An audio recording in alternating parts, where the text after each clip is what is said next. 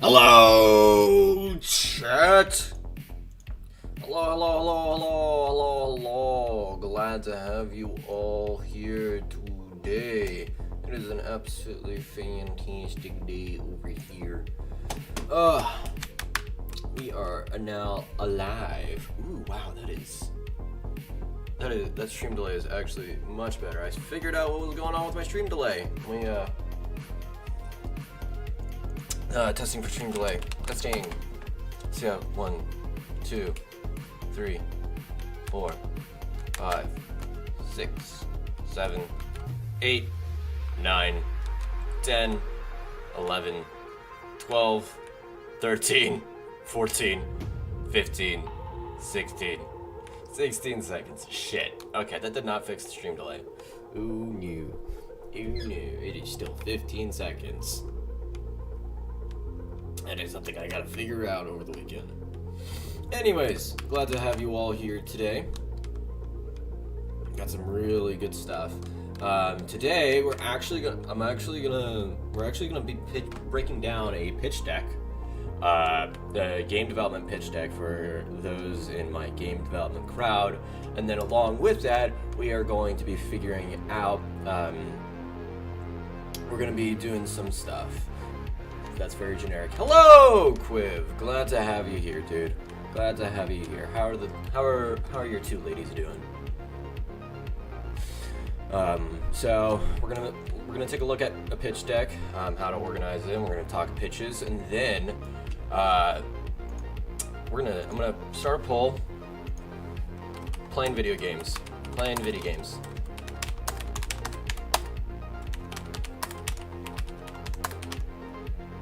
Let me pull up my Steam library.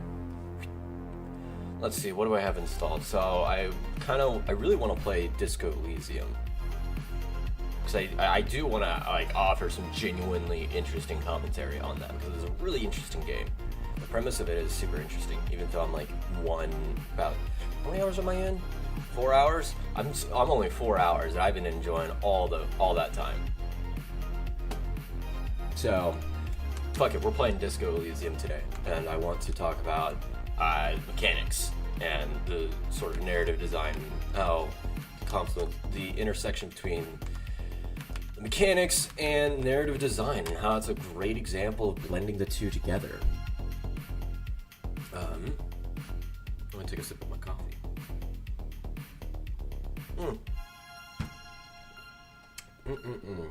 My drugs.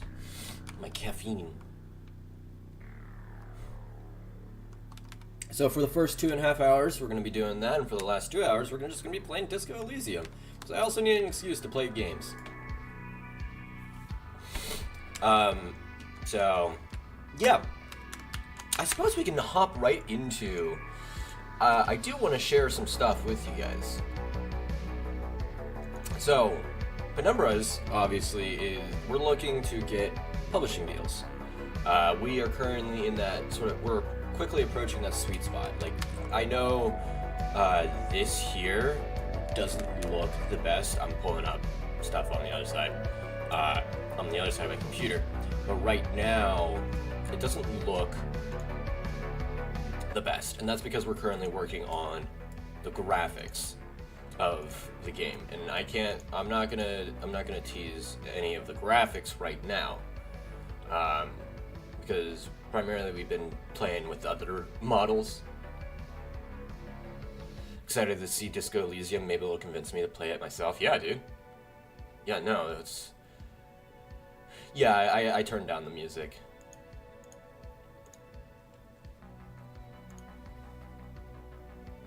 No worries.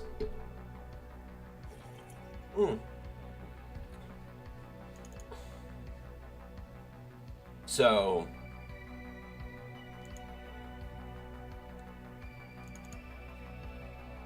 we're gonna pull up my notes document. We're just gonna go through some pitch stuff. So this video, when I was in university, I was part of the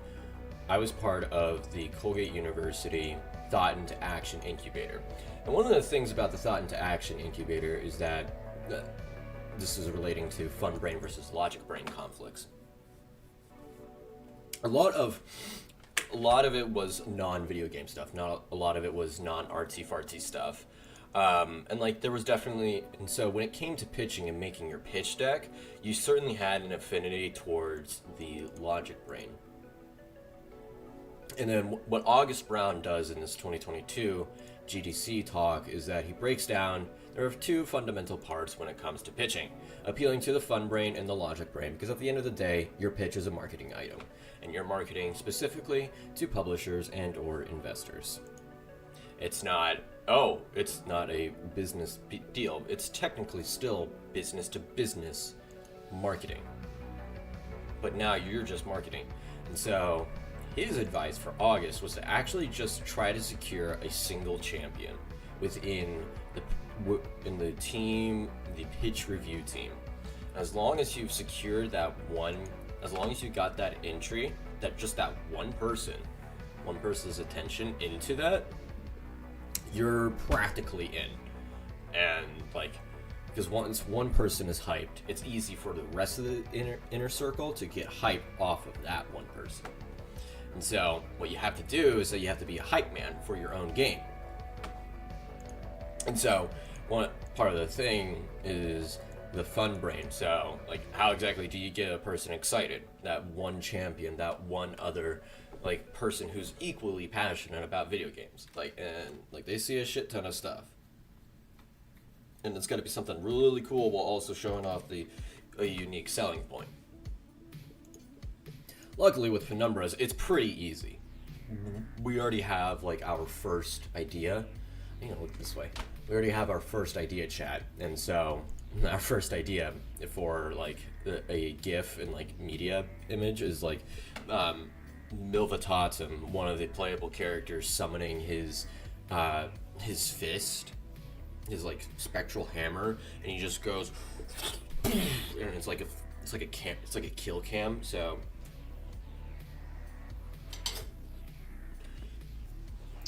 like imagine this is the camera and this is like the fist, and I'm Milvatatum, and my face is Milvatatum, and it's kind of like, oh, and then like it like kind of rises up like that, and then it just hits, and it's just super fun. It's super bizarre. It's so weird. So that's part of it. But anyways, I'm tooting my own horn here. One of the important things about when it comes to making an effective publisher deck is that you have to make it easy. You have to make it easy to get hyped. And like, honestly, it's kind of if you can get a publisher hype for your thing, and like a good publisher, then you already have a fair amount of your stuff. Milvatatum, the destroyer of ping pong balls. Oh my gosh, you spelled it right. Yeah. But yeah, no. So going back to my point, when you have your pitch deck, and like you can get into an inner circle and you can get a champion going, if you can get a passionate gamer, that means you're doing something right. And like someone who sees, you're able to break through the noise of all the pitches. This and August Brown also in this talk, I'll just link it. This talk also kind of reverses it, whereas he says, okay, hey guys, whereas most people will say, hey, make our pitch easier, put in all the fun versus put in all the logic brain stuff.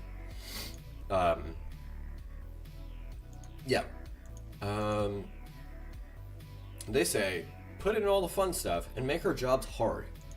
And that's like, yeah, that makes a lot of sense. Like, you want to make their job hard, and you want to put your best foot forward. And it's like, duh. And so we have that. And then I am more than happy. This is like my notes document. If you guys want this notes document, I am more than happy to share it within the Penumbras community. This is what I've been collecting. And yeah, we're gonna now go down to an example of a pitch deck. So this is a publicly available pitch deck. It's from Reddit. Let me pull up this guy. The perfect publisher pitch deck, PC/console. It's not exactly perfect, but it's really fucking good. It is very good. Yeah, I'd like to have a look. Yeah. Yes, Quiv, send me your email so I can share it. Yes, you can. These are all publicly available. This is a repository of stuff I've been collecting. Of my research. Yeah, because I want you to succeed, dude. Dude, your game seems interesting. So, let's break down what exactly goes on with this and like what makes it super interesting. So we have Operation Outsmart. First slide. This is the very first thing. Like, okay, so you've gotten past that email.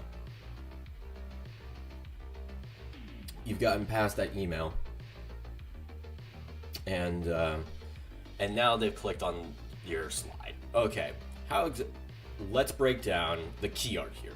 The key art is one of the most important things about it. It needs to capture the quote-unquote vibe of your game when you are publishing. And so, when you are making your pitch deck. So let's break down Operation Outsmart, and let's do an exercise together. No. So let's see. We got a bunch of chaos. We've got a vehicle. We've got a koala. We've got this font, which is kind of like this Polynesian Pacifica tropical vibes going on with a volcano and like outback and like it fits very well. And then like, what are those? Like wood cars, kind of like this, I don't know how to describe it, toxic sludge. And like just taking a glance at it, it perfectly captures like the sort of chaos that you're actually gonna go under. And like there's car, there's character, there's bots, and you defeat them. Boom. There you go. This is the first thing. Does it engage you? And now we're actually going to compare this to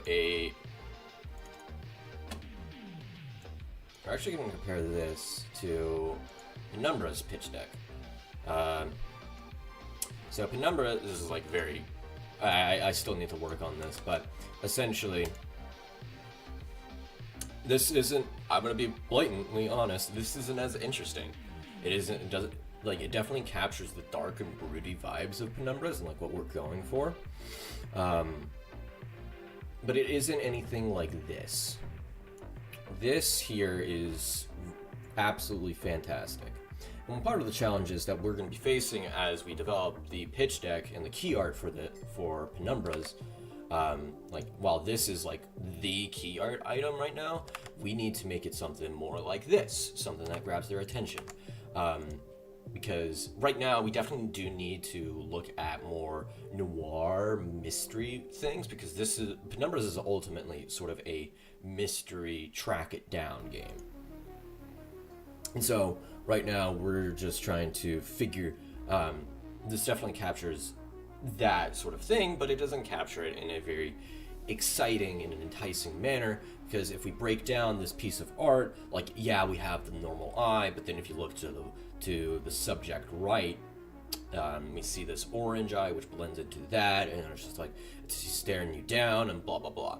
While it definitely looks broody, mysterious, and all that stuff, it's not as exciting as, say, this. It doesn't immediately grab your attention. So one of the things is that we have to balance is like, how exactly do we grab the viewer's attention with something dark, broody, and mysterious as this. And if we look at Google, Dark Tide, I keep coming into Dark Tide because Dark Tide is just a masterclass in design. Obviously, Dark Tide has the benefits of the whole entire 40K universe, but even then, they still had to Dark Tide key art. Darktide still has to design their own stuff. What the fuck? Okay. Darktide definitely captures the attention with like the blue element right in the middle out of like a palette of red, and like you have these sort of Game of Thrones flare out of the swords. Needs more chemtrails, yeah. Oh damn it! I forgot to bring down my new model. I got a new model. It's a straight up upgrade to my Lictor. Anyways, so what's going on here is that we have the blue, which contrasts with all of the red, and it's like, what the? Because if you blur out your stuff, you just see red. Like I'm no longer focusing on it, but like I'm doing. You can't see my pupils, but I'm like blurring this out intentionally, and like when I look at it, like boom, I see Darktide. I see all of Darktide. Okay, and that's still very visible. And then I see, I can get an idea of red. There's just red all over, but then there's like blue. What the hell is that blue? And if you look at it, boom, there it is, blue. And it's like, oh, okay, well, what's going on here? And then it's like, oh, that looks cool. Oh, it's very industrial, synthy, dark future of the 41st millennium, the grim dark future. But yeah, anyways, going back to Operation Outsmart. Also, that's very important. Operation Outsmart. Smart. It's a very, like, engineering-based game. So, let's keep on going on. Elevator pitch. Operation Outsmart is a physics-based sandbox game primarily for PC, where you, build, create alloys, reinforce. Let's look through the slide and bold it.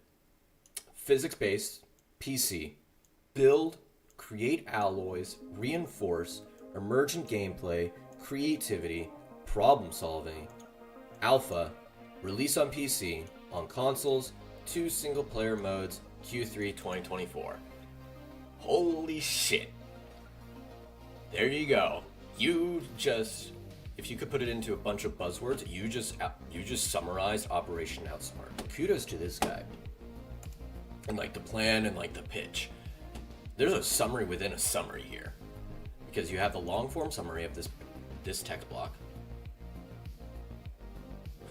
Oh my god, they mix metals in our PC game? Literally stole my idea for real on Big Man.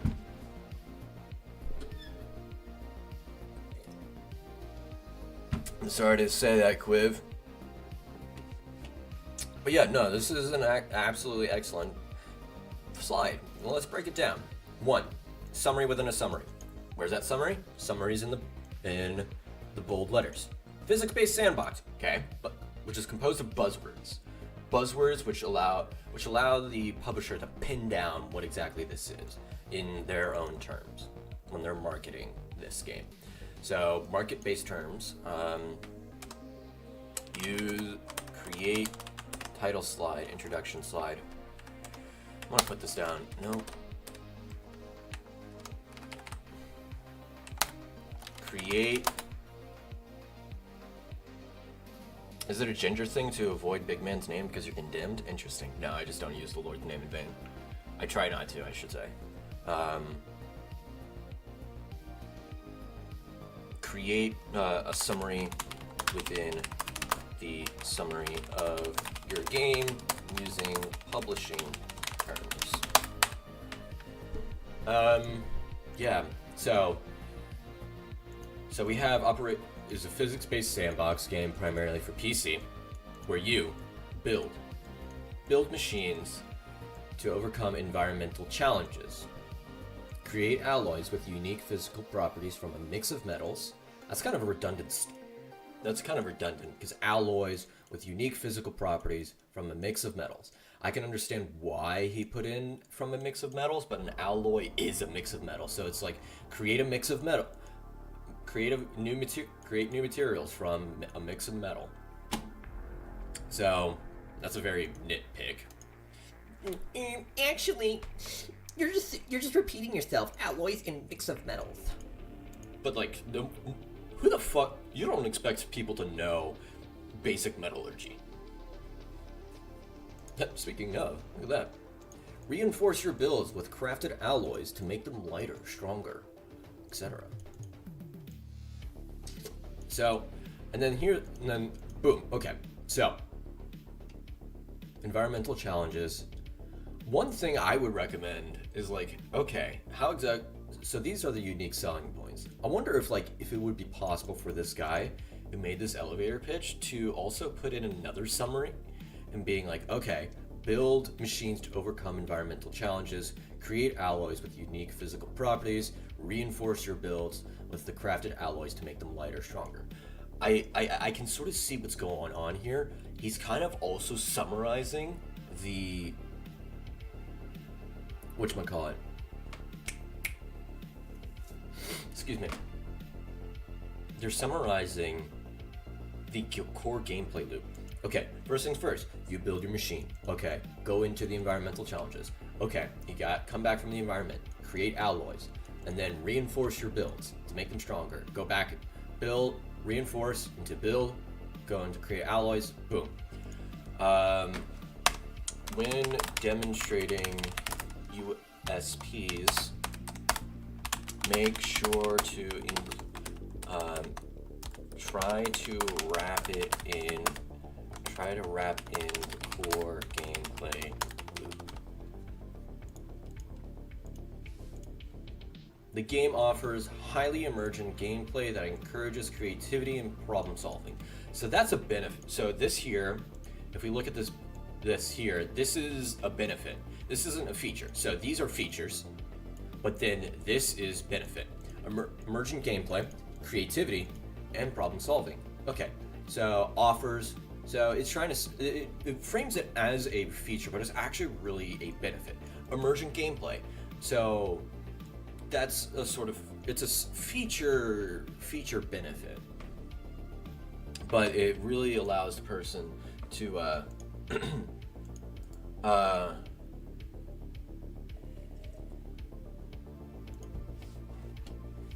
yeah.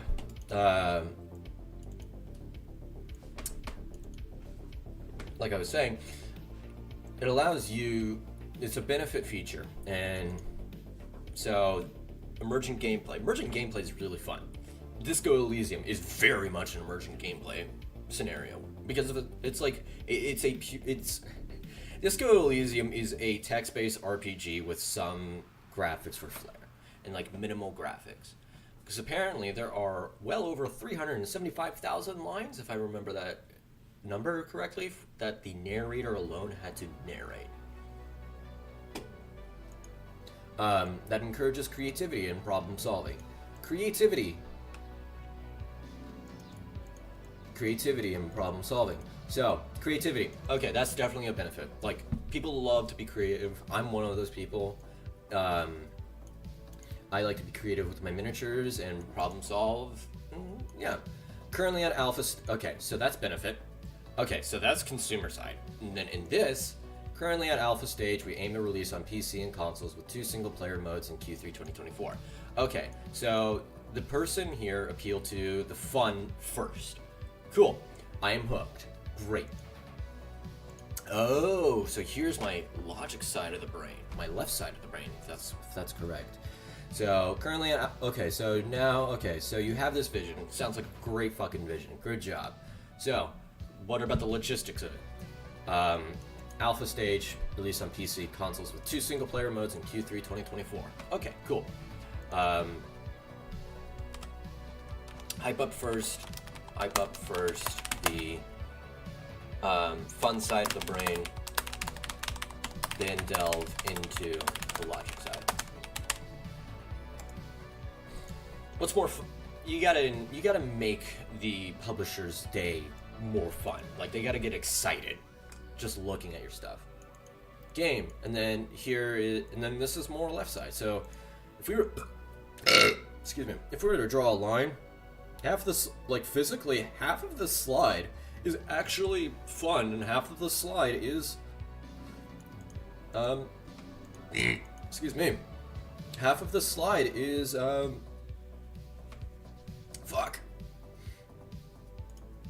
of the slide is logistics. And this is just the elevator pitch alone. So yeah.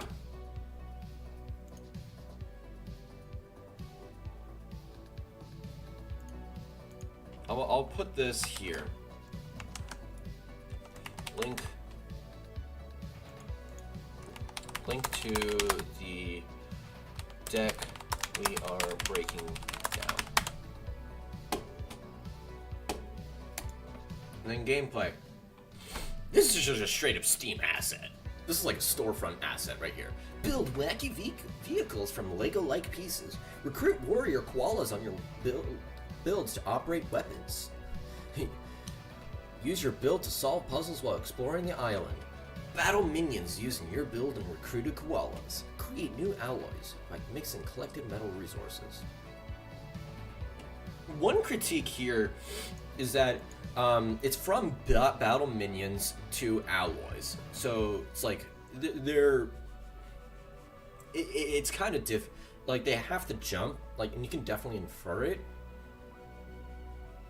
But also, I'm the guy that didn't send this to publishers, and they're like, "Oh my gosh, this is really good." And then obviously a video. Video's a higher commitment. Video of your gameplay is definitely something that you don't want to whatchamacallit, is something that if like someone is super invested, they'll definitely watch, but otherwise, gifts.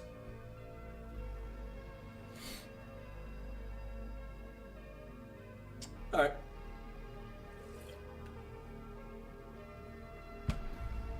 So, gifts here. Core loot.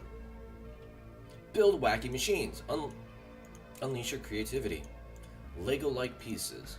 Overcome environmental challenges. Use your contraptions. And then reinforce your parts with crafted alloys. Reinforce your build with crafted alloys and utilize their unique properties. Other features. Assign controls to parts and recruit koalas. Combat the enemy robots using your contraption, weapons, and recruited koalas. Customize your look of your parts with different skins. So, yeah. Cool. And then we have context/narrative.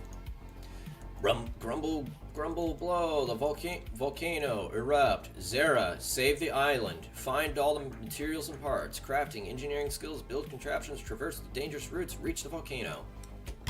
There you go. Summary within a summary. Summaries within summaries, boys. So, this slide is good. It's just one slide. Contextualizes the story of the game. Obviously, if you're doing a more narrative game, like we're doing, maybe one more slide, but nothing more than 1 or 2 slides, maybe. You're talking to a guy who hasn't sent his published pitch deck yet, and doesn't have numbers, but still. But yeah, that lays out the world here, and like, oh, got all this stuff, and boom, boom, boom, boom, boom, got it. And then unique selling point. Once again, just fucking breaking down the unique selling points from the elevator pitch. Material properties and metal mixing powered by deep learning. There are 20 metal elements.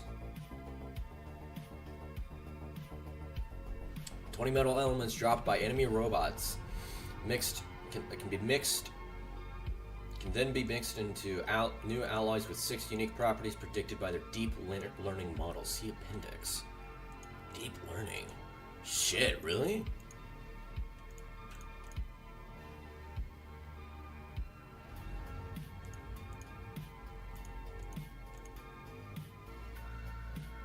Minigame, character customization. Where the fuck is it? Okay, never mind. Anyways. Yeah. Apparently they forgot their deep learning model. See appendix. Spaghetti-o.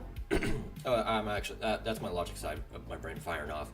These alloys are then used to reinforce the building blocks, create highly emergent gameplay and obstacle challenges in combat. It's literally this, the benefit and feature benefits here of your game but now in longer form. 6 alloy properties are density, strength, conductivity, corrosion resistance, melting point, combustibility. And then more concept art, target audience, sandbox, and then what players are saying. So this is like traction. Make sure to include traction, and then market opportunity and competition. This is so like. Notice how half the slides are. We covered all of the whatchamacallit, all of the stuff, but now we are just focusing on this. Similar games have been incredibly successful in sales. This genre is spectator-friendly, replayable, and community-driven. Building sandbox market is unsaturated with very high median earnings and untapped potential to generate bigger audiences. Hey, CRPG! That's kind of where we're at.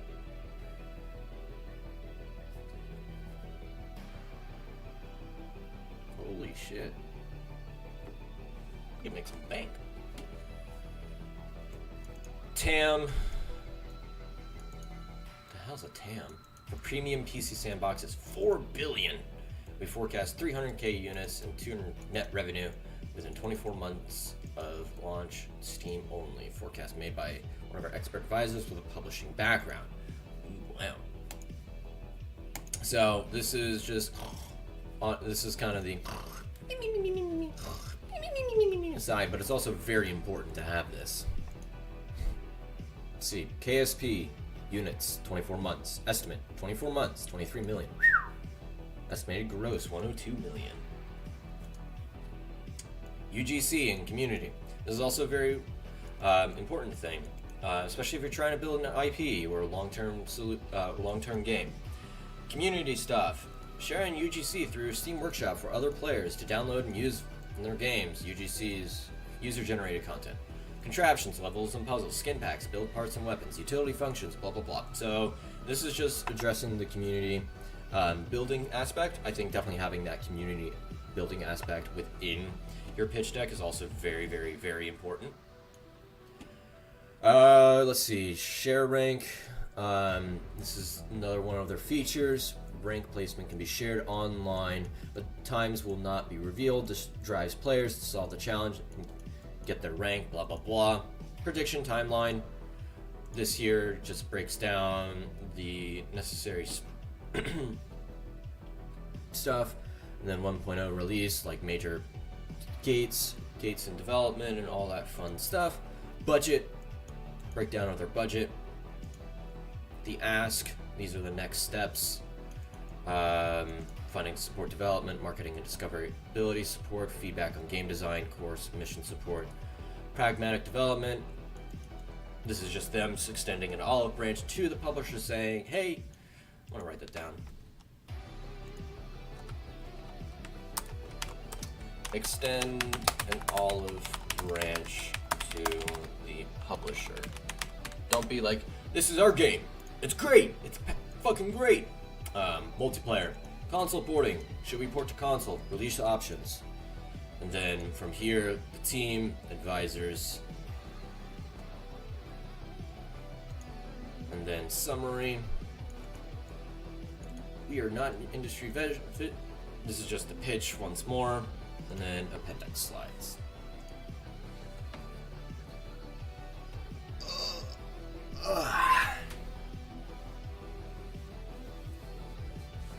So yeah,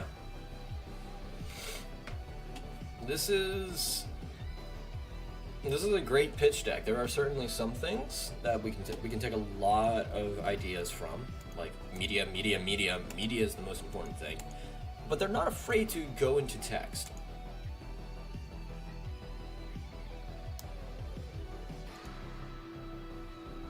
I think one of the things is that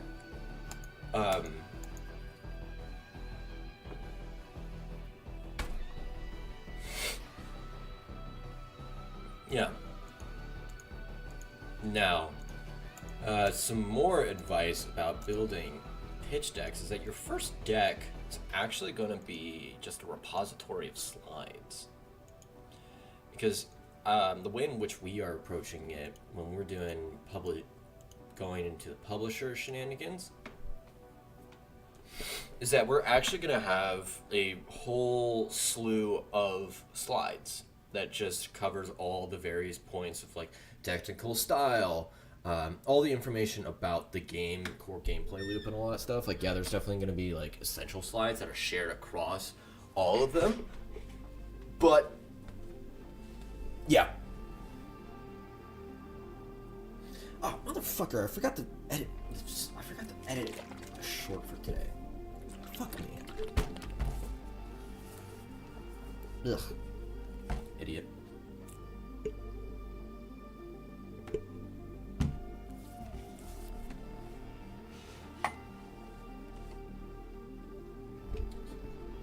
So, that's part of the reason why.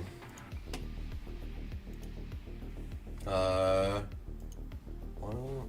it's such a good pitch deck. LS 0202 2024 start of stream. Great.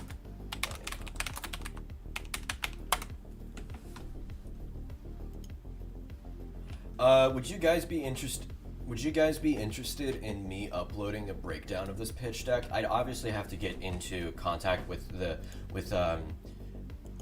Sedden. Ooh.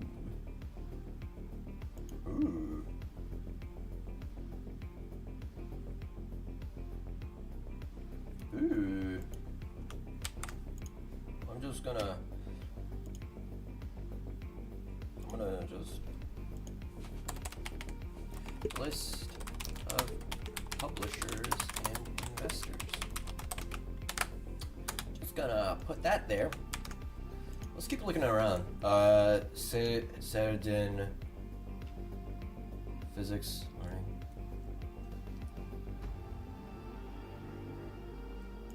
Let's see what he's got. Perfect publisher deck. Great way to get your indie game discovered by publishers. Last week I shared my database.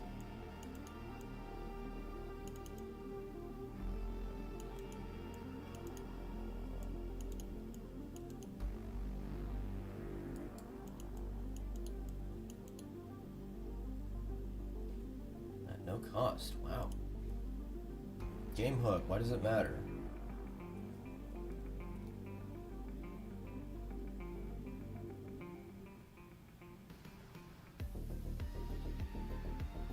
Look at that, that's fun. That's really interesting. Boom, immediately opens up with the explosion. That's so good. This guy is fucking great at what he's doing.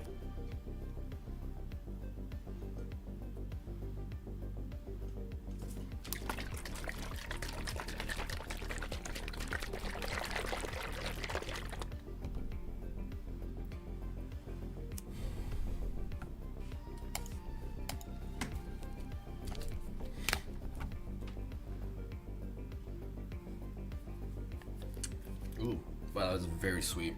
That's a very sweet smoothie.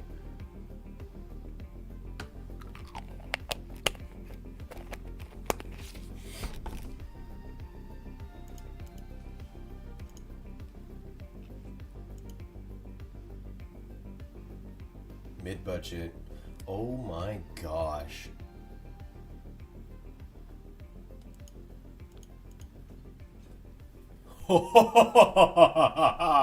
Look at this.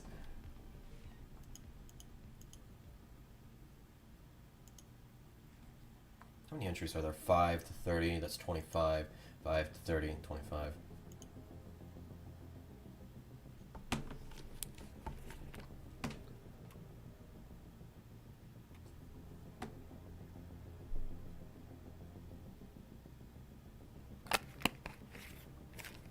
Oh, this is so fucking cool.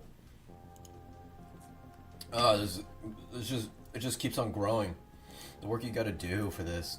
Oh, that's so cool, actually. Mm-mm-mm.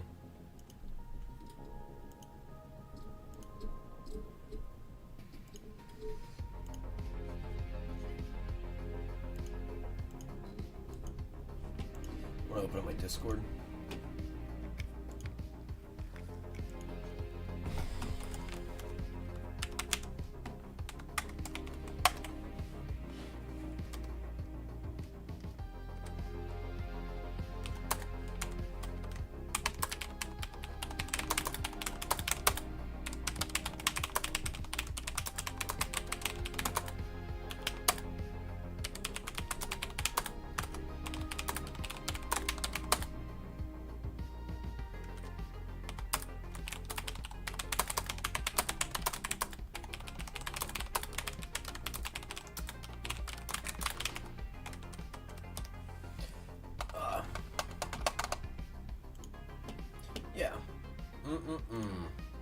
Okay. Okay, so we've gone through pitching shenanigans. This is great. Syed, you are an absolutely fantastic man. Thank you very much.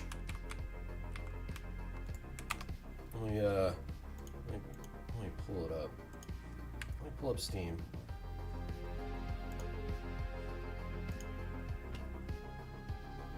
I want to huggy that gator!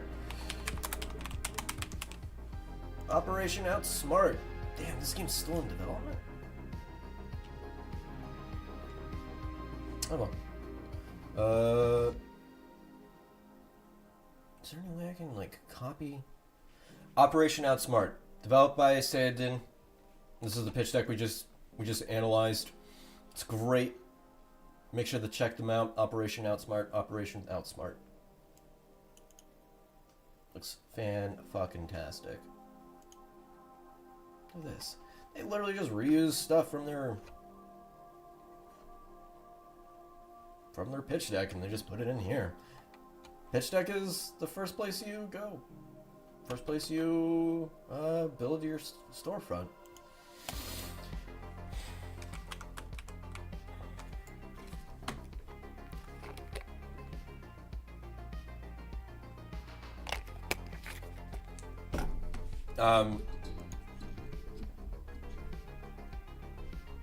Let's see. Also, I also have another resource for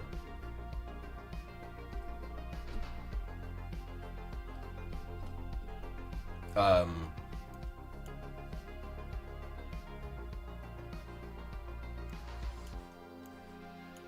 this thing. So this is also notes I took from a talk with Jeffrey Zatkin, and these are the essential questions to answer. And if you can answer these questions, these are your talking points when it comes to game development, and like when you're talking to the publisher, and you can just be like, they ask you, okay, hey, what's your core loop? Okay, here's my core loop. Or like, what is the company's goal? Boom. Like for Penumbras, surprise, is to launch players into the Ethereum Metropolis world, IP and world that we've been developing. We don't want to drop it. We have some really interesting stuff. Like here. Yeah. Genre. Okay, tile-based strategy, story-rich, fantasy, squad tactics. USP, fast, furry characters that are romanceable in a deep story. Art style, artistic, think arcane. Number of players, single player, monetization, single unit game sales. Setting the holy city of, all there. So these are all this stuff. I bullshit. I so answered these. Before. Yeah. I'll throw this in. 10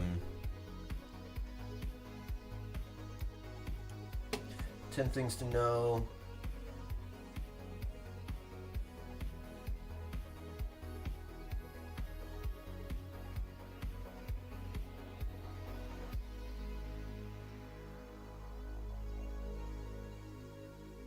Yeah. So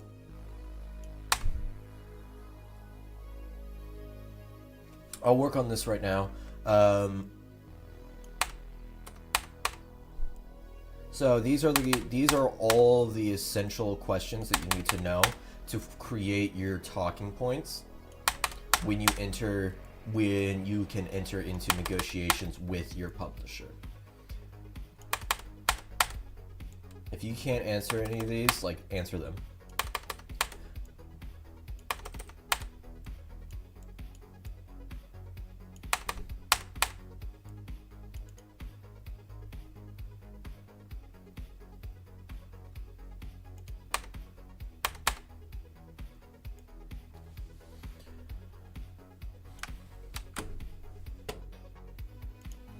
I have my own personal document that covers all of this stuff.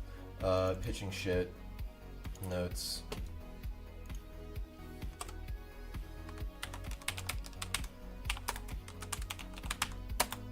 Jeffrey Zatkins, talking point creator outline. I just added it to the document. So I put that there, and yeah. Probably gonna share this around with the dev communities and all that stuff so I can, because this is really great stuff I've been accumulating.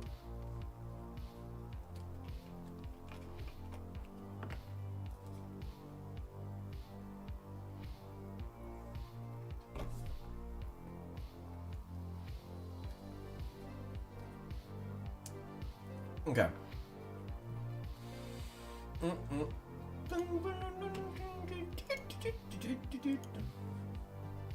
Chat, I do want to show you guys what we've been working on. So, art directors, come on in. Lazy has been fucking clutch, but once more.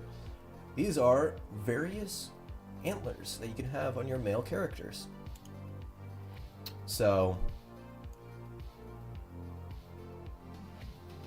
yeah, part of character customization. We're doing some concept art for it right now. Yeah. Would you guys be interested in there being, whatchamacallit? Oh, my Firefox crashed. Great. Would you guys be interested in speed paints? See how we even draw these in the first place? If so, let me know. That'd be really awesome. Come on. Bruh.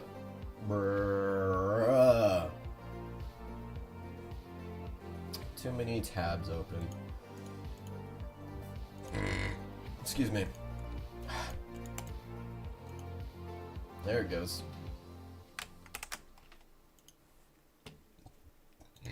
Oh, yeah, I have 18 tabs open. That way. Alright. Back to YouTube. Firefox.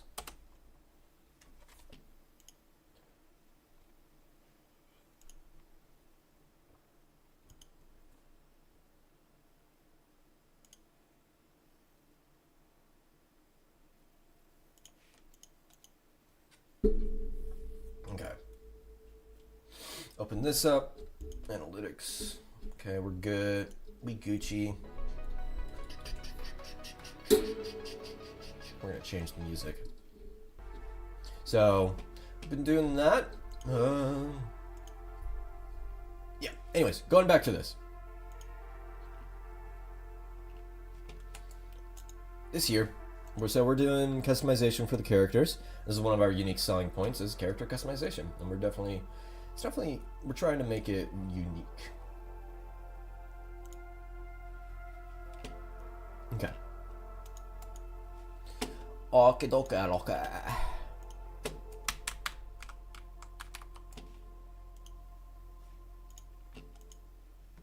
You also have, just to further talk about it, you also have antlers. You can customize antlers. I mean, the horns. We really want to. So this is one of the unique challenges of Penumbras. It's like we can't exactly make deer, because we can't make deer because if you look, actually, you know what? Fuck it. We're just gonna go into I'm gonna go into one of our guides. One of the challenges we had to face when it came to developing Penumbras and our game right here is that when we were making the Servinians, we had people who were an artist that we commissioned to make their own character, just straight up deer. And so we had to, and so the phrase can be essentially boiled down to, Servinians are unicorn deer, but not deer. let's break it down what exactly a Servinian is in Penumbras. So the Servinian, if we look at the guide here, I'm just going to zoom in here. If we look at the guide here, we had to break it down in the art style. So one thing that we immediately notice about the Servinians is that normal deer have sort of an obtuse angle with it when it comes to their necks, but we need to humanize these creatures, these fantasy creatures, and so we had to ask ourselves, okay, how exactly do we balance between an actual deer and like a human, with like a human-like qualities, while still maintaining the idea that, okay, this is a deer, it is not a anthro deer, it is not a human, and all that stuff. And so, funnily enough, we actually had to pull some cues from furry artists about the facial structure. I'll tell you guys more about that later. But when it comes to it, the first thing is that their spine is not at a natural.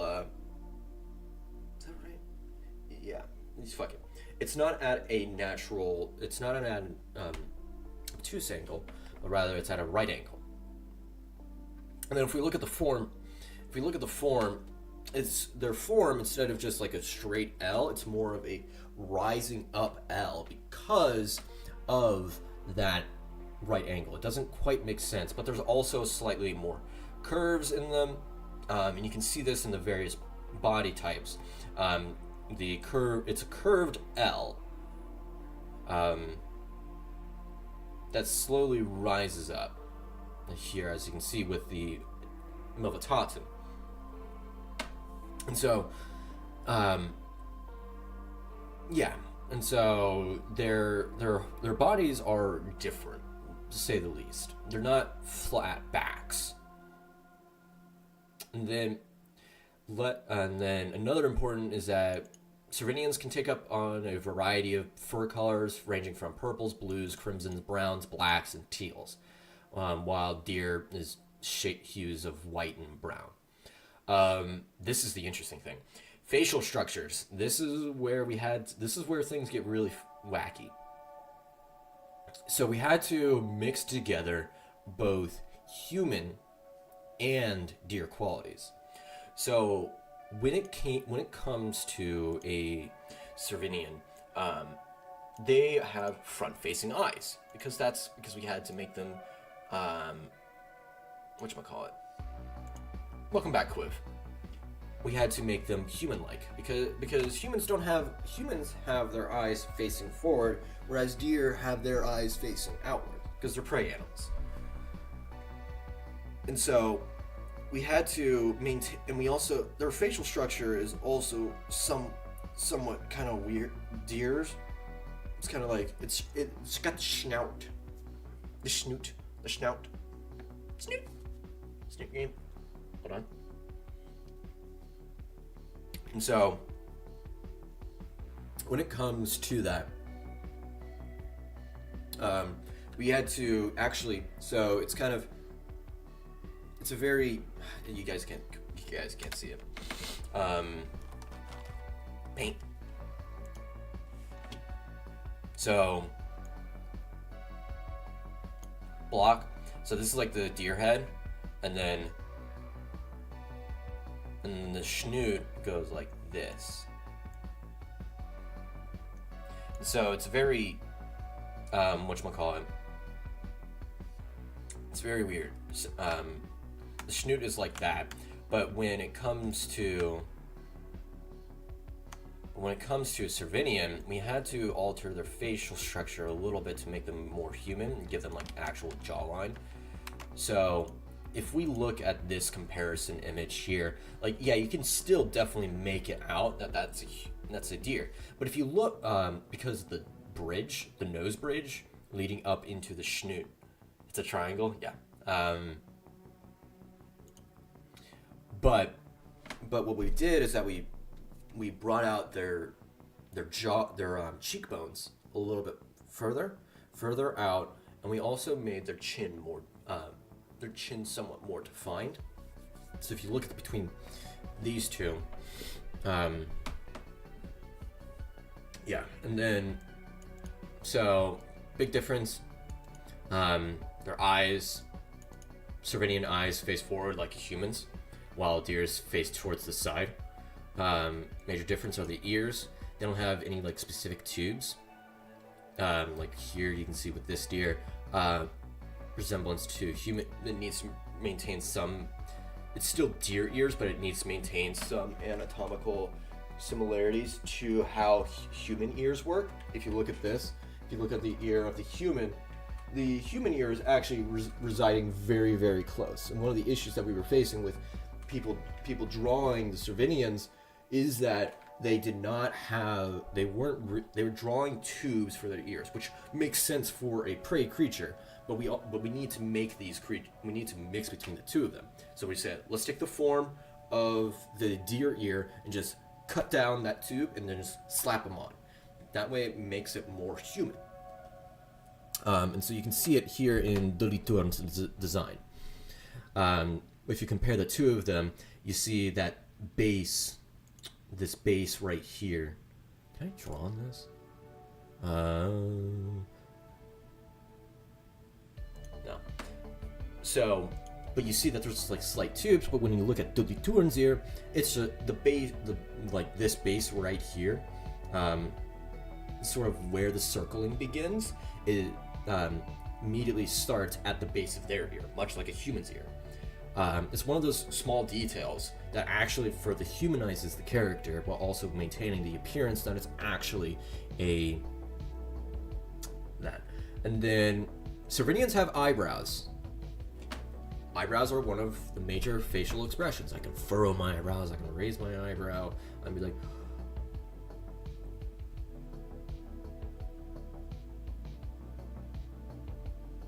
see that? Like, you see how I was able to convey a bunch of emotions? Cervinians don't have those. I mean, sorry, deer don't have those. Cervinians do. So that's one of the other things. And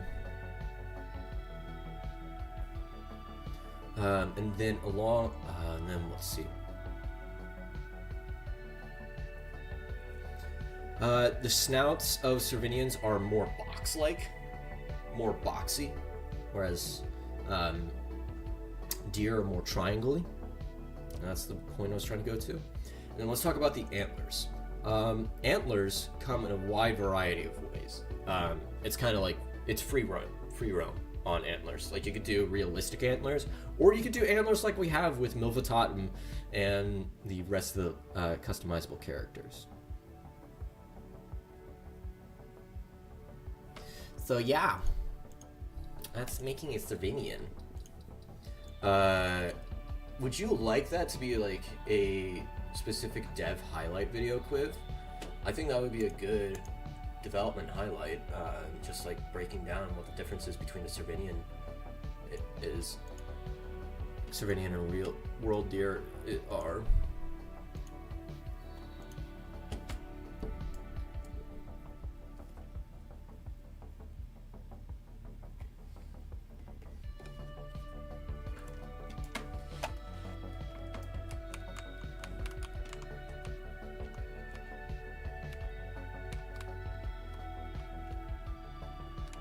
It could be, yeah.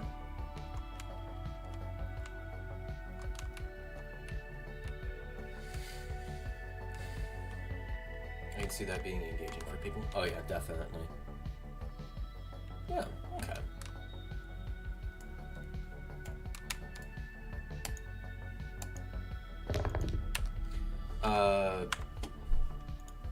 Also, I think I'm going to share this with the game dev community, but you'll have the first pass at this. So, while you were away, I don't know if you saw it, but I also added Jeffrey Zatkins, talking point creator. So, this helps you create your talking points for your game, which also then feeds into your pitch deck. But it also further elaborates on like stuff that publishers may ask you during negotiations.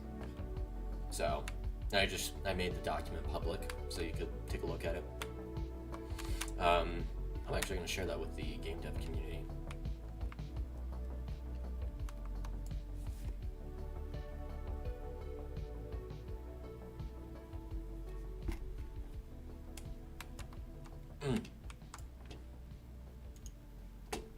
Okay.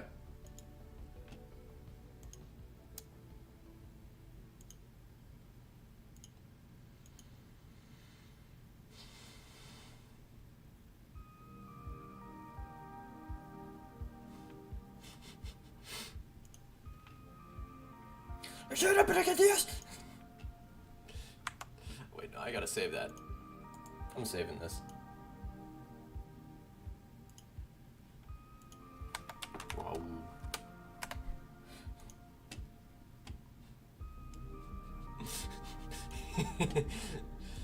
Average developer. Hello from my EC2 instance. I'm trying to send a text file. Hello from my EC2. Fuck! This average developer experience. Hello from my EC2 instance. Hello from my EC2 instance. I'm trying to send a TXT file, but is it working? Fuck, why aren't you embedding the text file? Send the text file. Send the text file. Send the text file.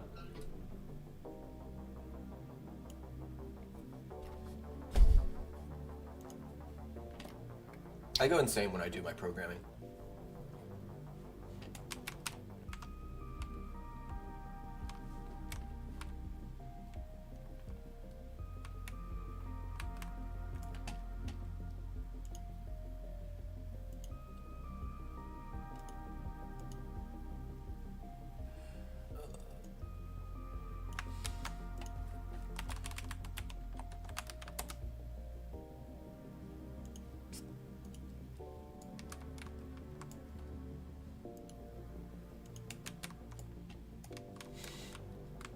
Yeah, so what I was trying to do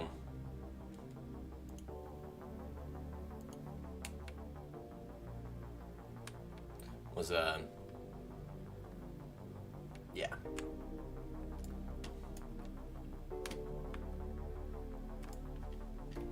I was trying to make a source control bot.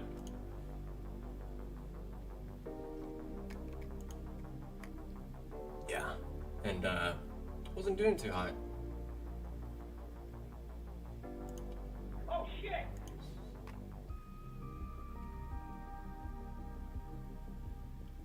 Oh my gosh.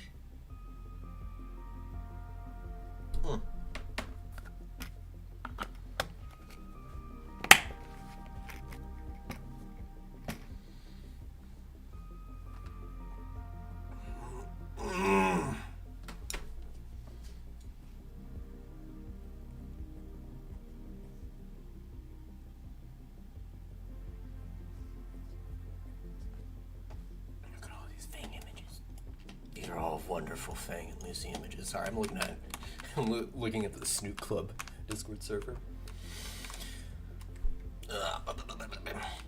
Okay.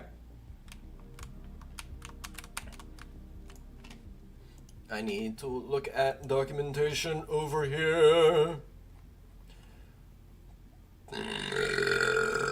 Excuse me. The method AEM battle game mode check. Okay.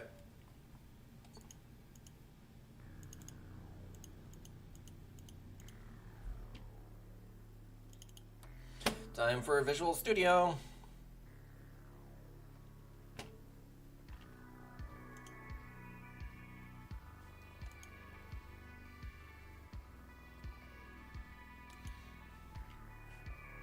Please stop.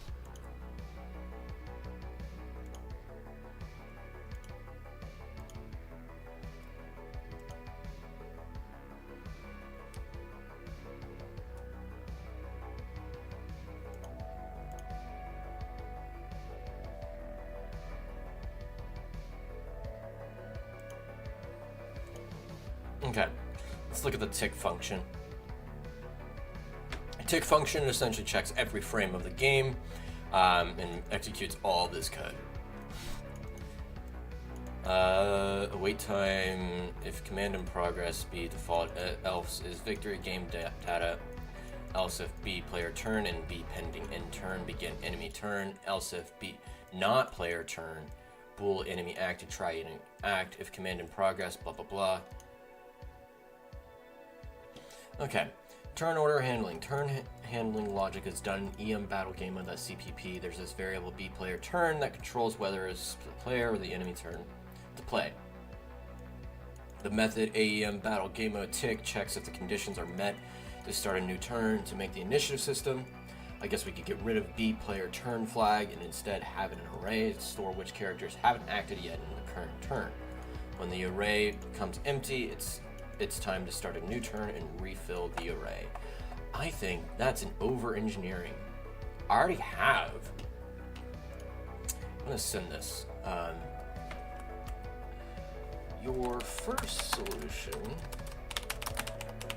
I think, is a bit too over-engineered. I will show you more tomorrow. I essentially trying yet again to convince my friends to join my effort at making game. It's the best game. It's the best game right now since we dubbed ourselves Drunken Dwarves and Steam literally added dwarf as a tag. It's our time to shine, but they won't listen.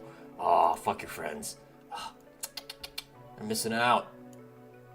I will gladly, actually, Quiv, I will gladly voice in your game. I've got an XLR mic, and I still have my closet. I can just go into there and I can give you some voice lines.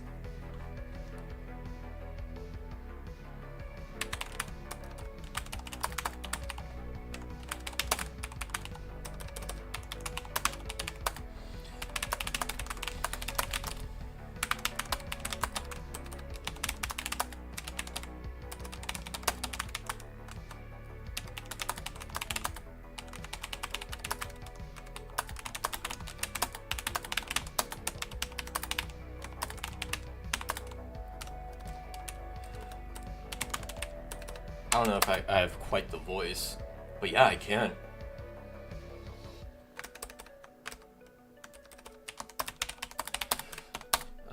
Your first solution, I think, is a bit too over-engineered. I will show you more tomorrow, but I essentially have a key pair array which on the death of the character finds the specific character in the initiative array and removes the item from it. We can keep parsing through this array with a while check bool, something like that. Something like that. Yeah, no, dude, I'd be happy to voice a dwarf. Actually, while check bool or something like that, which would allow us to begin making, which then set us up for potting and aggro. Potting, sequencing, etc. But that's tomorrow's issue. Okay.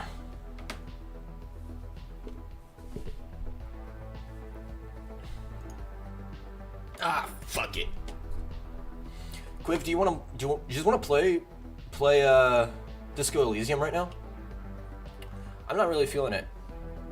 I'm not really feeling programming today, but I do want to take notes on Disco Elysium. Hell yeah. We can arrange something, I'll keep that in mind. Fuck yeah. Just tell me what you need me to do, dude. I will be your slave labor. I will gladly be your slave labor.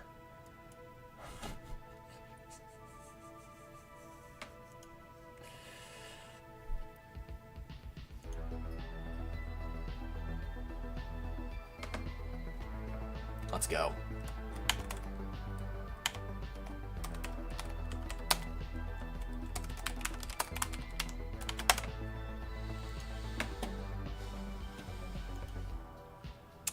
Also, would you like me to archive the, Would you like me to archive my talk about breaking down the game pitch deck?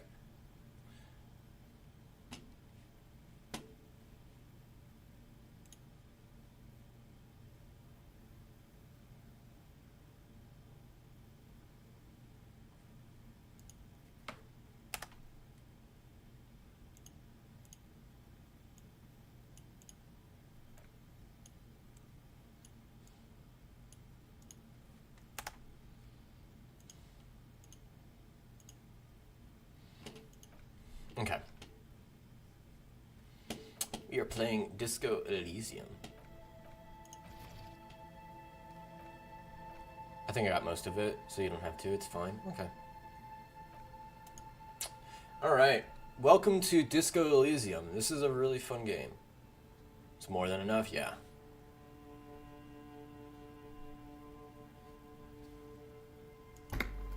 Okay.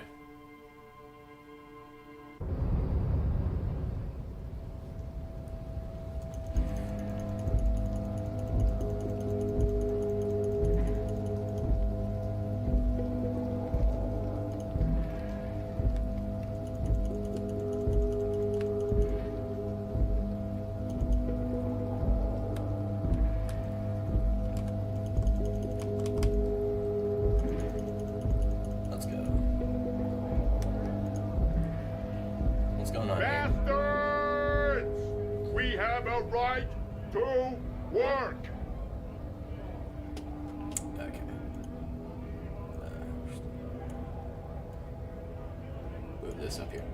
So, Disco Elysium is one of my most favorite games because it's actually it tries to. It's one of the more intellectual games. The man yells towards the harbor gates. His voice is the loudest of the lot, and oddly screechy for a man of his sights. What's going on here? Hold up and stay frosty, everyone. Cops are here. The broad-shouldered alpha male turns to you. He's a full-headed, taller than everybody else here. Alright, so he's the scab leader. You here to fuck with us? Beat the honest worker down. We're here to fight for a cause. Stripes usually have problems with people who have causes. Okay.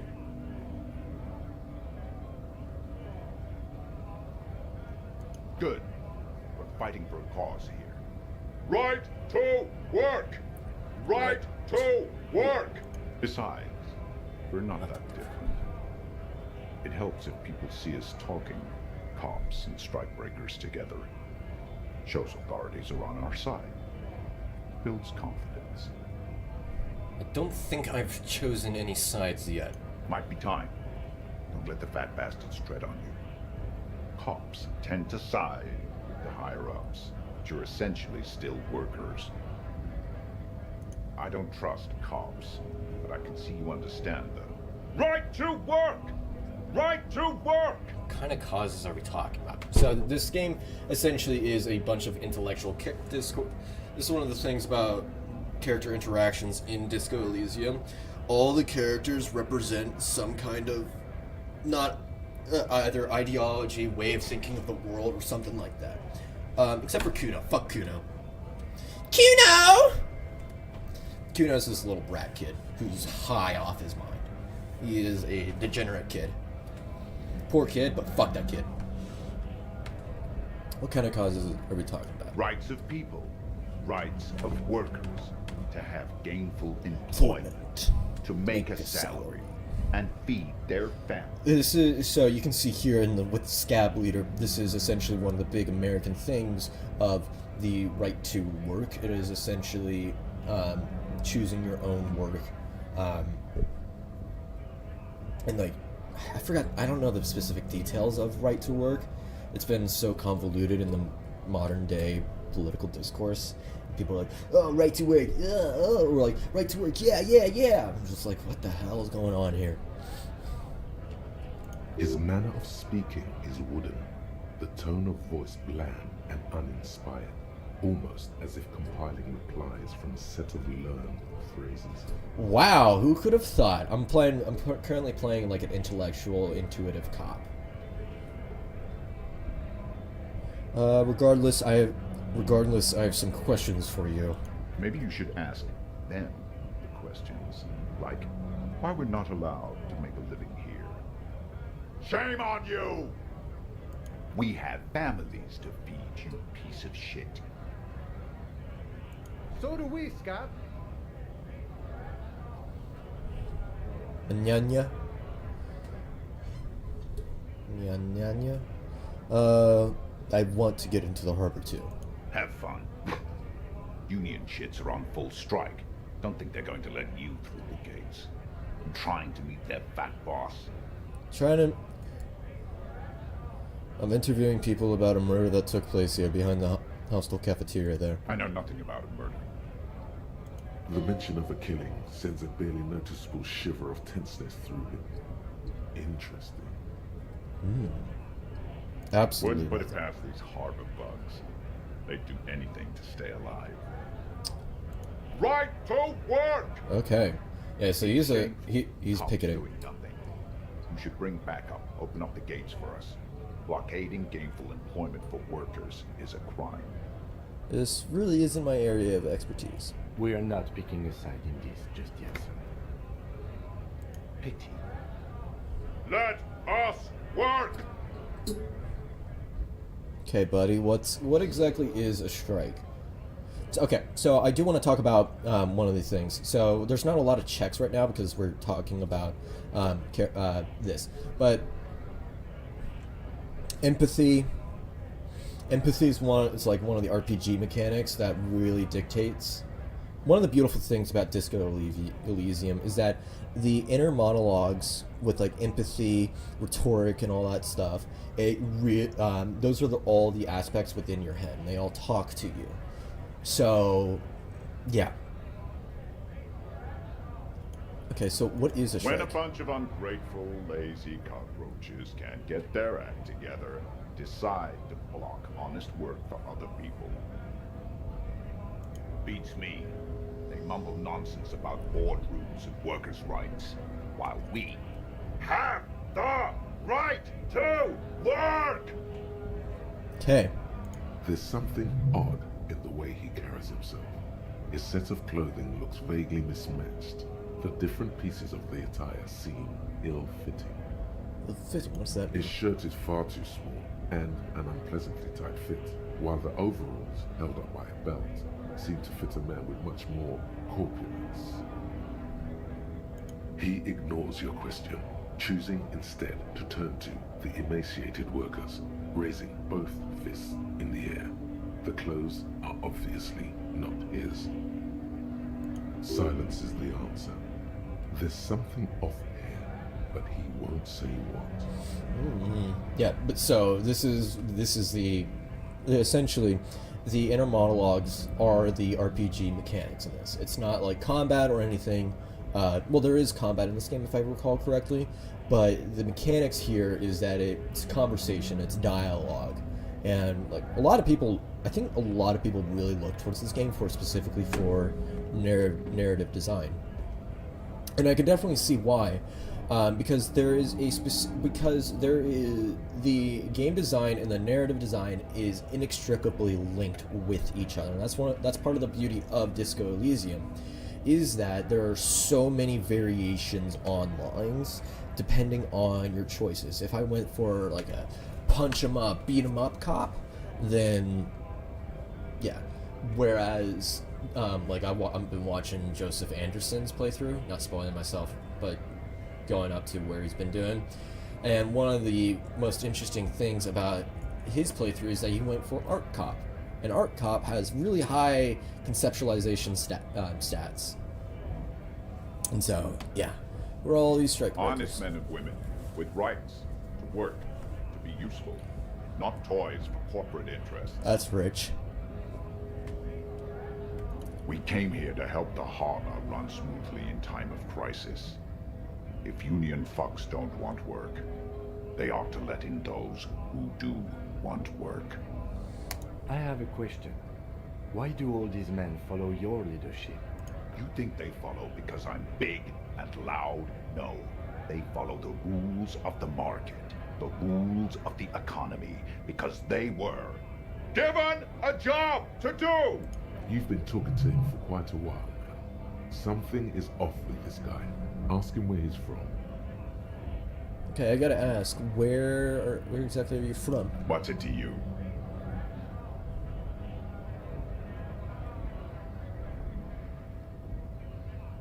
Okay.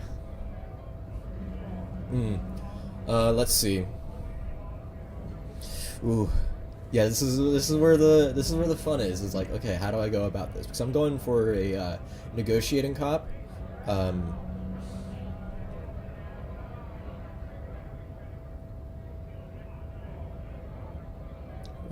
He wants the strike to be over with, so think curiosity, going to figure out the strike mess. Big mess caused by union greed. But I only fight for the rights of people. Every once in a while, it's like you can see glimpses of another guy under the guise of this fighter for jobs. He seems a more brutal, cunning, and suspicious person. Just a hunch. Or you just might be paranoid. Drama. So, drama is essentially the lie detector. And so, already got that. I'm interested in your background. We're all workers, right? Workers stick together. Came from the eminent domain, in Jamrock. Backgrounds in odd jobs, heavy lifting, cargo hauling, bouncer work. I know the drill. A bouncer? Where? I frequent a lot of bars. Maybe it's what I know. Worked at Territorial. Ring a bell? Pretty okay as far as lies go.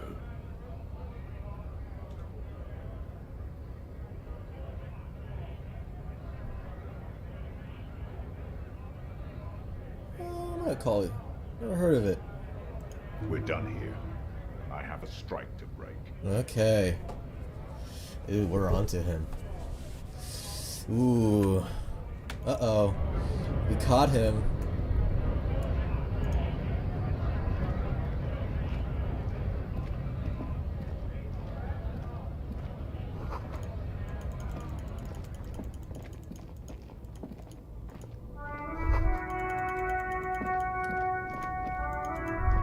A Stars Riker, one of the finest Zhimsk-made motor carriages ever.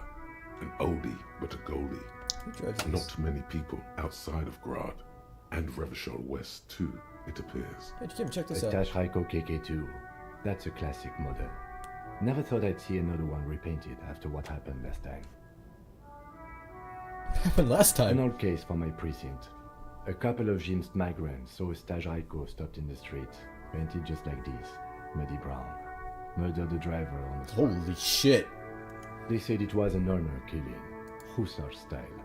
The James community protested the trial, flying the banners of some old king or whatever. 5,000 came to protest. Jeez. Correction. 4,395. The fourth largest public protest of a criminal trial in Revachol.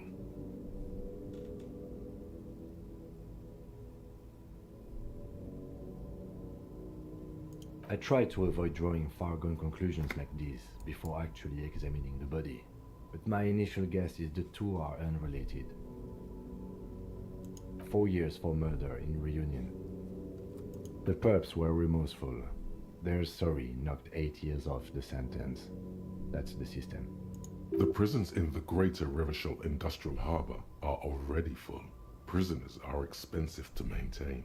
The longer the sentence, the larger the cost. This is also one of the great things about so when we're doing a lot of dialogue and talking here with the mechanics of logic and like with the characters, it also helps to world build and contextualize everything. Like all this world building is kind of flying over my head right now. I just know that everyone is a fucking racist of some kind.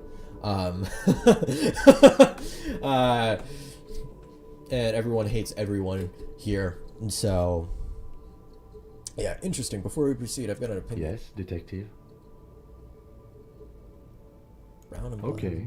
I'm not going to honor kill anyone over this. but I've seen it blue and white. It's much better that way. Huh. That's fair.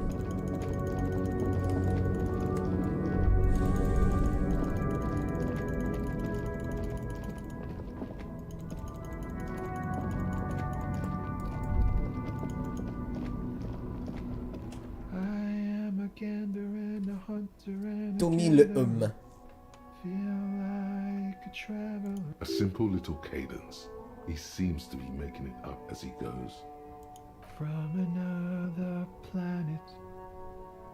Hey there. What's going on It's the here? jam, my man. It's a traffic jam for the ages. Harbor gates up the street are shut tight. No explanation given. Workers on strike, scabs agitating, and all around clusterfuck. Meanwhile, we're all stuck here in long-haul limbo for days upon days upon days. Feels like forever. Like I was born on this here roundabout and this was all I ever knew. Just me and the metal and the tires, the oil and the fumes and the Mazout is an antiquated term for heavy fuel oils. This man has a barely suppressed performative streak, or he just likes unusual words, or both. Yeah, imagine. It's been a whole week already. Behind the laugh, however, a touch of sorrow. This is why I really like this. Drama into empathy. So tell me, what do you need?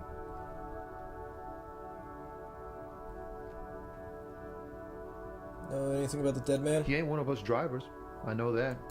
All accounted for. Otherwise, I haven't really asked about that. Been wasting time right here. Keep him busy. It's easy to see he's telling the truth. He's kept his nose out of the dark stuff. Is he? With what? Analyzing the fundamental structural and psychological conditions of being stranded in the midst of a sea of motor lorries and their sad, despondent chauffeurs. Okay. Ask for his conclusion.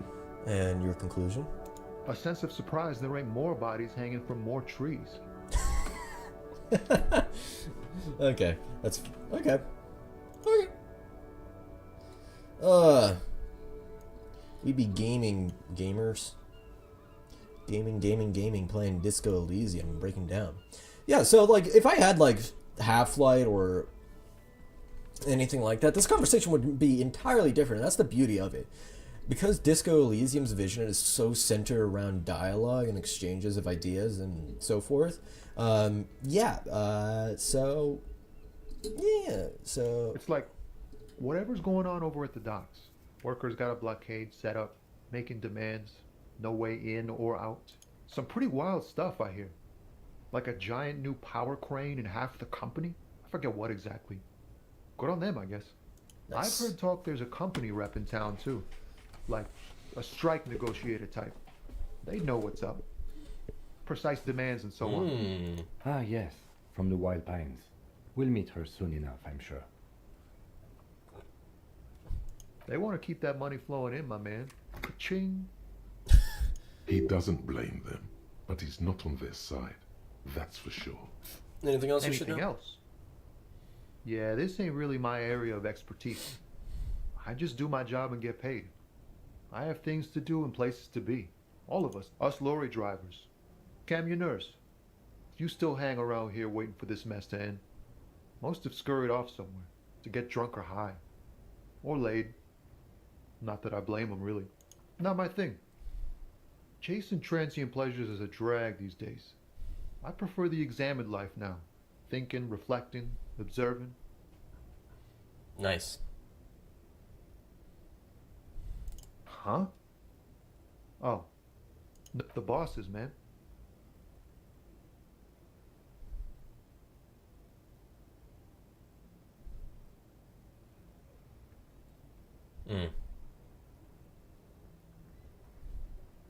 Makes sense. It sucks is what it does. Maybe don't tell people. The people they don't like are actually right. What are you hauling anyway? High-grade narcotics, illegal firearms, stuff like that. Relax. He's merely joking. Wicked. Ha! No, I'm joking, my man. Found runs a nice, clean business. This haul of cargo is mostly sporting goods. You know, tracksuits and that kind of thing. They usually get shipped to Grodd and the Occident. Though we've been making headway in the Il Moran market lately. Not unless they've illegalized sports equipment while I was on the road. This rockin' beauty.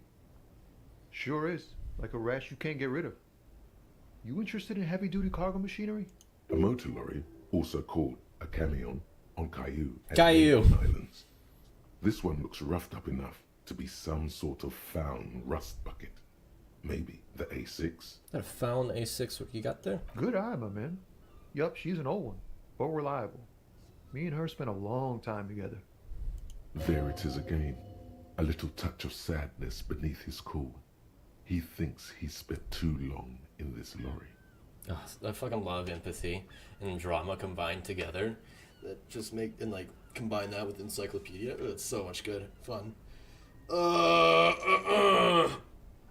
Yeah, so like if I'm playing Apocalypse Cop, like just punch him up and all that stuff, I could actually start a new playthrough and we could do Apocalypse Cop if we want to. Because right now I'm doing Sorry Cop playthrough, just being this like this guy that We're pals and all, but I can't just freely hand out the merchandise. right. The I don't man know. taps his fingers rhythmically against his arm. We're gonna make it. We're gonna make this. Ease into it. Don't go too far. This seems like a personal matter. What's going on with you? Oh, man, you look sad. What's going on with you? I'm okay, man. Just the jams got me down. The fumes, the chemical rainbows, the tarpaulin stretched on the frames and the dull engines off. Maybe the full-on direct approach wasn't correct. Damn, it's tricky business looking into someone's eyes and not doing it wrong. Don't be a stranger. I like Tommy. Thanks, Tommy. So we have a company representative, and it's a woman.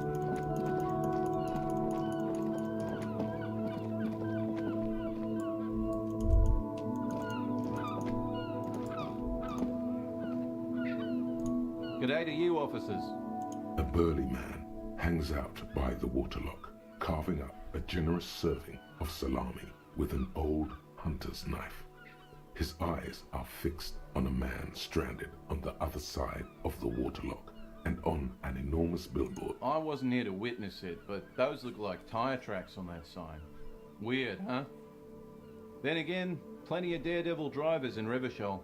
The words Daredevil Driver sound ominous to you.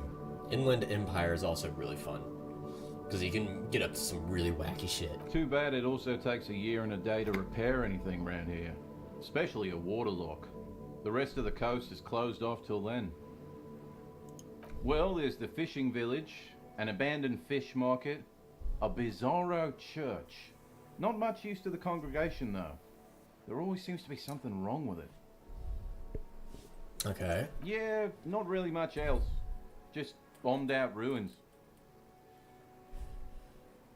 Sure thing. Oh, nice. Want some too, officer? Why not? Thanks, dude. Sweet food. Alright, let's internalize thoughts. Rigorous self-critique, the bow collector.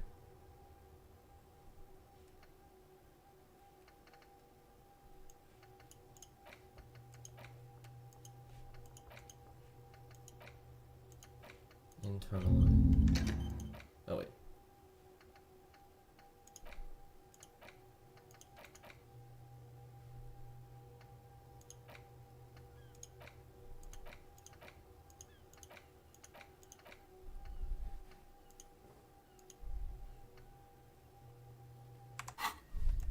Okay, let's keep going. Alright, we're internalizing and we're gonna try and become it's like this one lonesome long way home. Try to cover this guy's my guy's backstory. Alright, let's keep going. So let's keep exploring around. Bye, Kim.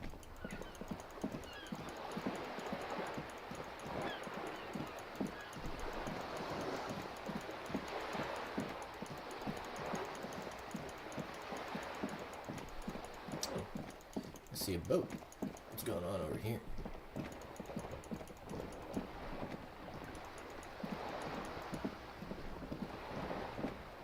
What is this? Boat. Give me a boat.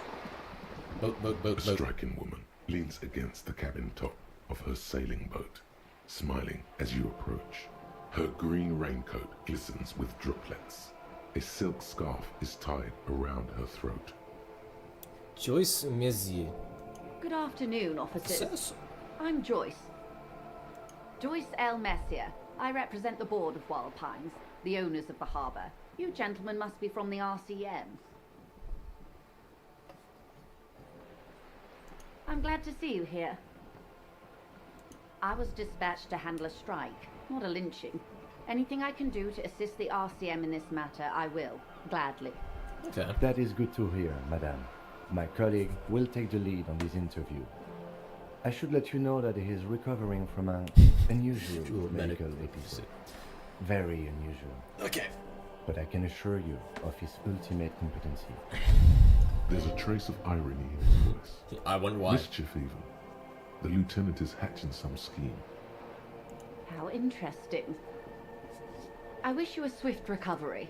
In the meanwhile, you have my full cooperation, and the full cooperation of the Wild Pines group. It's hard to get a read on her precise disposition, but she appears helpful. Tell me about Wild Pines. What do you do? I'm afraid I don't speak for Wild Pines as a whole. It's a giant undertaking. There was a touch of discomfort there. She wants to merely represent. So what do they do? The Pines' core competency is logistics. Container shipping, freight, that sort of thing. Maersk. See those airships there, blinking? Those are the shipping side of things. And that is the terminal. Another subdivision deals with energy, oil and gas exploration, offshore platforms. The Wild Pines Group is one of the original Revacholian Indo-tribes. Companies awarded royal monopolies by the king, the suzerain himself, centuries ago. The king is long gone, but several of the Indo-tribes remain. Who are the other Indo-tribes? Saint-Baptiste, LUM, an unknown entity known as Brightest Star. You're in good company, it seems. Why, thank you. Oh. What is much money? I'm not at liberty to discuss the company balance sheet, but I can tell you that last year, the company booked more than 20 billion real in revenue.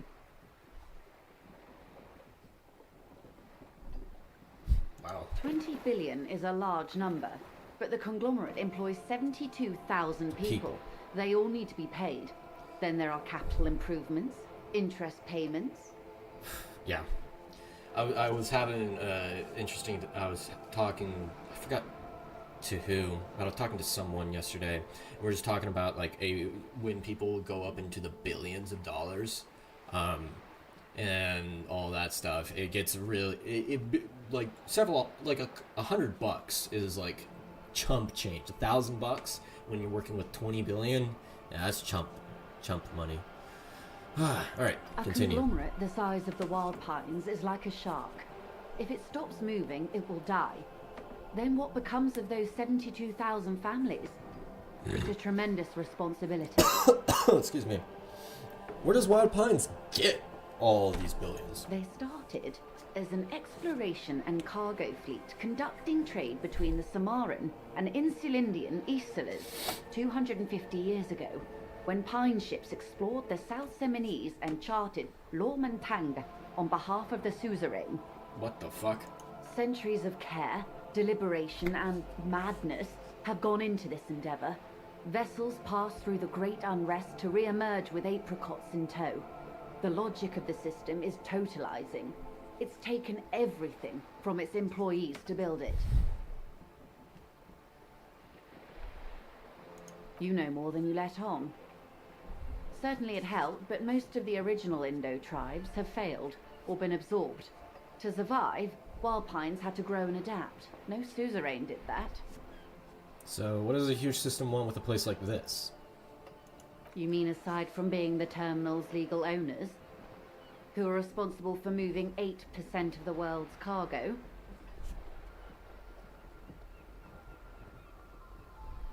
That's quite the There endeavor. are no minor cogs in the system. Each terminal must be accounted for, lest the Okay. entire system break. Every hiccup in such a system means thousands lose their jobs, the world over. I'm here to assure that doesn't happen. With Okay. your help, hopefully, says her warm tone. What can you tell me about this trade? Everything. Right up to, but not including, trade secrets. But what if I want to hear about trade secrets? First, you'd have to repeal the Emergencies Act of Trade in Elements. That gives me the right to silence. It's quite the octopus. Wouldn't what? How do I repeal Why? it? By throwing off half a century of foreign domination under the Coalition. Unfortunately for you, the Coalition also leases you the right to police West Revachol. You'd be shooting yourself in the foot, in other words. Okay. Yep. But I am derailing us. You wanted to know about the strike. What is your role in I this? believe the official title is Senior Labour Negotiator. In practice, I'm a grocery clerk. I relay the union's demands to Wild Pines and return with Wild Pines' counteroffer. Okay. No way. She's more. She can make decisions. And how are the talks going? They're not. That's the problem. The union stopped all negotiations a week ago, Uh-oh. after that awful lynching took place. Okay. The drama intensifies. Now they won't even let me into the harbour. There's a 2-meter 20 racist behemoth blocking the gates.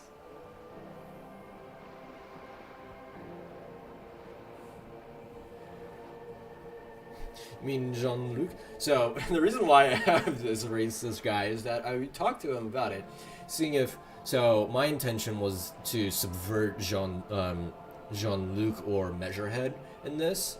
And so... Yeah, I'm trying to let him lay out his cards and, like, subvert him and, like, maybe convince him to just let me through. So, how were the talks going before the lynching? Let's say I was not making the kind of progress I'd hoped for when I first arrived. And when did you first arrive? I arrived 3 weeks ago. Yes, in the middle of February. The bay was still partially frozen then. I prefer to do these things on site, like the RCM. But the strike began in December. I wasn't the original negotiator here. I took over after Mr. Gaumont hit a wall with Mr. Clare, Okay. the union boss. Mr. Clare refused to speak with Gaumont despite concessions he'd granted the union in prior negotiations. This isn't the first time the union has gone on strike. Heavens no. There have been 2 prior strikes. Both times the union won significant concessions, including overtime pay and a medical plan. This time their demands are more, I guess you could say, aggressive. Ludicrous even. It's meant. Mr. Clare told him to, how did he put it? Fuck off, midget. Gaumont is short of stature, you see. Huh. Okay, then. Yes. Keep in mind, this is a negotiator Mr. Clare has worked with before, and who was more than fair with him and the union. Yeah. Okay. What are their There are demands? leaflets everywhere, and banners. What did they say again? Oh yes, every worker, a member of the board. Most of the workers probably don't know what that means. Seems like they have no idea about business. In its defense, another said, demand democracy. Pretty tame stuff compared to every worker, a member of the board. What does that even mean? Well, most of them probably don't know what that means. Fortunately, they explained it. Every time the Wild Pines group makes a decision about anything, it needs the signature of each of the 2,200 workers in its Martinez terminal. Just so you understand, this is but one of 22 terminals owned by Wild Pines. Essentially, not only are they kings of the company, they are also kings of the 72,000 employees of Wild Pines Group. That's pretty funny, I have to They're admit. having a blast. But how can they afford it? After 4 months, my assumption was they would prefer a more practical solution. What are you gonna do? I'm not sure. Naturally, I assumed that was just their opening position. A hard-nosed tactic with a side of mockery. But there's been no follow-up, just the same nonsensical slogan repeated over and over again. And now, people are getting lynched, I hear. Behind the whirling in rags. A disastrous situation if there ever was one. Excuse me, from whom did you hear about this lynching?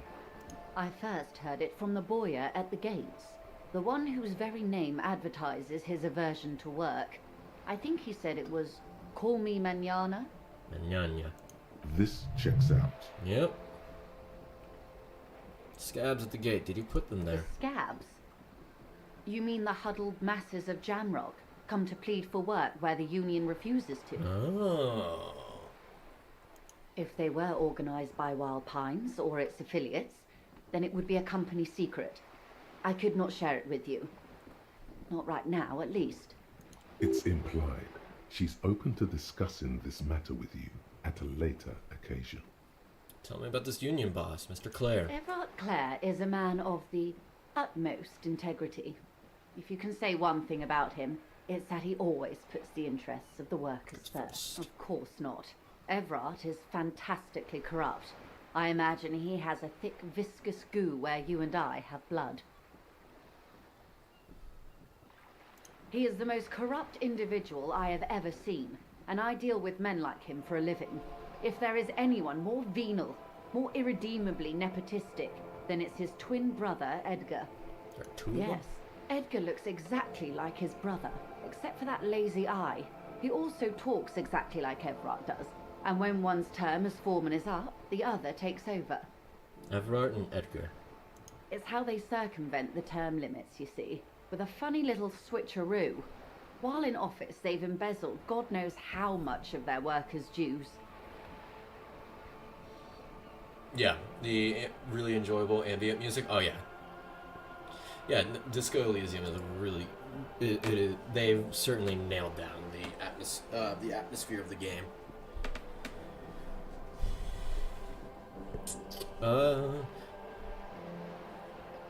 The Débardeurs Union was Excuse once me. a perfectly normal institution. 20 years ago, anyway. It must not have been easy to establish under the Emergency Act, but they did it. I can respect that. Organised labour at its best, as they say. Then something happened in the local chapter elections. The brothers Clare came and transformed it into a... how do you say? A mob. The Débardeurs are a crime syndicate.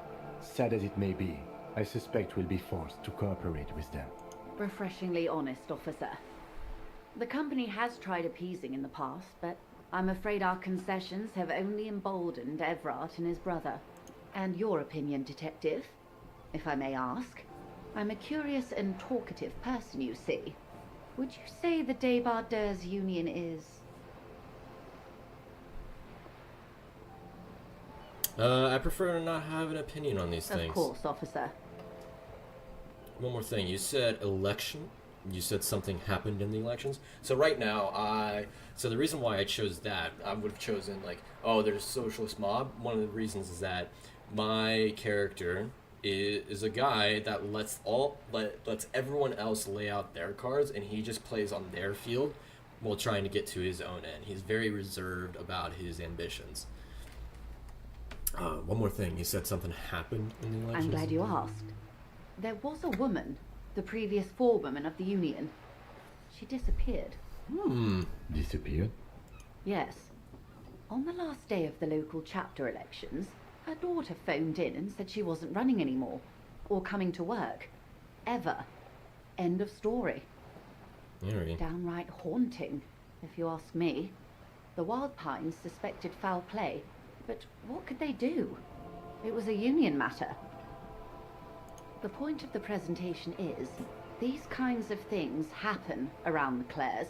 Watch out when you're dealing with him. Thank you for Interesting. your concern, ma'am. We'll be just fine. That's all I needed. Of course. How else can I help? What can you tell me about this lynching? Quite a few things, I'm afraid. The information I'm to share with you includes sensitive trade secrets. For the sake of my employer, I have to ask for your names and badge numbers. Of course, ma'am. We should have introduced ourselves.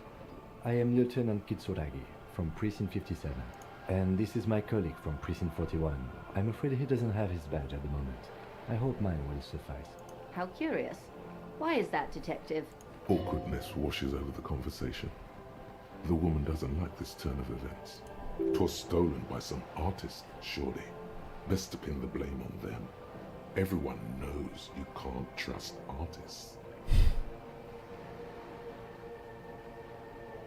Remember when my partner told you I recently suffered from an unusual medical episode?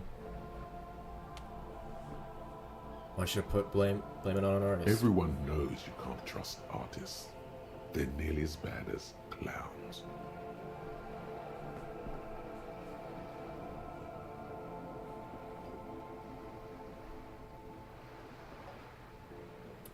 Some artist type stole my badge.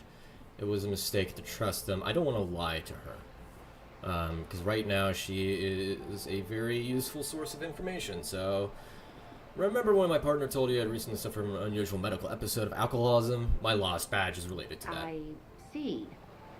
So, are you saying you lost your badge during the course of this episode? It's possible. After a night of heavy drinking, I lost all memory of my life in the world. Oh dear.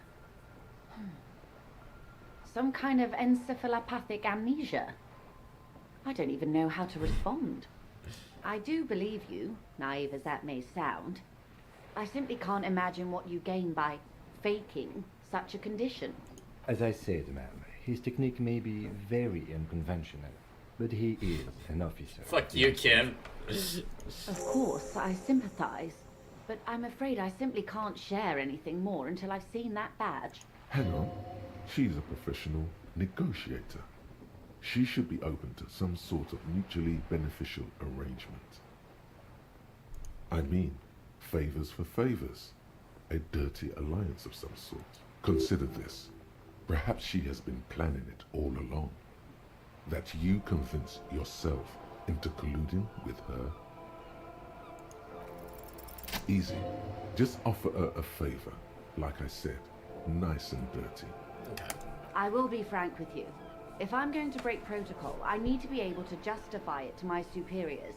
They're going to want to see something very tangible. Okay. You're in, but expect her to drive a hard bargain. Okay. Reports from inside Terminal B suggest it's the hub for the local drug trade. This is an open secret in Martinez. The Union controls the terminal, so it goes to reason. The company has tried looking into this matter before, to no avail. Perhaps someone with your authority and resources might turn over the right stones. Or you can recover your badge. Though if I may be blunt with you, it sounds like that may be a lost cause. Detective, a word in private before we continue. Okay. Thank you. Wow, you work hard. Oh, yes, you hustle. You're a provider. It's tough out there, but you keep it real and provide. I guess I do, yeah. Oh, yeah, like a horse, a workhorse, for hard work. Look at yourself. You're a human pedometer. You must have walked 200,000 steps down cracked asphalt. That is the sign of a hustler who never gives up. The world is harsh and people are evil. You didn't make it that way, and you won't let it break you. Fuck yeah. That's just what it's like. Life and death. But you got gills on your side, baby. Got those black papers with the faces of the innocents on them. You bring in the Franco Negros and the Solas. It ain't easy, but you do it. Day in and day out. Very You specific didn't horse, have to yes lose, indeed. But you won't lose. You're a cop and a sprinter and a money Sigma hunter. grind set, boys. Sure. And has it been easy? Is life easy? Have you not gone into cardiac arrest? Are you not about to have an anxiety attack or shoot yourself in the mouth? But you still hustle 24/7, ride or die. Now, ask yourself. I have no idea what the hell this internal monologue is. Are you rich? Yes, quite. Get out of here. You're a pauper. You work harder than anyone. Almost rode yourself to the grave, and you're still practically a hobo. Why is that?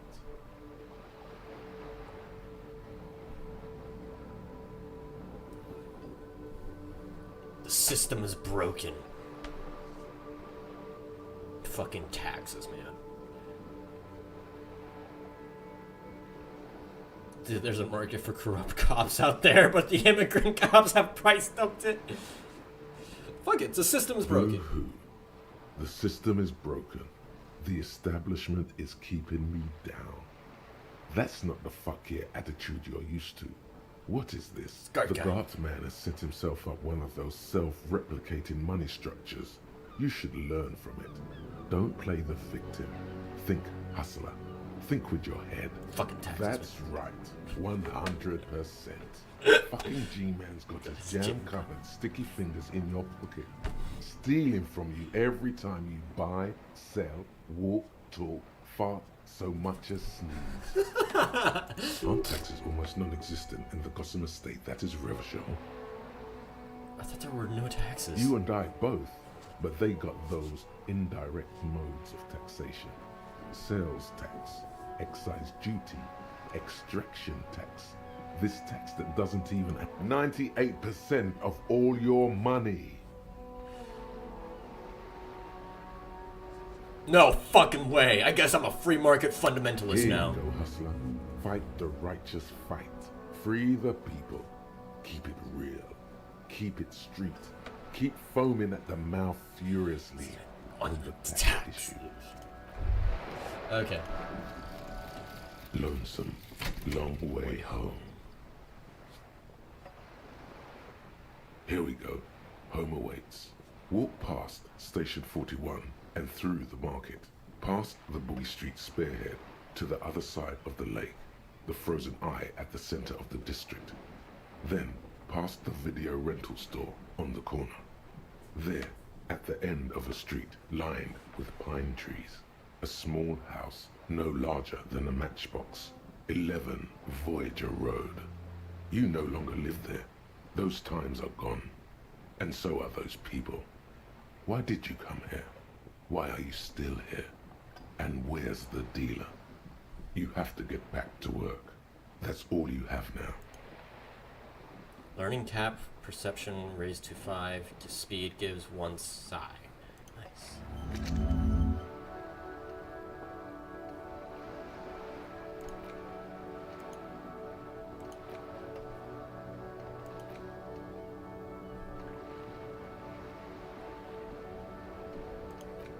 Indirect modes of taxation.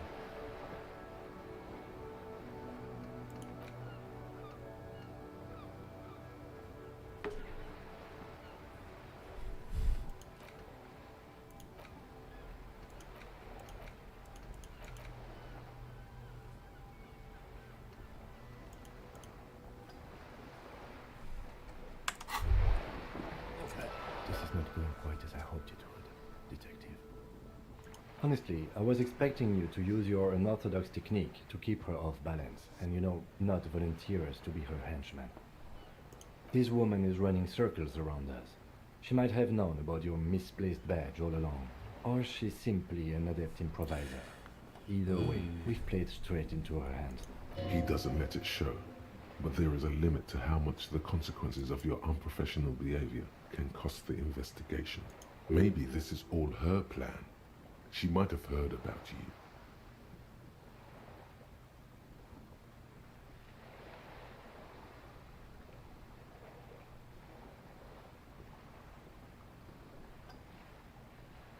I'm sure you will, Detective.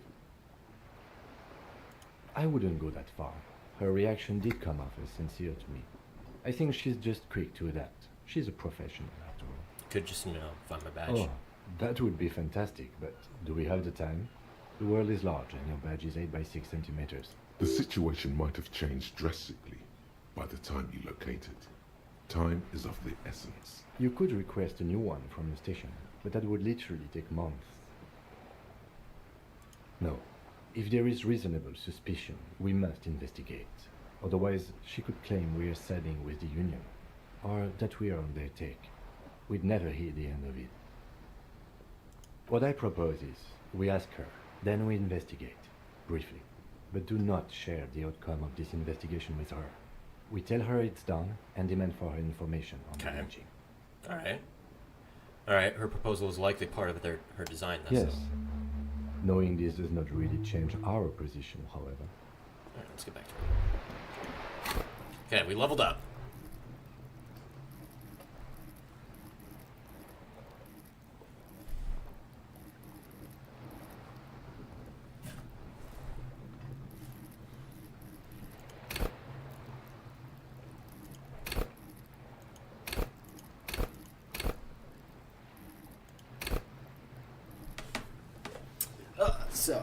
All right, we're gonna keep on going.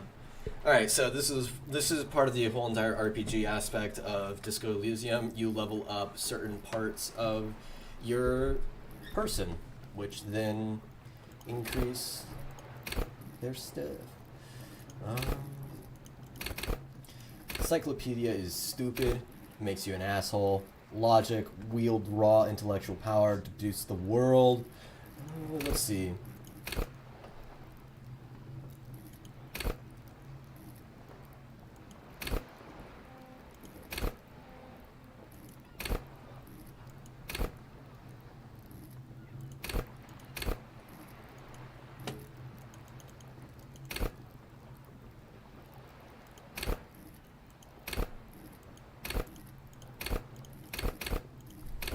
Let's see.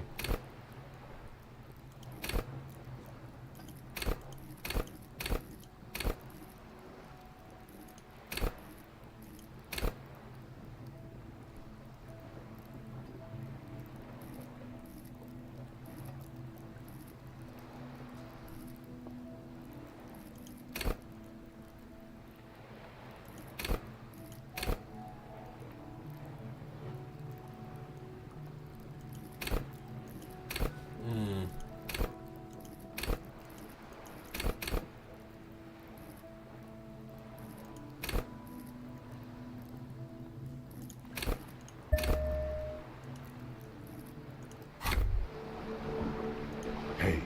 Psst. Psst. Hey, you. Yes, me? you.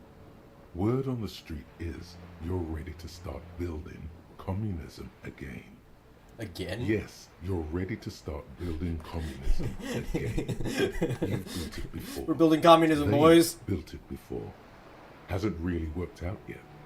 But neither has love. Should we just stop building love, too?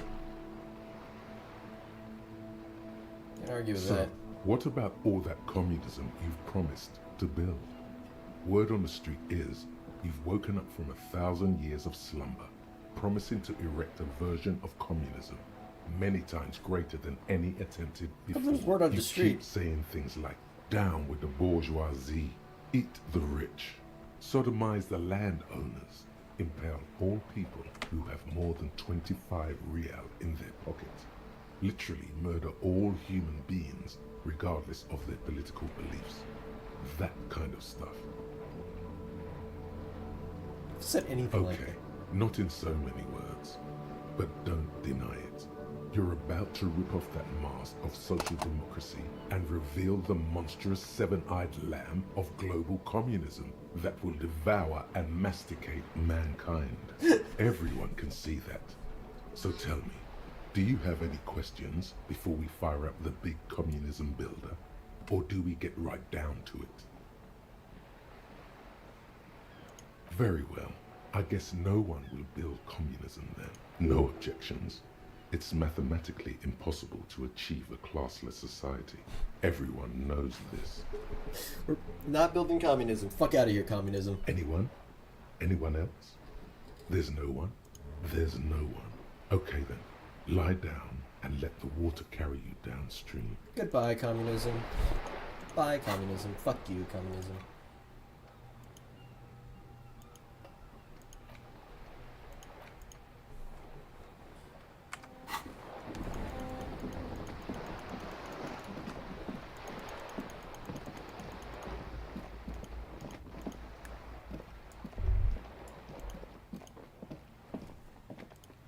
The streets will flow red once more, a great torrent rushing down Rue de Esperance.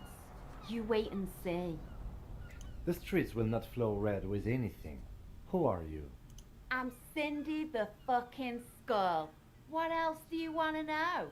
Date of birth, blood type, the last time I was tested for Hep C.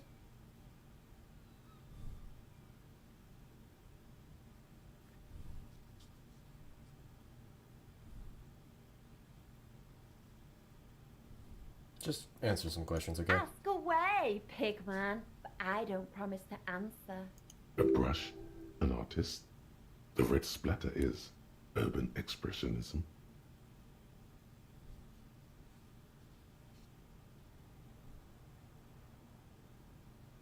Urban expressionism. What are you doing to the wall? Can't you tell? I'm painting a beautiful mural, an aereo graffitio visible from low orbit. I haven't really started it yet. I'm waiting for the right words. So you don't know what to write? Have you ever tried your hand at graffitio? When faced with a blank wall, most people write unimaginative stuff, like pigs go home and Mono is here. We rarely see pigs round here though. Just union cabs. And my name's not Mona, so... She wants it to be something true and total. I have an opinion on this. Want to hear it? Yeah?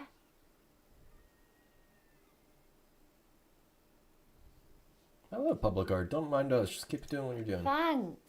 I'm sure the inspiration will come to me now that I have an official RCM stamp of approval. She means the opposite.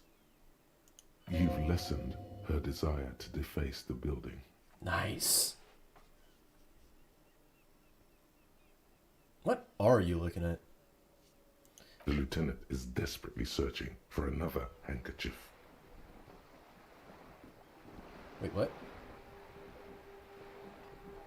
Hatred, disgust. It's difficult to tell which of the two is more present in her girlish Girlish features. features. The Okay. woman on Alright. the boat does not notice her staring. That is on her.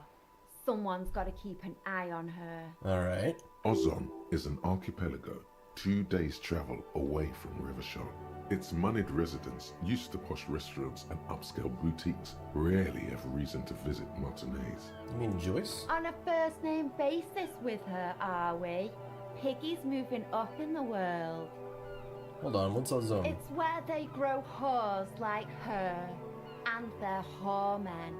So why are you all negative? Have you got a crush on her?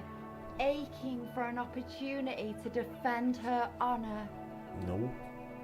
I Do you ain't know no anything? snitch, Pigstein. Go forth and forage in someone else's shit. No shortage of squealers in these parts. Alright. Actually, there is a shortage of people who talk to us in a normal, calm, informative manner. We weren't put on this earth to make your life pleasant, fucko. Catch you later, Watch Cindy. your back, ungulate. You've got eyes on you. Yep. That much I know.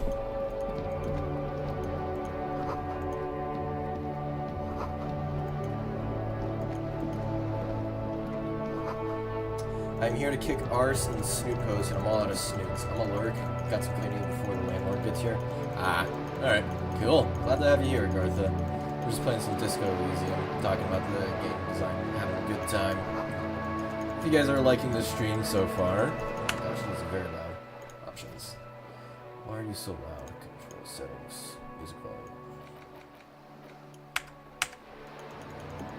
We are just messing around right now.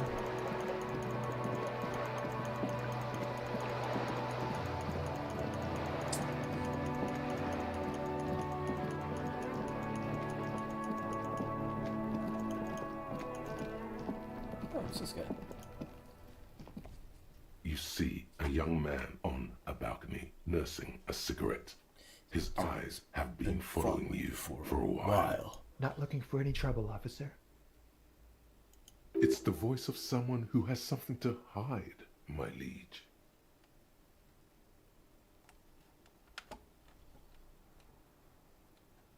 I don't want to be seen talking to the gendarmerie if that's okay. I just want to finish my cigarette. Don't let him go. This could be your witness. The balcony has a great view of the whole thing. So the gendarmerie really needs to talk to you. Is it really that important? Like a nervous cat, he keeps stealing looks at the neighboring windows. Alright. All right, but make it quick. Once I finish the cigarette, I have to run. Looks like you got a good view of Whirling's backyard. Can you tell me anything about the hanging? I'd even go so far as to say that the view is a little too good, my dear gendarme. Do you have an estimate of when the body will be taken away? We will remove the body as soon as possible. Now tell us, where were you last Sunday? Oh. You already asked me that, didn't you? Oh, what the? The plot thickens even more. Now we have the Clare brothers. We have someone else investigating this. Wait, is someone else investigating the lynching? Did you? No, not you two. Some more muscular type. Oh? And when did you speak to this more muscular gentleman? Muscular. The lieutenant takes out his little blue notebook and writes something down. Last week? I don't know. Look. He looks around the courtyard again. Old patio chairs and dead houseplants litter the scene. He's an actor declaiming a soliloquy. See how you hang on his every word? You didn't answer the question. What were you doing last Sunday? I had a friend over. What kind of It was friend? my Sunday friend. What's your friend's real name? Did he see something? He doesn't reply, gesturing no with his cigarette. In the neighboring windows, you can see faint reflections of his silhouette, all from different angles. Can you tell me your My name? name? My name is Martin Martinez. That's definitely not his real name. You're not actually called Martin Martinez, are you? No, of course not. Could you please lower your voice? Oh boy, a lot of tough words. Yeah, that's what soliloquy. Yeah, it's essentially it's an English format. It's an English format that whatchamacallit. It's a dramatic format. I forgot the technical name, technical definition of it. But yeah. Welcome to Disco Elysium. It is very, very much an intellectual game. Lots of that's one of the beauty of Disco Elysium is that you can it's so dialogue based, and like every narrative design and the game design is so inextricably linked with the dialogue that it makes it it allows the game developers to just really fucking, and the narrative designers just go ham on the translator said it's a monologue. It's not quite a monologue. There's a lot more to it. Alright, we'll talk later. No. We won't. Now, if you'll excuse me, I really need to get going. Convince him to stay. This isn't the place or time for questions. Who knows who might be watching from the distance, hidden There behind are eyes the curtain. everywhere. For a moment, the man on the balcony seems almost vulnerable. Something moves in the depths of his feline eyes. Compassion and a hint of understanding. Fuck yeah. I am sorry, but I really don't have the information you're looking for. But, hold on. What's that? For a split second, his hand lingers, as though gesturing towards a stone placed right next to the front door. Ooh. It's a sign. Good luck with the investigation. Alright. Fuck yeah.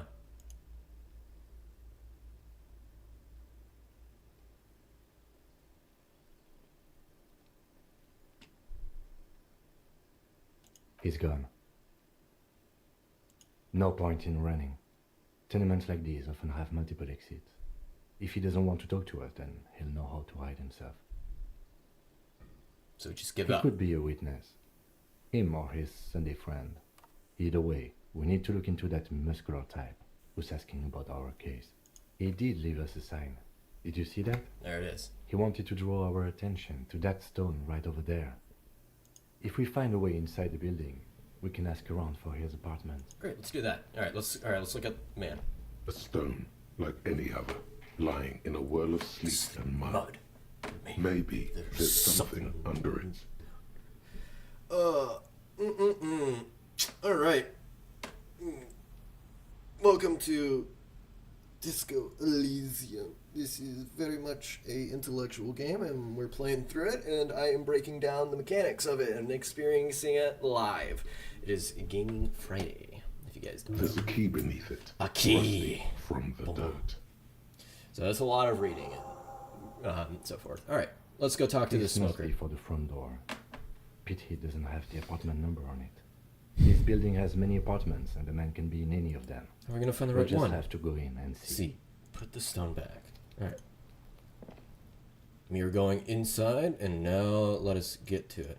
One of the really cool things about this is that it perfectly this game art design also perfectly captures this sort of post-modern feeling, especially in the sort of late to mid 20th century. I don't know how to exactly describe it, but if you look at the portraits, they're still very much legible, but they certainly have a unique style to them. Rumbling snores from within. See about this. He showers some sort of slime. You. Give me that. Ooh, I'll take all. Give me that. Give me that. Give me that chump change. Let's see. What is this? 1 logic minus 1 authority. I'm gonna wear these glasses.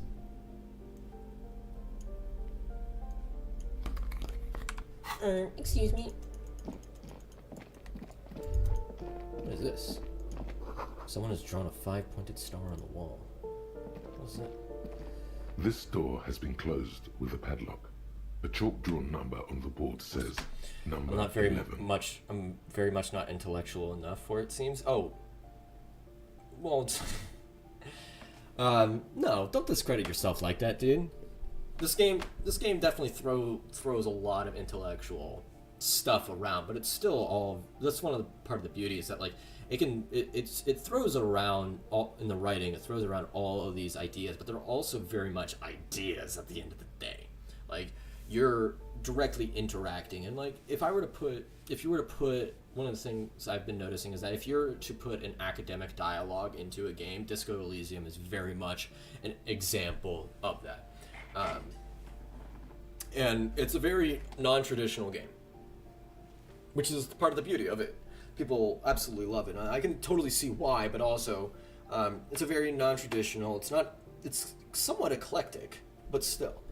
It also helps that I think this was developed by a bunch of French people, and like the way in which they do their intellectual discussions. The French, oh my gosh, it drives me up a wall sometimes. They are all about vibes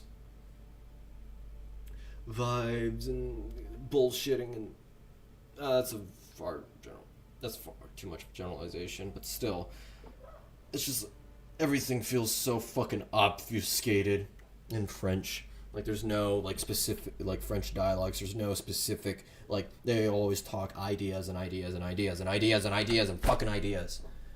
And my experience with it, and it's just like what the fuck, really? Okay, examine the padlock. It's a solid lump of metal, but the shackle is deeply corroded.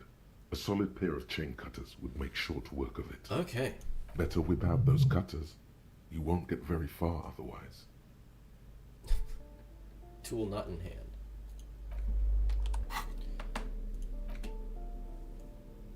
No, I'm not gonna break into someone's apartment. This door has been closed. No reply. Okay. So yeah, no, it's to be expected that you're gonna get either lost, confused in this game, whether that be in like the actual discourses that you have or the world building.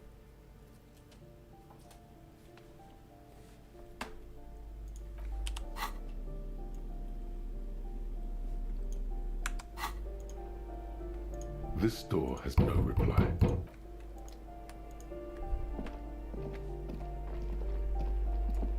You hear someone walking around inside, rearranging.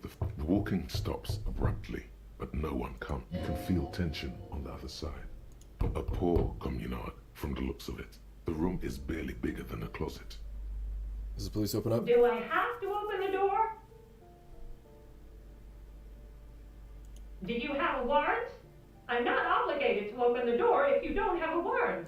Let's go. We don't have a reason to get inside that apartment. It's generally easier to do things if you have literally any reason.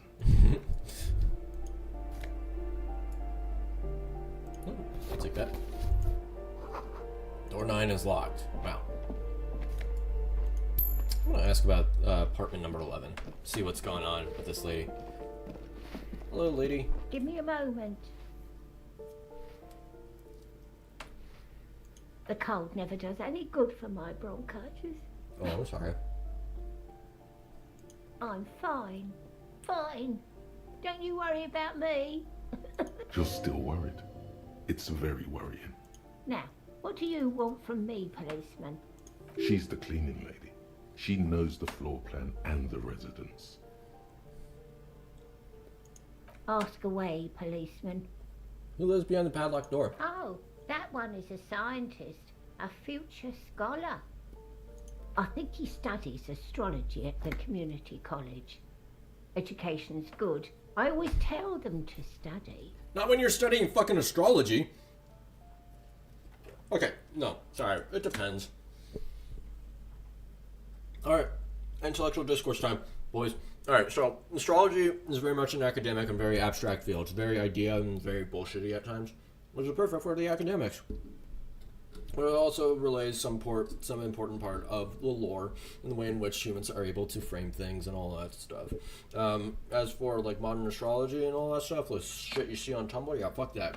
But astrology is very much a unique frame of reference that which organizes the world into hierarchies and tries to attempt and explain the world as it is through these notions. But no, astrology. Something to do with all those stars around his door. He asked me to leave his drawings up on the wall. Do you mean astronomy, lady? That's what I said. Astrology. Oh, she means okay. The lieutenant shakes his head as though to say, let it come on, people. Try to keep up any standards here. It's not about stars. It's... forget it. Who lives in apartment 10? No one lives there. It's been empty for months. But I talked to someone through the door. Impossible. I would know if someone had moved in there. Maybe it's those countercultural people again, breaking into a house like it's a public space. You're a policeman. Be good and take a look, will you? Sure, I'll go see what I can find. Great. Young people. They're worse than rats. You know, always littering the hallways with trinkets and empty beer cans. Potence pour les riches. Okay. La potence pour les riches. What can you tell me about Cindy? The artiste? Nothing I can do about her, I'm afraid. She ruins the walls faster than I can clean them. Still...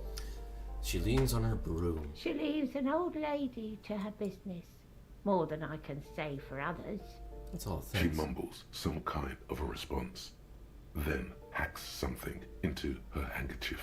I'm looking for a young male in his mid-20s. Dark hair, skinny build. A smoker on the balcony. Yes, yes. I know who you mean. The scrawny boy who's always smoking like the devil, right? Somewhere in the building, a child starts crying. You hear a radio tuned to a talk show and someone taking a shower. What's he in trouble for? No. No trouble, I just wanted to talk to him. Do you know where he lives? Talk? What was so funny about that? He lives upstairs in room 28. Go Oh, to nice. the balcony. It's one of those doors there. He's usually home in the evening. Thank you. We should go check out his apartment on the balcony. See if he's home. Thanks. That's it. I'm off. Nope, autosave time. Right, first check this. You hear someone walking around inside. Excuse me? There's no sweet talking your way in there. Be official. You have plenty of reason to enter.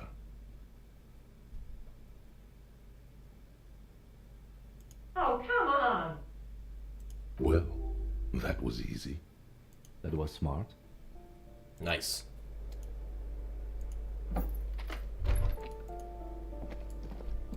So, satisfied?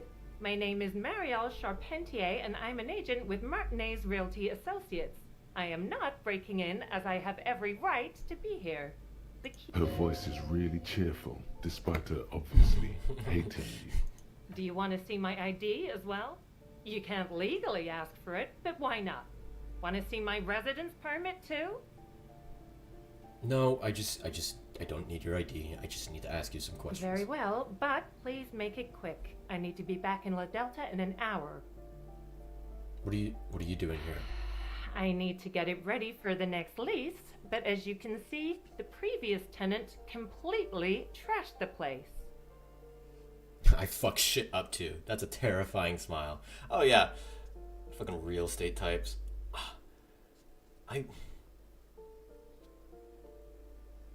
It drives me up a wall whenever someone tries to put up a smile and you just know that it's not working.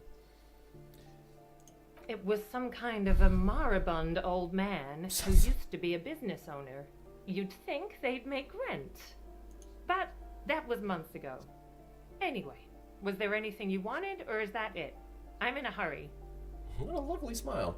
I glimpsed a foreclosed apartment down the hallway. Oh, that's another huge mess. The former tenant owes us 3 months of rent. 3. We closed the apartment and planned on auctioning off the valuables, but... And again, I have no idea how stupid mistakes like this can even happen. But Ron, when he came to close the door, didn't close the neighboring door. And there's a hole in the wall. Uh-oh. A hole in the wall. Can you believe it? And then the tenant ran off with his stuff. He's gone. The money's gone. Just like that. The sum must have been puny. Couldn't have been that much money. These apartments look pretty shabby. These apartments are perfectly fine. They have gorgeous architecture, a million-real view of the bay, good ventilation, neighbors, life. I'll tell you, Martinez has a future. In a few years, it's going to blossom with artists and creatives and those radio computer wizards. Oh, I can't believe I just rolled my eyes because I know exactly the type of person. Oh my gosh. You are an uninspired person who is dragging on in their life. You grasp at the threads of higher meaning when you are just constantly dragged down by just the mundane life. You are absolutely consumed by it. You hate it. You...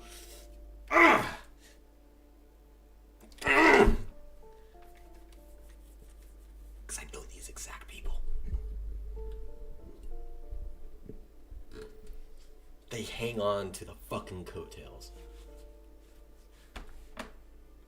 Well, it does not disappear from my hands. No, I don't let it. Yep, there it is.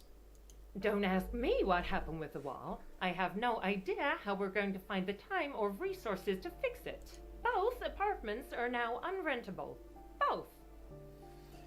Of course.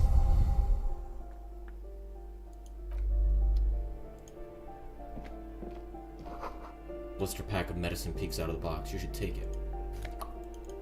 Nice. Looks like a fine mattress. Let's see what's going on.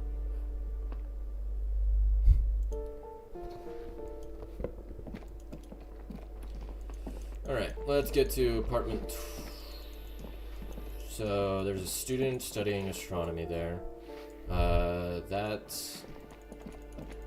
We need to go upstairs to apartment 28.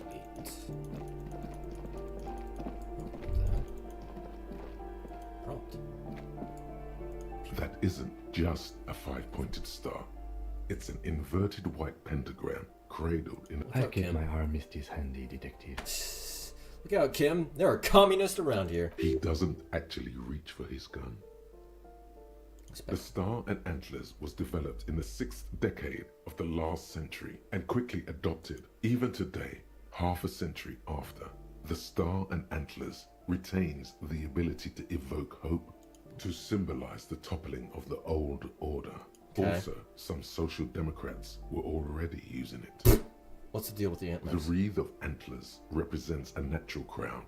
It was about building a society that could exist in accord with the natural world, and at the same time above it. Yeah, this is what I'm talking about. This is where it talks a lot about ideology and the ideas, but it doesn't talk about specifically about the incentives and like tangible stuff. It's more, I don't know how to exactly describe it, because other than it's very abstract at times, like this.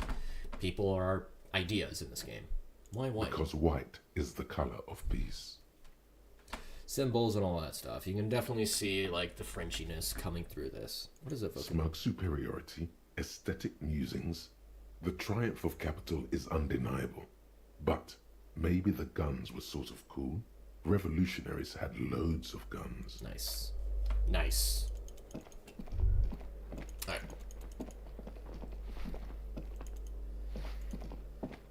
Alright. Upstairs. We are going upstairs. What is this? Oh. There's the hole that the real estate agent mentioned. Someone has torn down the wall. Waves crashing in the darkness. Oh, let's see what's going on. Nice, nice. Got this stuff. Money. Whole grocery list on the table. Groceries. So that's the balcony. Got up to guns equal cool. Exactly. Hello, Cindy. Okay, that's not merde.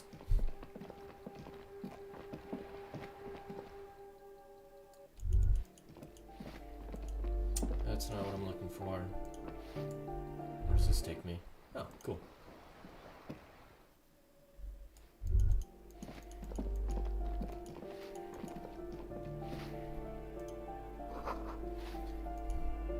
La potence pour les riches.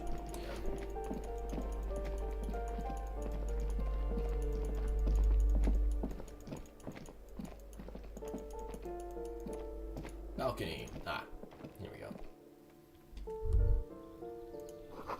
Maroon glow, pollution rises from the east. You hear distant traffic. Night is fallen on the city. Okay. Which one? Oh, wait. Just a door, nothing for you right now. Apartment 28. Something's growing. Rosemary, thyme, and a cactus. Which one is this? This door is made of metal 28. and appears to be reinforced. Someone here really values their security. Number 28. This is where the cleaning lady said the smoker on the balcony lives. Let's see if anyone's home. No one answers. Looks like the young man we are looking for isn't home. I think our best chance to catch him is in the evening. Looks around, taking in the cold spring We air. should return tomorrow after we have finished with our day's work. How about 9 p.m.? Sound good? What do you mean? The smoker on the balcony. This is why we are here, right? He might know something about the murder. So tomorrow 9 p.m.? Suddenly, he's a little worried about your memory. Don't worry. It's mostly all still here.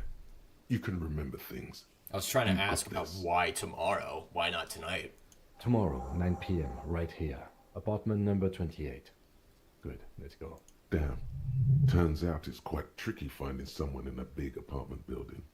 Don't worry. You'll get him. Remember, tomorrow. He's probably gone for today.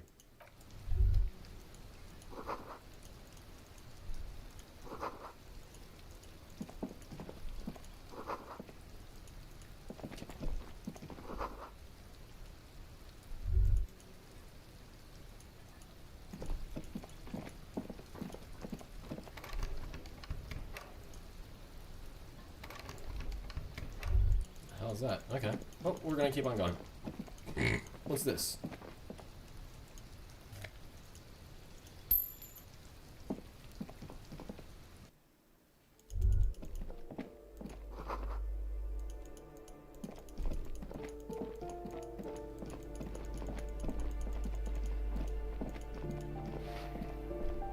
Give me a moment. It was just real estate. I see. I hope some good people are finally going to move in. This place needs them.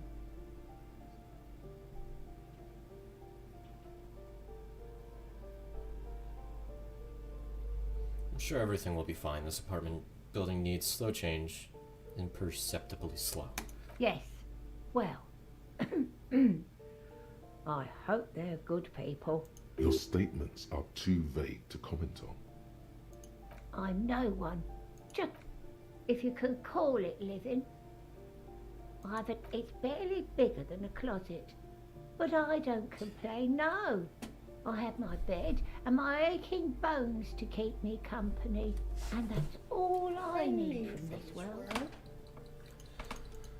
She hasn't spoken to anyone for a while. I don't know Even why, her but this grandma sentences sounds like a feel Minecraft rusty. YouTuber. What the fuck? What do you mean it sounds like a Minecraft YouTuber? Probably just accent. I'm gonna go out.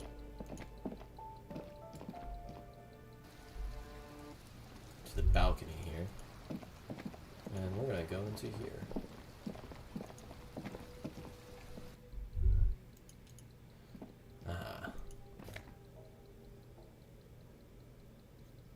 Pour l'homme l'aborigen. Okay. Helps to speak French in this game.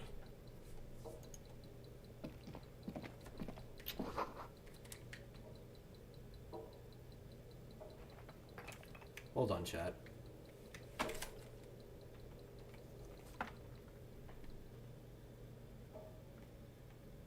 Oh. I was hearing a clicking noise. Cindy? Yes?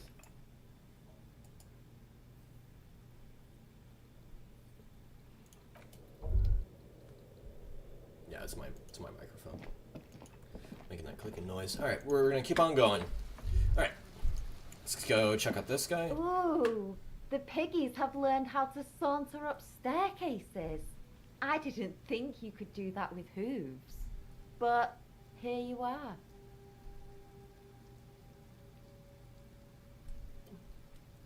The cops don't like closed doors or unreachable perches or people having the high ground on us. Yeah, you got me now.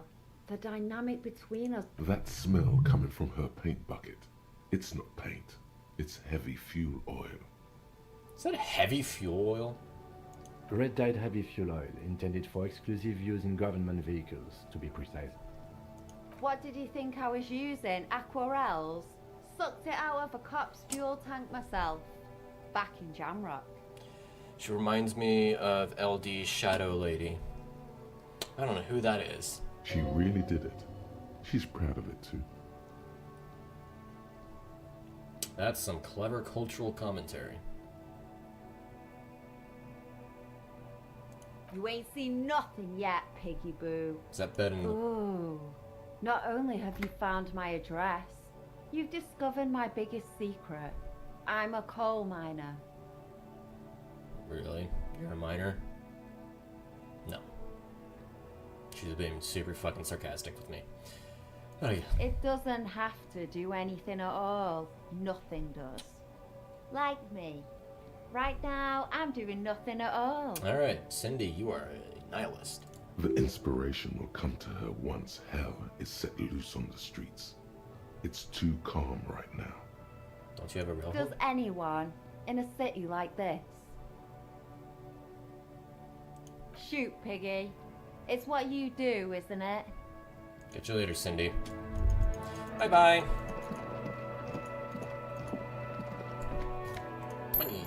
Got hammers. Door's locked. You can't get it. The chair's new. Someone lives back here. Okay.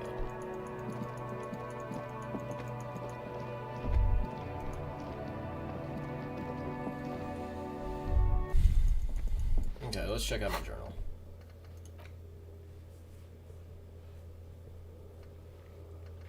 Find out who's in the union box. Inspect victim body.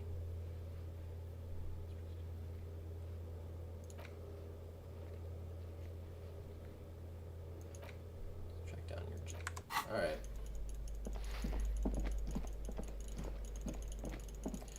We are going.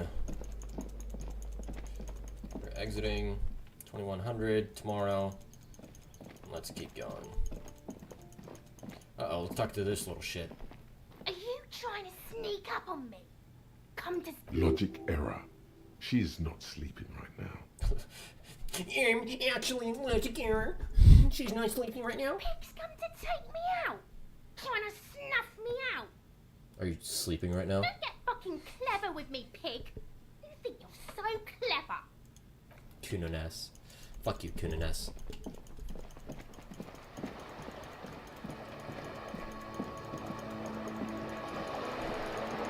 I'll just keep going.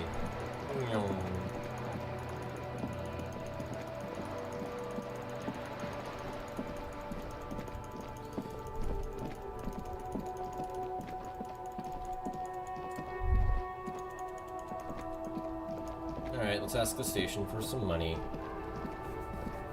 Inside, you see a set of steering levers, a radio microphone. This is Precinct 57. How may I assist you? Just a moment. 10-4, come in, officer. Over. I'm in dire. 10-4, I hear you. What does he want now? He's asking for money. Is he fucking Cheating kidding? me? I don't think he is. Don't give that asshole anything. He's just gonna drink it all. Alright, that's a negative on the additional funds, sir. Over. Okay, I heard you. No Anything funds. else, sir? Over. Roger that. 10-10, over and out. Okay, that's just some free XP. What is the race Enigma?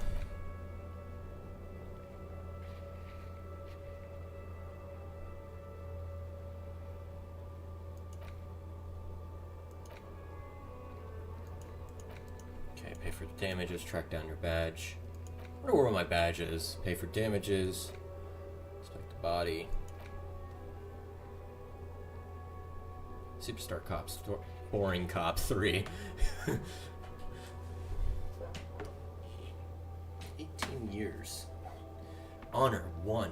Ultra Liberal 5. Communist 4. Fascist 2.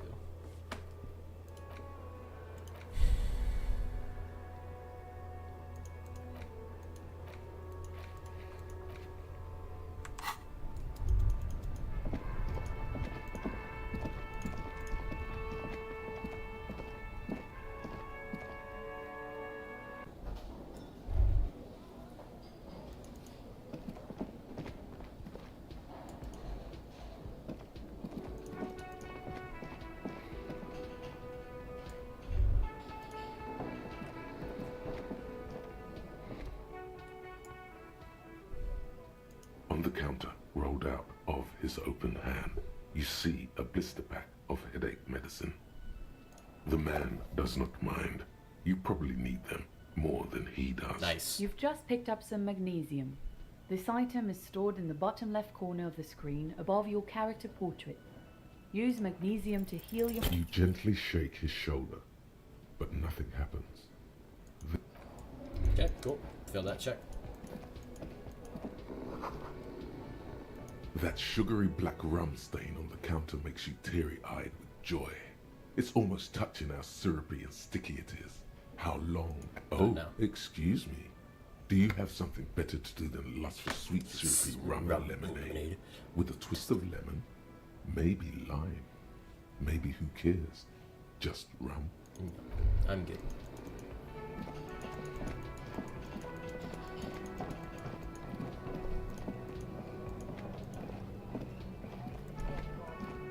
You see a heavy... The door does not budge. The door, the cobalt blues, it leads to a side building adjacent to this. Okay. Cool. That's the secret passages.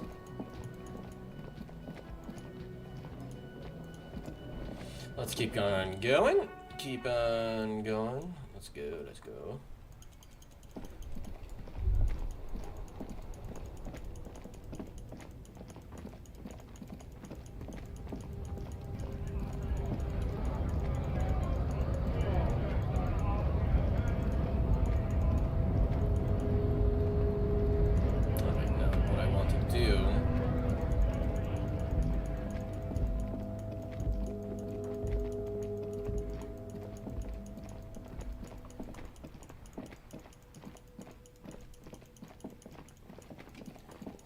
keep on going this way.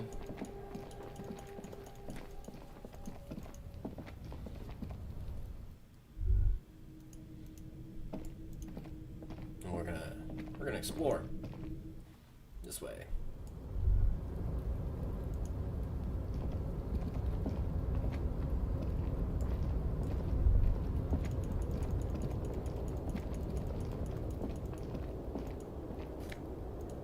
Money. Money. Money.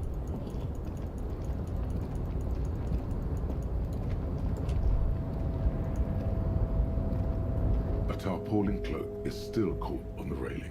No one has claimed it for their own. Okay, we're going. Oh, there we go.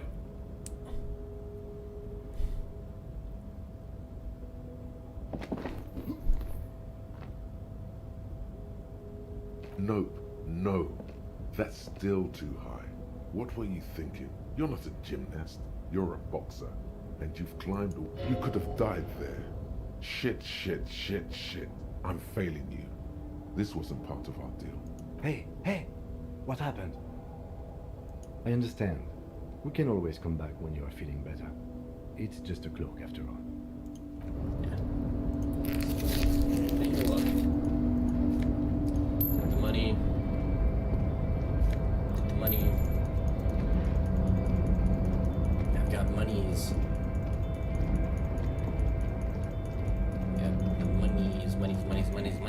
Monies. We're gonna keep on going.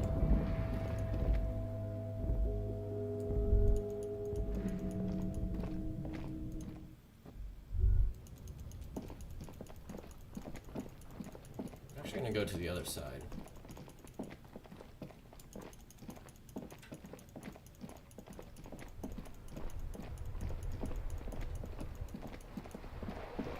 Oh, they're playing petanque. Look at that.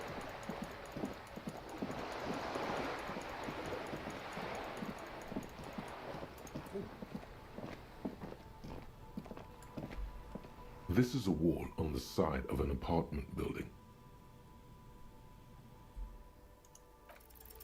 Because this is no ordinary wall.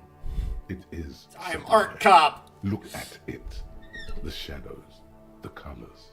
All the other walls on all the other houses must make a pilgrimage in adoration of this, the uncontested pinnacle of wallcraft, color peeled from the very face of God.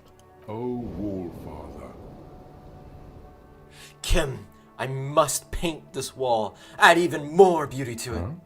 He sounds tired of it all. Cindy the Skull has all the necessary materials. Talk to her. First, I know you're tired, Kim, but take another look at this wall. Draw nourishment from its beauty. Mm-hmm. Sure. We must talk to Cindy, get the necessary materials. If you must.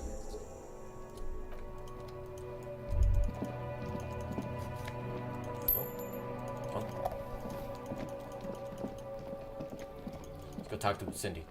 Cindy time. We're gonna paint, chat. We're gonna paint. Let's go. Let's fucking go. Woo! This is what I love. This is fun. Let's get up to some shenanigans here. Cindy! Give me your paint, Cindy! Hi, Cindy. Hello again, officers. What for? The apocalypse is coming. I need to warn people.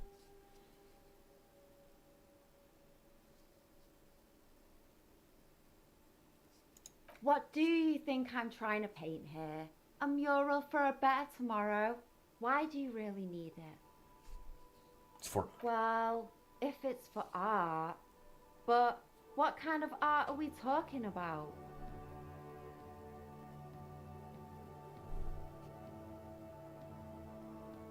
Everything is sad and shit, and we need art to make it okay. Just give me the brush. Sounds like you're just about to live out your self-pity, not make a statement. I can't have shit art on my conscience.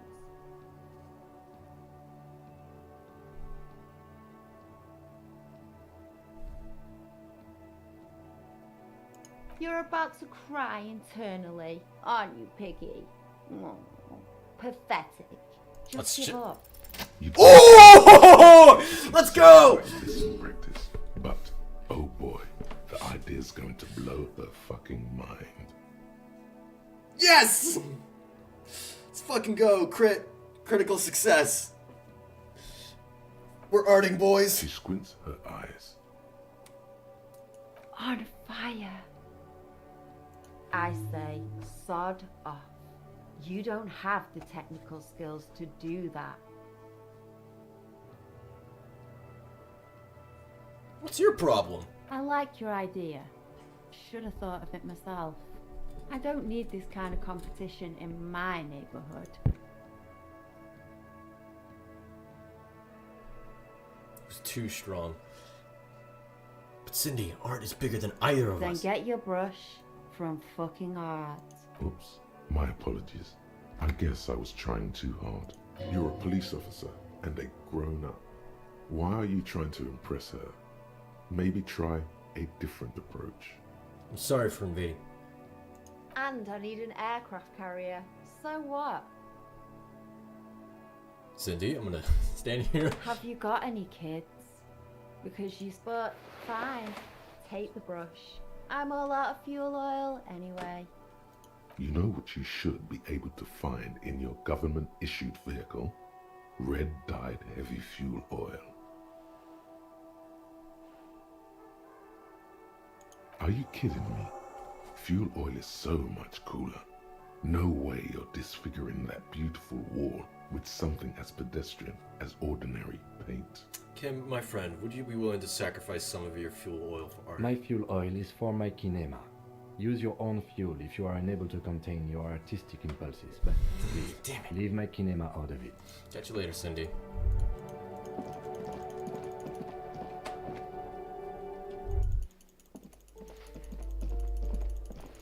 We're arting, boys.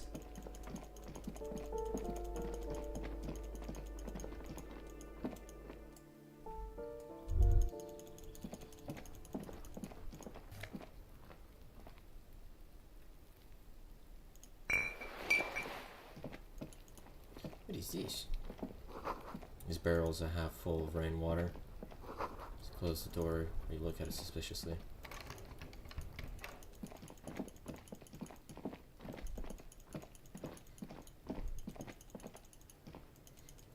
Okay, we are going to... What's this? Trash. Trash compactor for the apartments.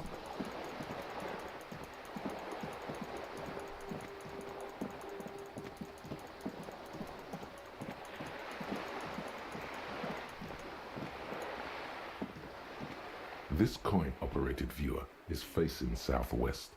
Its coin slot is full of fossilized bubblegum, rendering the machine permanently in. A thick layer of graffito covers the lenses. You spell out the word Onak written on the other side, with N and C scribbled backwards. That's Kuno on the lens. Under the graffito, a sea of blues and greys appear. Behind the water lies a coast studded with concrete and reeds. On it, a church on stilts, lanky weather-worn wooden planks, an X-shaped cross topping its tower.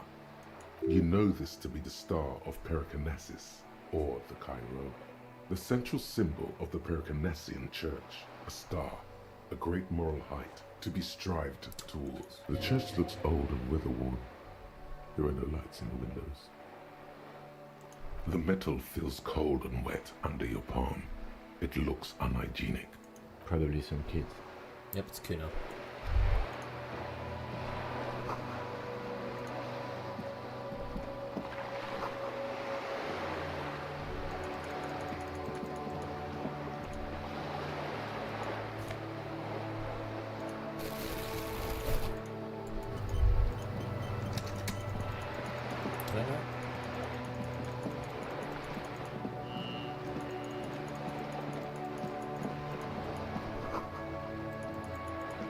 Banged up, inoperable. Let's keep going. Let's keep going. Let's check this out. Splatter of bullet holes line the wall. Lovely.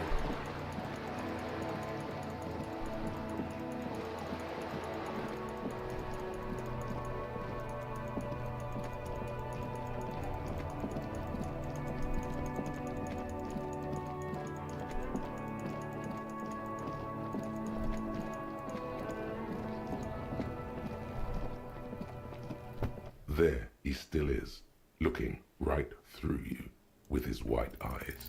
The smell is repulsive. It pushes in from your...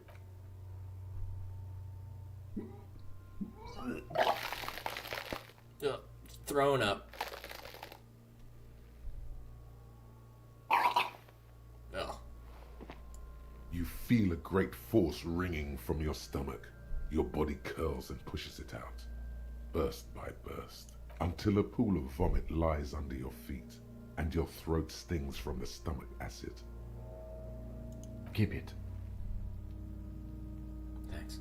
The hangover is clearly making this worse for you. You could use some ammonia to clear your head.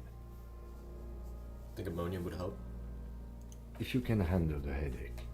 Some officers use it to deal with cadaverine odor. Not you? I can't handle the headache. It's more likely he can handle the smell, unlike you. There is Frit nearby, east of the hostel. They usually have a small apothecary. If they don't, there's a greenhouse here, and a gardener with a wheelbarrow on the corner of the whirling in rags. If she works here, she might have something for the smell. Pretty clever. Acquiring ammonia will provide a modifier to the white check.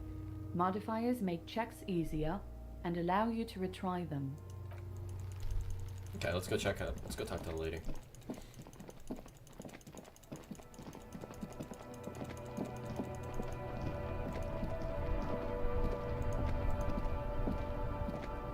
Hello again, officer? Sure, I'm done with it. Go easy on that stuff. It gave me a terrible headache. I have to run. Thank you. Alright, ammonia time. The narrator voice slaps. I want him to read me a bedtime story. Yeah.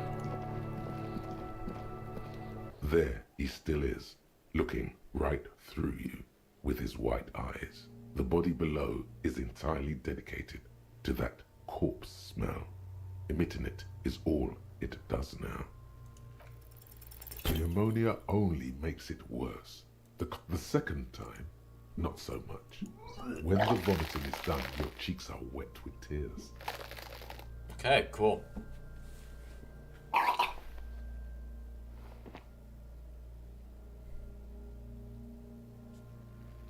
Are you okay, officer? The weight is reassuring, like a krenel on solid fortification. You're facing tough odds here. It's aggravated further by alcohol withdrawal.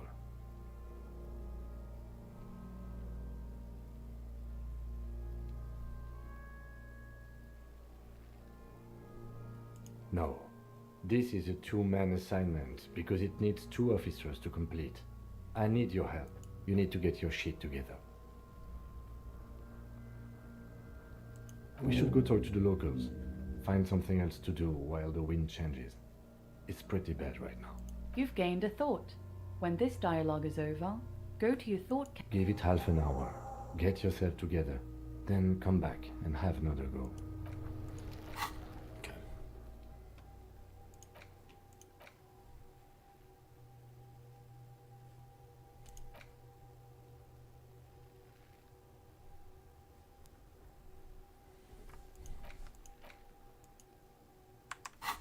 Okay. Well.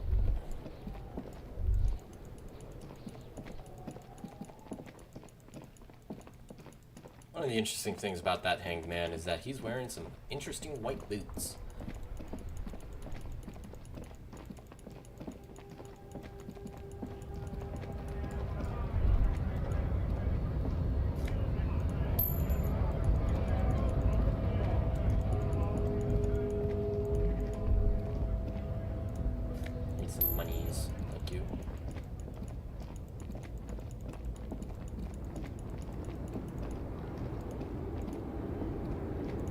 Small, wrinkled woman does not greet you.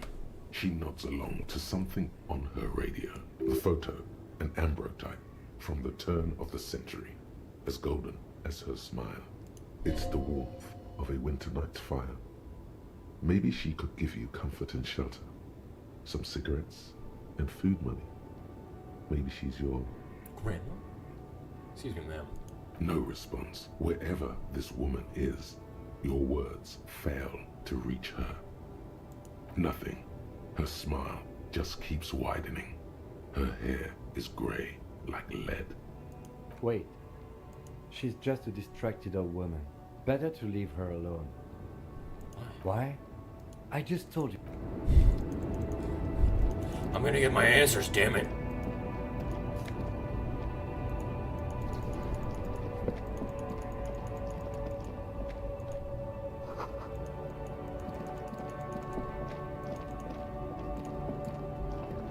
An old monument stands in the middle of the traffic island, pointing toward the sea. It looks as if it's being reassembled piece by piece. Secured and mounted, a silver plaque on the statue's pedestal reads, "I am Philip III, the Squanderer, the greatest of the Philippian kings of Revachol, son of Philip II, the opulent, father of Philip IV, the insane." Even by the standards of the Philippian kings, old sumptuous Philip was well, he blew through the whole national treasury, starting the decline of one of the penultimate century's greatest superpowers, the suzerain of Revachol. His own maladministration foreshadowed the fall of the monarchy. During the anti-centennial revolution, an end to his family line and the monarchy on the Insulindian Isola. Sure. Stories have it that he had his bedroom converted into a treasure chamber, where he stored unfathomable wealth. Kruger, he called it the Sol Aurum. It was obscene. There were whispers he slept on a huge pile of gold-dipped feathers, like some obese dragon, instead of a bed, like a normal person. Deplorable farce, no wonder. But wait, you haven't even heard about his fabled cocaine addiction. The what? No, excuse me? You see, old Philippe wasn't just good at squandering the national treasury on gold and ceremonial weaponry. He was also a prodigious snorter of nose candy. Nose candy? Okay. That's what the revolutionaries said 150 years later, right before they emptied out the royal mausoleum and dumped His Majesty's mortal remains in the Insulindian Bay. Okay, what is cocaine? Cocaine? This is... His Majesty's courtiers said it helped him connect with the higher realms beneath the cold waters of the Insulindian Bay, thrown there by the revolutionaries after they cleaned out the royal mausoleum. The original was blown apart by communards, then further damaged during the landing of the coalition's airships during the turn of the century revolution, when Martinaise was leveled. Most historians think the coalition's hasty landing may have ultimately saved the statue. If the communards had more time, they would have reduced it up to even finer pieces. Damn. Some years ago, a group of liberal, artistically inclined individuals, designers mostly, thought it would be ironic to restore the statue of the most wasteful ruler of Revachol in the poorest part of the city. Great. The statue is supposed to capture the moment it was blown apart, like an instant frozen in time, a rare butterfly trapped in amber, floating on a sea of shit. That's brilliant. People in Martinaise tend to disagree, as do many prominent art critics and thought leaders with more nuanced social awareness than the young ironists. Those critics might have it wrong though. There's more to it than just ironism, but you can't say what precisely. Art cop, art Perhaps cop. this art mystery will be solved at a later time. Philip III, the Squanderer, however, with his bronze face up in the air, doesn't seem concerned about what the hoi polloi think of him in death. Not that he ever did in life either. Cool. Got some XD.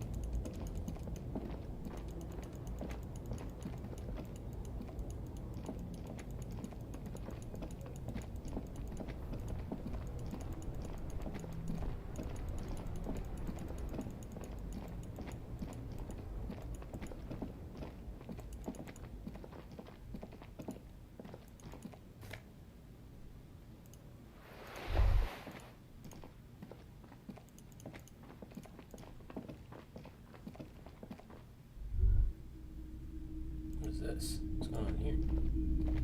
It's not often that I see officers from the RCM in my pawn shop. What can I do for you? His courtesy is not insincere, but he prefers being alone with his projector, just watching the movement of light across the walls of the shop.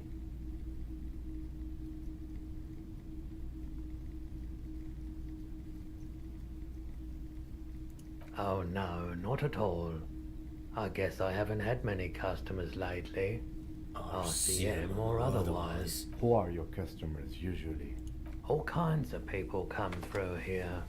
Locals, travellers, people looking for a deal, people looking for a keepsake, people who are terminally bored. Okay. As you can see, I have a wide selection of goods for everyone to choose from.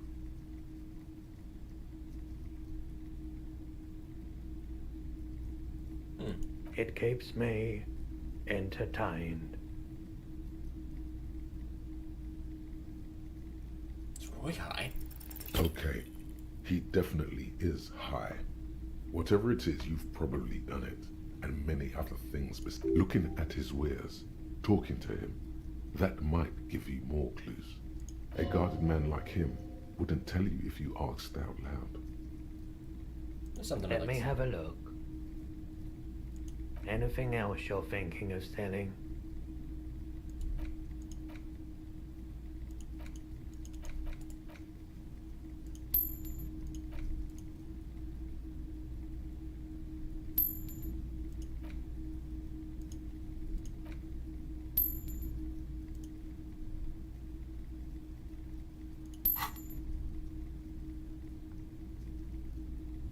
Another time, perhaps.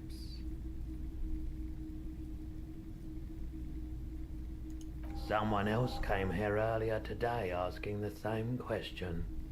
I promptly sold her the gun you put Oh, in the fuck. car's bag. Oh, fuck. This is a pawn shop, and it did feel as if you've met before. Oh God. The lieutenant shifts from one foot to another. Alert. I sold you. You were adamant about getting rid of it, officer. Said you were undeserving of a service weapon of the Revachol Citizens Militia. And I don't like keeping guns around the shop for long. Off the charts photon emissions. The unhealthy kind. He's not telling you the whole story. It seems he's trying to spare you. You weren't quiet yourself, officer. What was I like then? You were very distraught. You said the gun was a threat to your life and that you can't trust yourself with it tonight. And that you need the money. When I said that I don't normally buy firearms, you put the gun barrel in your mouth and sort of sucked on it. Then I agreed to take it. 15 real. The lieutenant looks from you to Roy, and then back to you. It's clear that he hopes this tableau might still turn out to be a bad dream. It's not, though. This has got to be the most. Wow. Yeah. There's pity there, too, in case you didn't notice. The light swirls in his face and glasses. He doesn't know what to say either. Well, was the police buyer a policeman too? She didn't seem like a policeman, although she kept referring to herself as a pig, which was odd. I found her interest in the gun a bit obsessive, but I was just happy to get rid of it, and of her. Truth be told, she was terrifying. Right, so let me get this right. You sold your sidearm, issued by the Citizens Militia, and now a civilian is running around the streets of Martinez with it? Miraculously, his face does not reveal what's happening inside. You're right that she could cast aspersions on the force. We have to find her. Any idea where we can find this buyer? My apologies, officer, but I have no idea where she was coming from or where she went. A needle in a haystack. There is nothing you can do about it now. You'll just have to hope you luck upon her somehow. Of course. You might be able to I doubt it, but I can try and answer any questions you may have. Know anything about the recent hanging? I do my best to keep my distance from all manner of butchery. Bad for business. Bad for everyone. He doesn't know anything. Oh, fuck. Alright. The pawnbroker's gaze is already fixed on the dancing colors.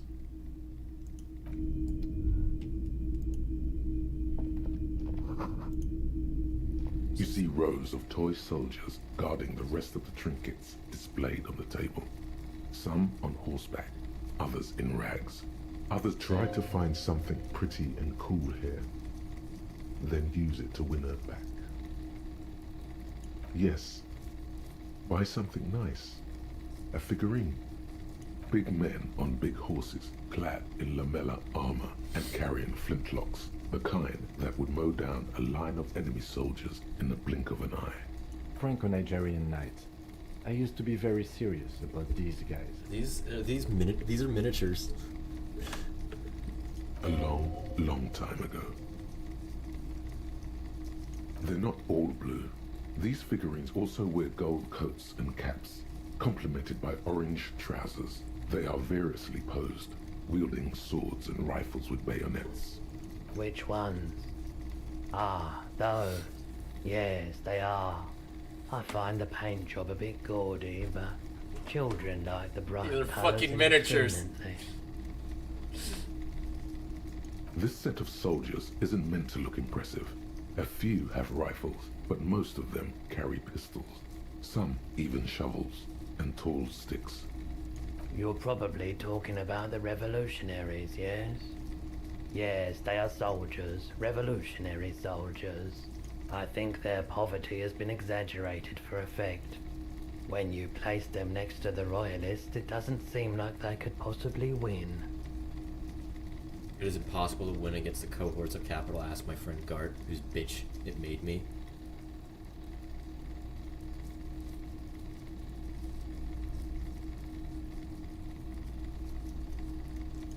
I don't like either set very much, to be honest. But there are many parents among my customers. Let's see. Why? What's this? A headless man riding a horse? A headless man wearing futuristic tracksuit trousers that say found.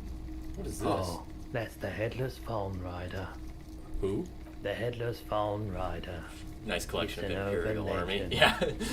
About a man who rides the streets of Revachol sporting a phone tracksuit. As you see, he's missing his head. 50 cents. Bargain price. I'll throw in the tiny cap too. I think he's looking for it, or something. That part of the story has many interpretations. He lost his cap when he lost his head. Perhaps he's looking for the head. Yep, sure. Did I mention that this figurine is supposed to be lucky? Always carry it with you. That was a very smooth salesman's grin that almost comes off as earnest. You should learn from him. Nice. Okay. I've got a figurine.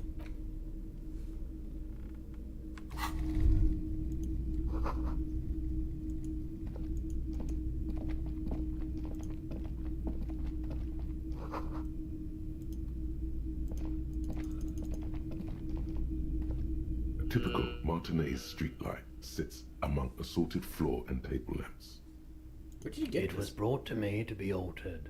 We are not here to investigate the theft of city property. You have to admit it's rather clever what he's done with it. The light pole has been carefully cut, and the wiring has been redone and attached to a standard indoor plug. The light buzzes faintly, but persistently. This would make quite a statement in your living room. 700 real. A bargain, I dare say.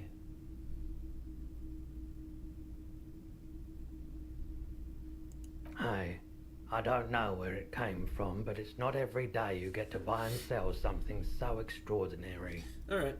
See you. Cool. Alright, we're out. We're getting out of here. Let's go.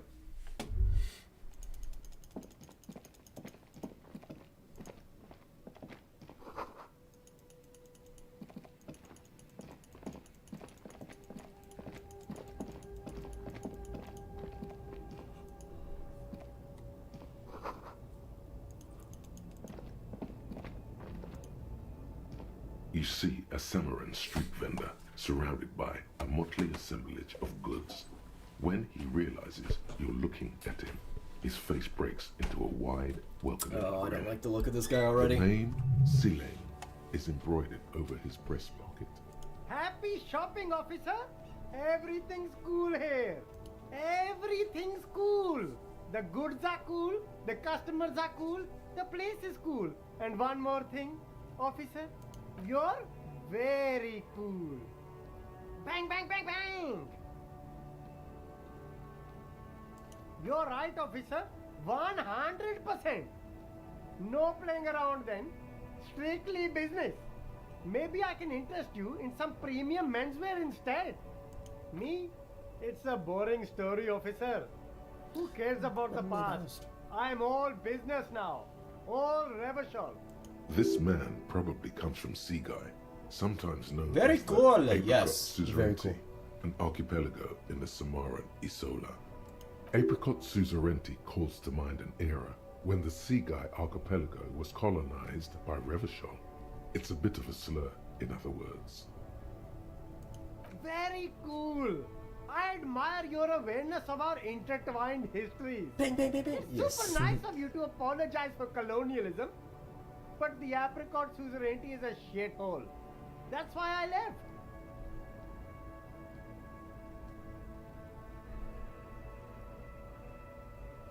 That's so cool, officer. Speaking of, why not support an independent local entrepreneur by buying some pants? Give me your money, bitch. Start with a little compliment, then work your way up from there. This is about business, remember. Give me your money, bitch. Oh, okay. But an investment? What kind of investment?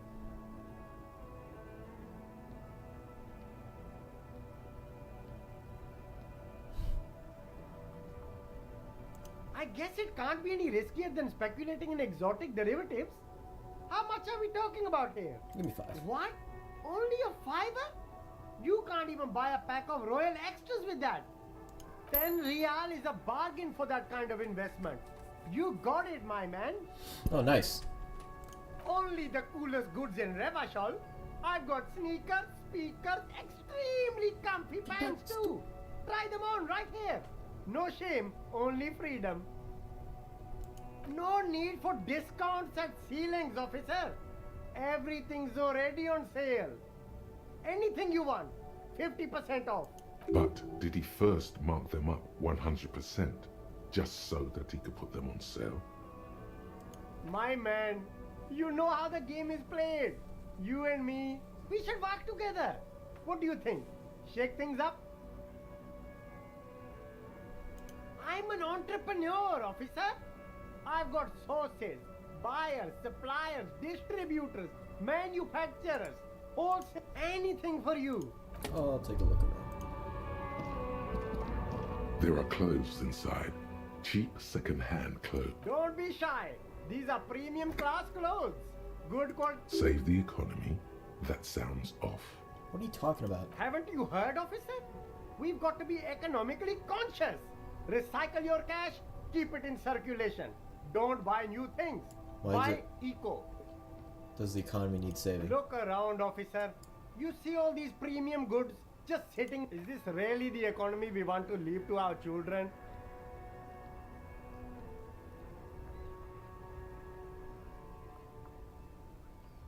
This economy is really just a distraction from cultural issues, you know, immigrants and...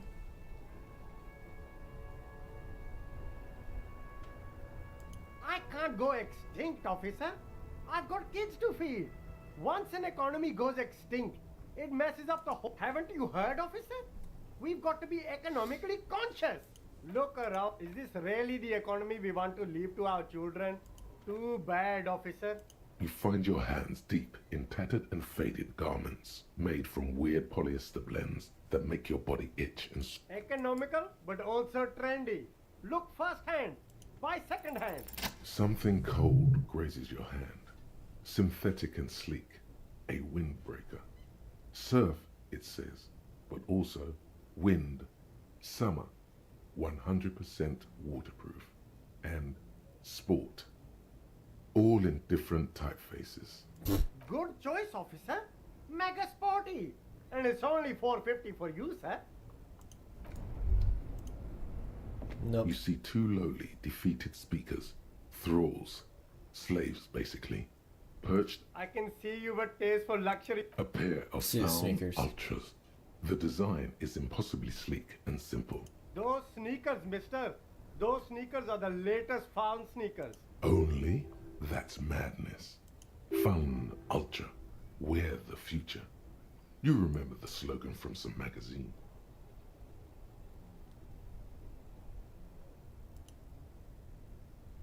These once respectable speakers have been conquered. No, don't look at the speakers, officer. Look at the sneakers. The sneakers are the stars here. Then look at them again. These are the premium lifestyle sneakers, officer.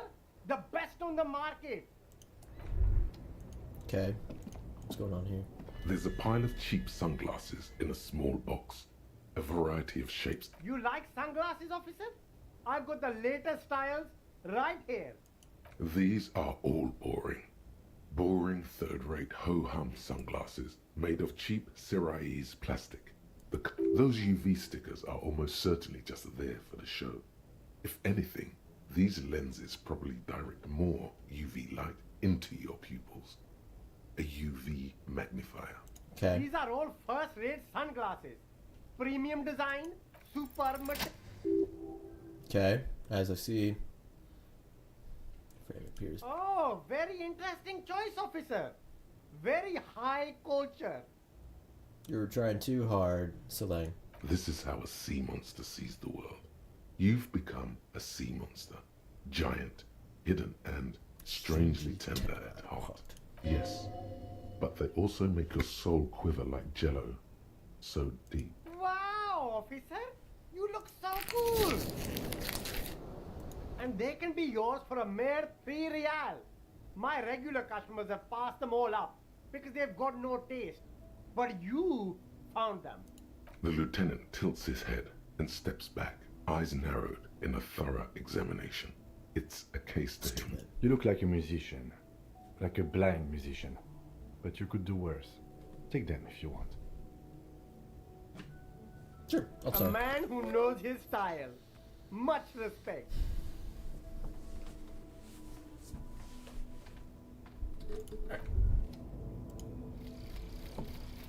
White morning.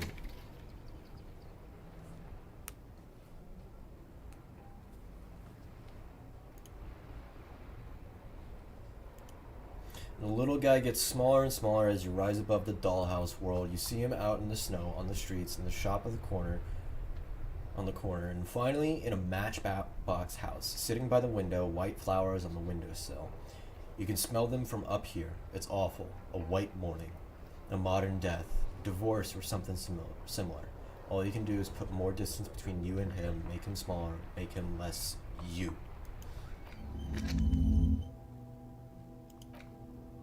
Nice.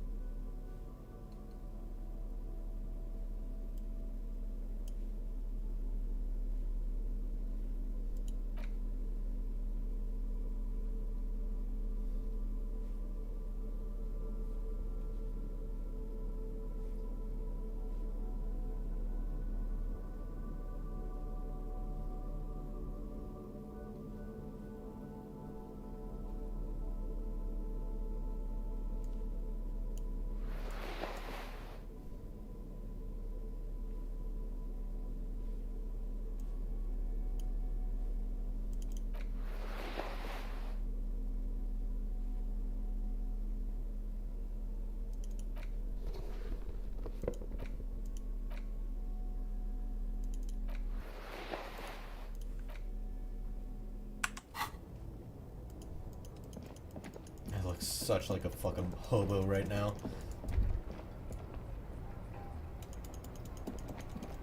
Oh, okay, cool.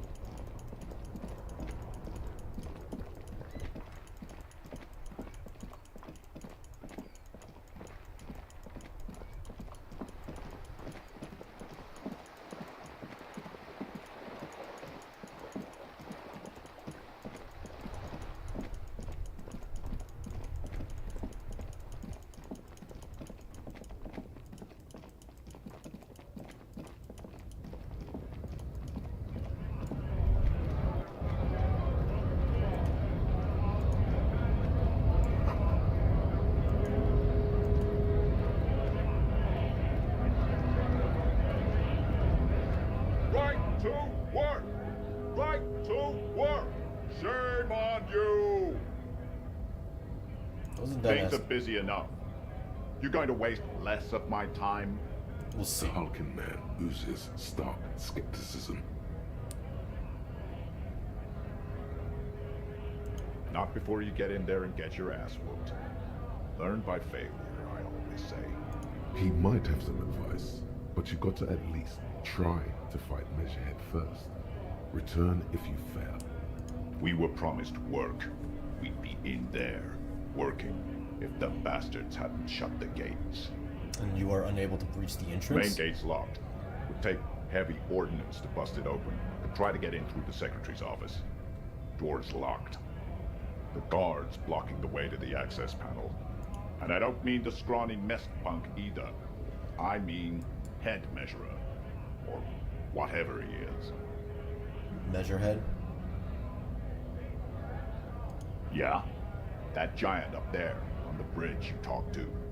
Head measurer. Won't let the workers by. The access panel is right behind him. How bad could one guy Bad. Standing on a narrow bridge, he's got a strategically advantageous position. And he's trained. I don't know how the Union has a trained killer up there. But that one's no joke. And my men are tired and hungry.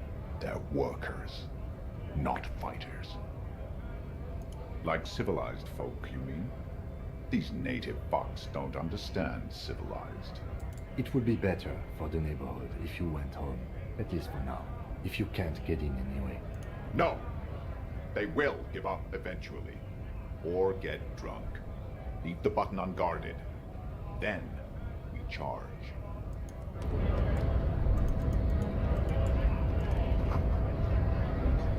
Okay.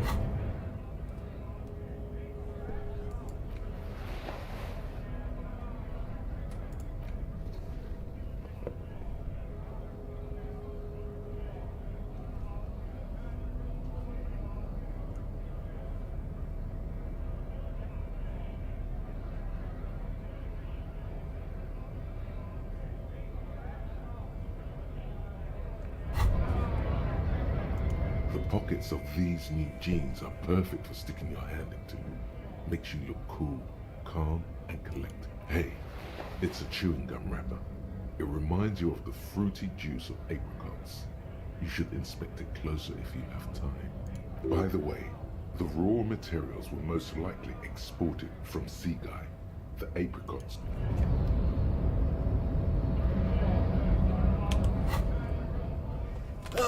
Okay, cool. Alright. Alright, boys, we're gonna save Scum here.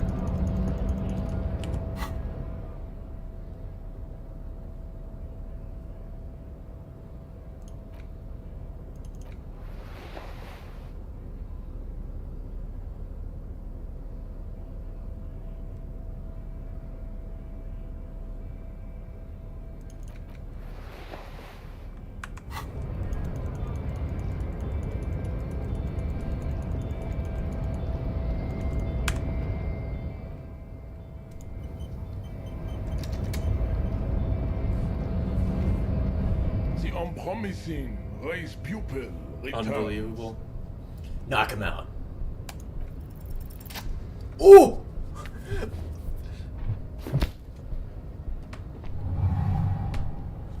Just like that, instinct took over. A solid strike straight into his throat, into the cartilage. You could swear you felt the soft palate break. The man is reeling, gasping for air. Time stands still around you. In the distance, the sounds of the harbor are falling silent. All you hear is a small gurgling sound as a trickle of blood appears on the man's lip. Back up and perform a 360-degree flying spin kick. Fuck yeah, let's do it. Style, baby. That actually works. Disco Bob Man lands with a dull thump, like a broken down puppet of muscles and sinew. For a moment, he still tries to keep his head up, dazed eyes looking at you with unimaginable surprise. To your left is the button. Disco Inferno, baby! Slam your fist on the button. The man collapses entirely, his head rolling to the side. Looks like you're the new measurehead now. Her voice is surprisingly calm. No one is the new measurehead. Let's go before he gets up.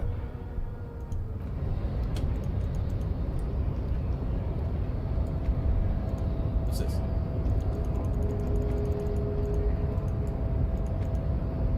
Music. Money. Give me my money.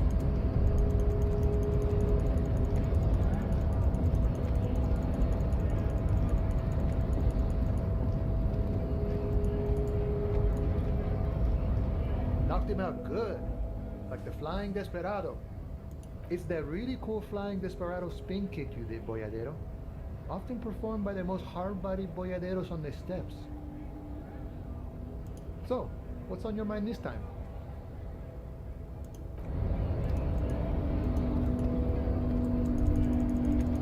Alright, Scab Leader.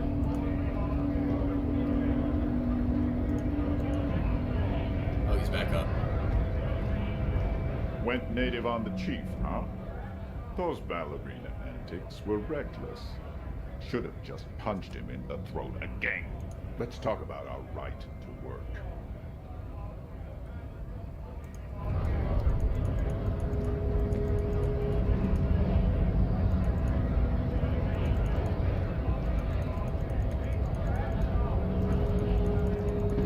Okay, what did that button do?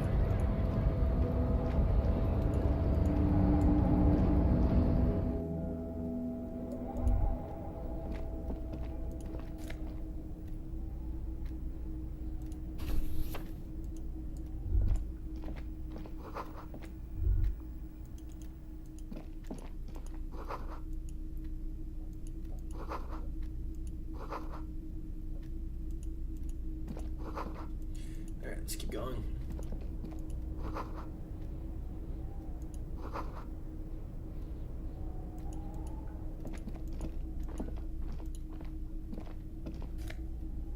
Nice. Pocket change.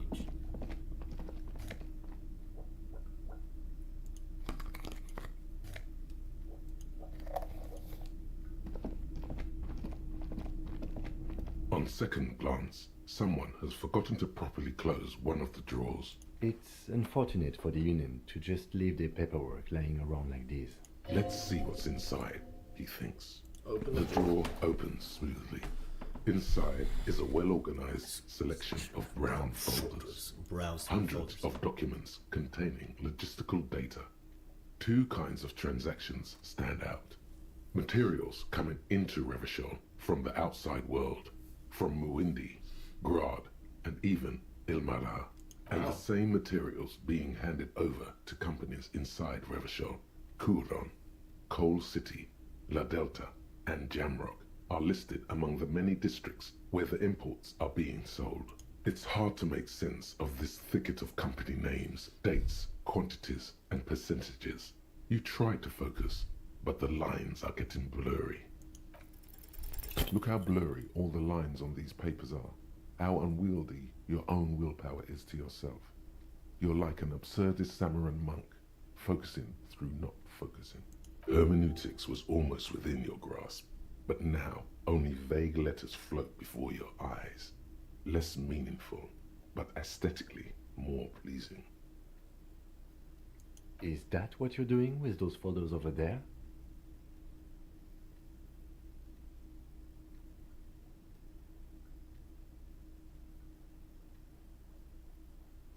Right. This is probably not relevant to our case. The drawer slides. Okay.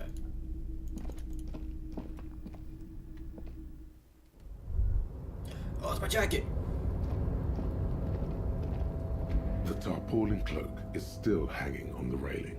The white rectangle. As your fingers touch the tarpaulin, it almost feels like the cloak wants to deliver a message of comfort through your fingertips. I will shield you from the elements and give my life for yours. That's what the cloak is relaying. Nice.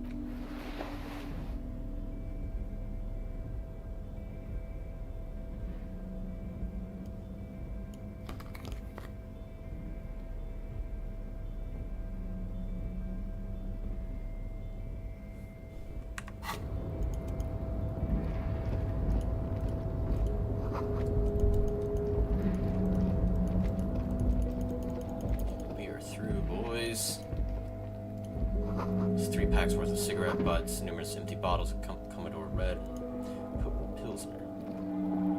This is the night watchman's booth. The name on the door reads, René Arnaud. Listen, it's okay to take a few minutes to yourself. Sit down and have a breather. If you must. But please hurry. We are pretty easy to spot up here.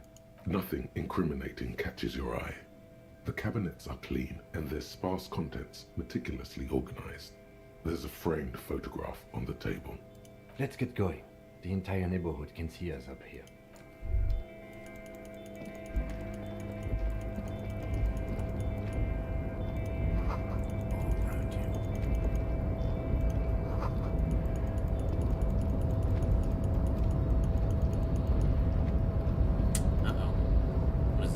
A rusting control panel with several knobs. 2 buttons marked Marche and Arrête are faded with use. It seems to control the large crane above. A container is attached to its hook block. Marche. On. Arrête. Off. Okay.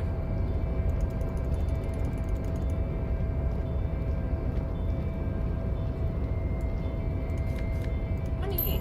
Give me money. It's like that. Das war's.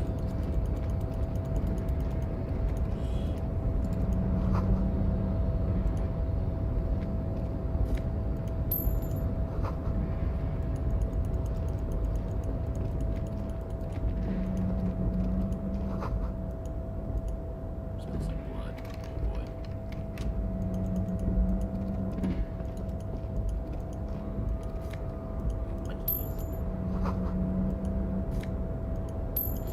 Give me more of the money. Hey, buddy. Container, container, I'll turn you nice and red.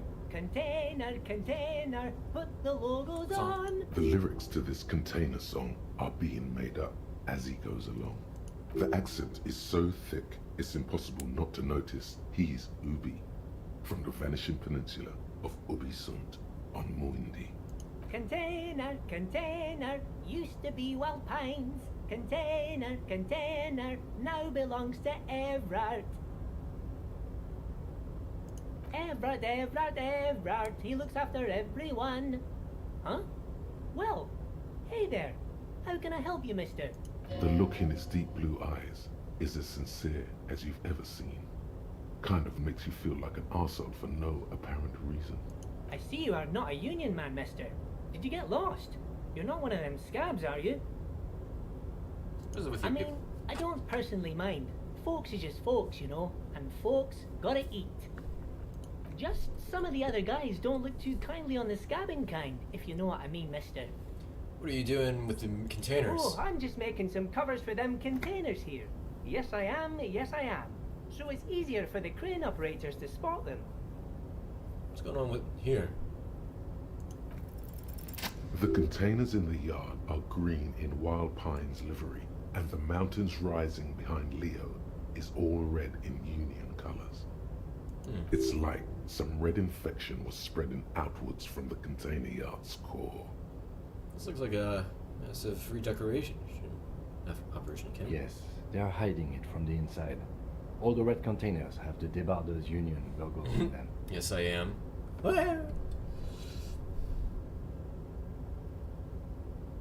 No, not really. Mr. Everett doesn't tell me all the big things. Says I go and tell them to everyone. Thanks, Leo. You've been very helpful. Oh, no trouble at all, mister. No trouble at all. Where's the harbor, by the way? Where's everyone, by the way? Oh, most of the guys are down at the gates, keeping the scabs from coming in. We're on a strike. The whole union is. You don't have to work when you're on strike. Ha! We haven't worked for 2 months now. Damn. So no one is working? Not everyone is down there, of course. Mr. Everard is in his office, where he always is. And Jean-Luc is guarding the gate. But Titus and his boys got into some drunken trouble and Everard sent them on a nice vacation. For a week or so. What kind of trouble did this Titus and his friends get into? Oh, I'm not really supposed to talk about that. That's union business. Him and his boy stirred up something in town. Probably drank too much and got into a fight or something. I heard Mr. Everett telling him to take some time off. Titus. I guess the boys got a bit too rowdy and had to let out some steam. I don't really know the details. Well, that's just how boys are, you know. I haven't been in a fight since I was in middle school. Easy, Leo. Let's keep this on the hearties. Look at him. It's not going to be anything useful anyway. Don't fight it. Better to go with the flow. Okay, Leo, let's hear about this fight you got into. I remember I was the runt of the class. The bigger boys always used to pick on me. You see, I had a bit of a temper back in the day. Flew off the handle like nobody's business. But Mr. Everett and his brother always came to help. Once they beat old Noel Becker so bad he needed stitches on his head. Mr. Everett and Mr. Edgar are real nice guys, mister. You should go talk to Mr. Everett. I'm sure you'll be good friends. He's friends with everyone around here. Something dinner over there. Oh, that one. That should be empty Easy, as far as I know. easy. Leo is Lots best of girl. containers Oh here my have gosh, nothing in them. no! They're just waiting to be loaded up.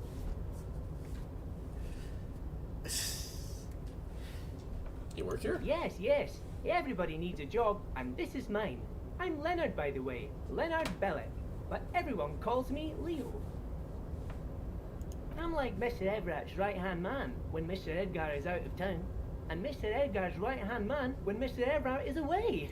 Actually, Miss Beaufort is the right-hand man, but she's a lady. Who is this, Miss Beaufort? A real pretty lady with a skin like those Douai Sucre candy bars my missus likes so much. Huh? Them are real nice to suckle on once the dinner is done and me and the missus sit down beside the radio. But I can't listen to the radio all the time. There's so much to do around here and I'm always busy keeping things running here. Yes I am, yes I am. Hold on, who's this Miss Beaufort you mentioned? Oh, Lizzie. She is a real sharp tool.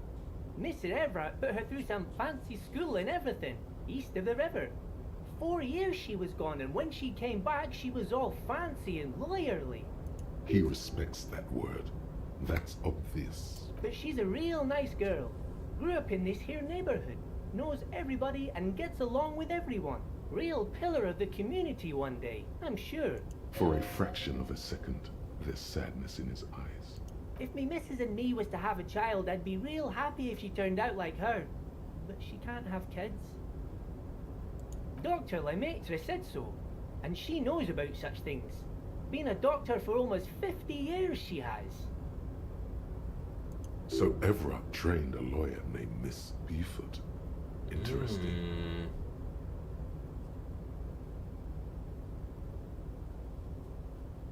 Yes, this place really seems to run like clockwork. Keep it up, Leo. Well, thanks a lot. Coming from you, it means a lot, really. Sometimes I feel some of the guys don't really get how much I bust my ass for them here. But you guys are alright.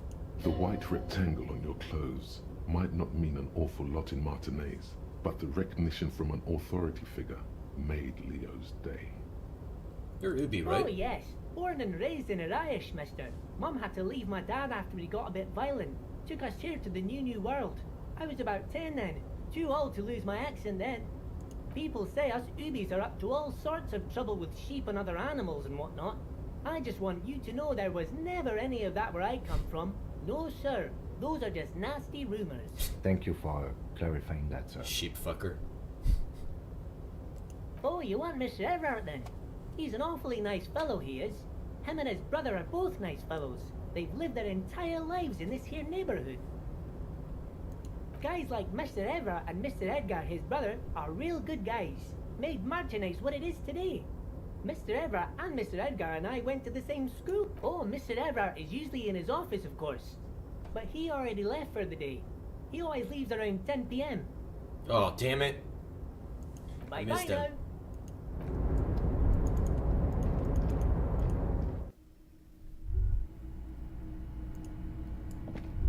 We should think about calling it a day, maybe. The nights are still miserably cold this time of year. You should take care of that, then. Let's talk to him anyway. An officer of the RCM shouldn't be sleeping in the street. We'll figure something out. Though he finds this situation frustrating, He is doing his best to not make you feel any worse than you already do.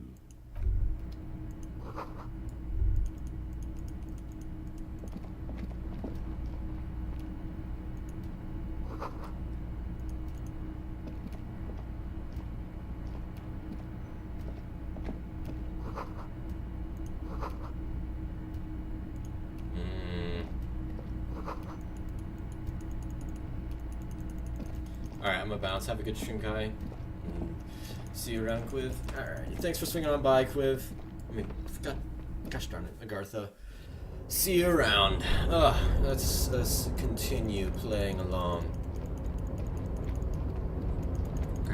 Alright, well, we've got a lot done in the first day alone. Alright, let's cause a bit of chaos. A rusting marsh.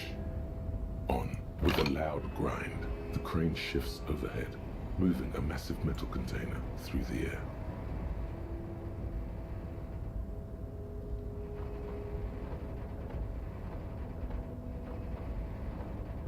Okay.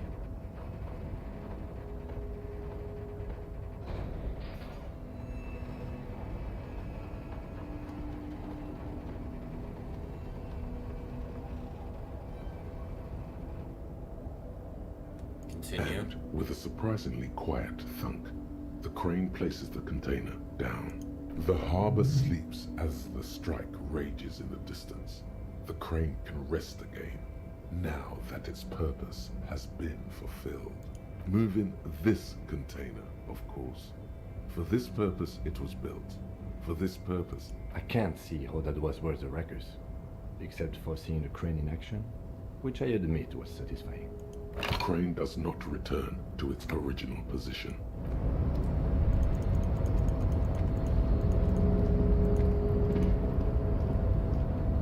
Before you stands a cargo container, just one of many in the yard. Lieutenant, I think there's something special about this container. Is this like your thing with that wall again? I don't know, I don't want to paint it. I was just drawn to it. There are a million containers here. Why are you fixating on this one? It's a cargo container, Detective, just like all the others. We are not here to interact with containers. We are here to talk to the Union, right? No reply. You attempt to turn the handle, to no avail. To your left, the lieutenant considers your actions with some puzzlement. Okay, we're gonna...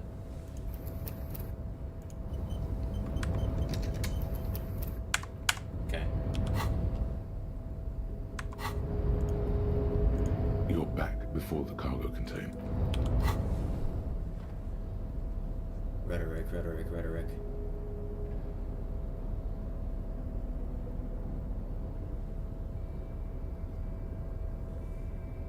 Alright.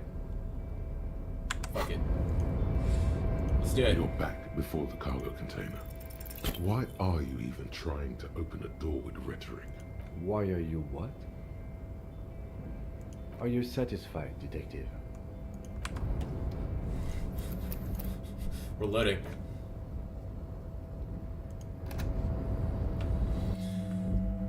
I wanna open up this container. You're back before the cargo container. Why are you... Why are you what? Are you satisfied, Detective?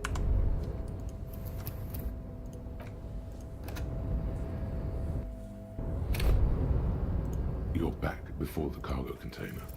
Why are you... Why are you satisfied? Nope. We're gonna keep on doing this, boys. You're back before the cargo container. Why are...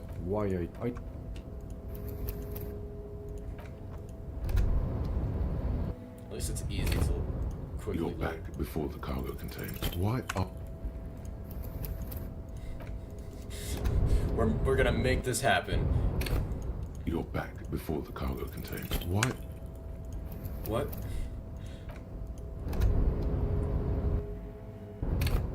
You're back before the cargo container. Despite There the it dirt is. that surrounds and trails you, a beacon of light emerges from deep within you.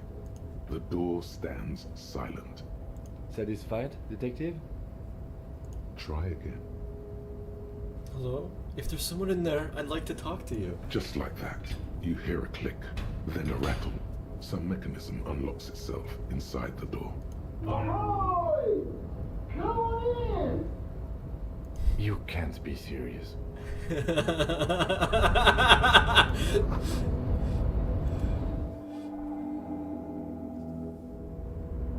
What the hell? The man stands at the far end of the shipping container. It's hard to say anything more about him. You cannot make out any of his details, but you do feel Mega the rich overwhelming light bending presence guy. of capital.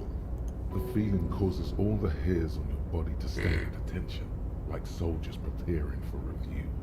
Something's amiss.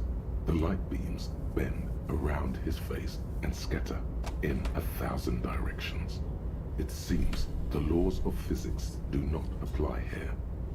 They are suspended, distorted, and echo. Trying to visualize the physics of play what is like look at my Royale? an aneurysm. Don't think about it too hard. 15 million! I have 15 million Royale! What? Bullshit. In the general stillness, only your tongue moves, flickering as you utter.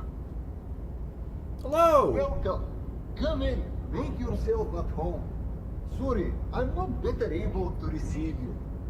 I wasn't expecting visitors today. You can't hear him exactly, yet you're able to understand every word he says. It is very strange. An overwhelming I have 15 million bucks. voice doesn't escape from him. Now, what can I do for you, gentlemen?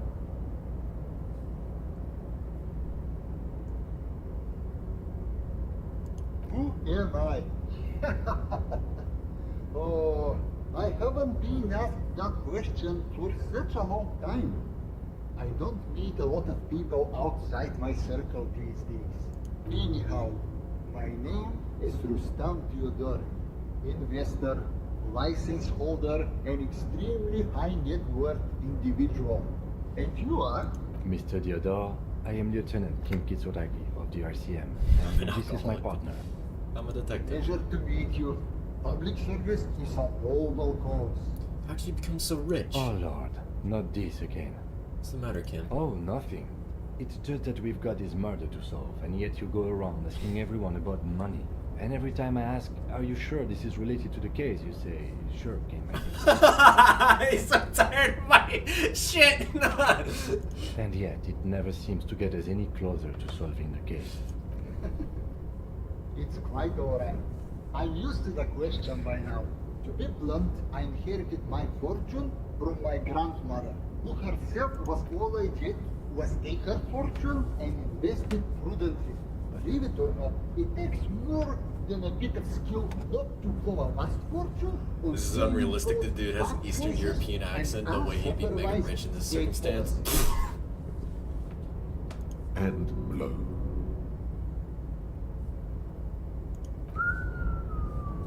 I gotta tell you, at first, being rich is a lot of work. You got to work hard because everything's so darn expensive. You know, prices increase exponentially at this income level. But then, once you've reached my position, it's nearly impossible for me not to make money. My assets are so diversified that I'm bound to come out ahead no matter what. Some of my lower net worth friends say to me, but doesn't that take all the fun out of it? And I tell them, not really.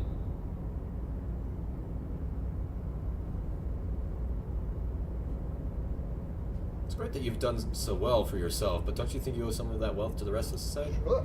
And they benefit when I buy things to stimulate the economy.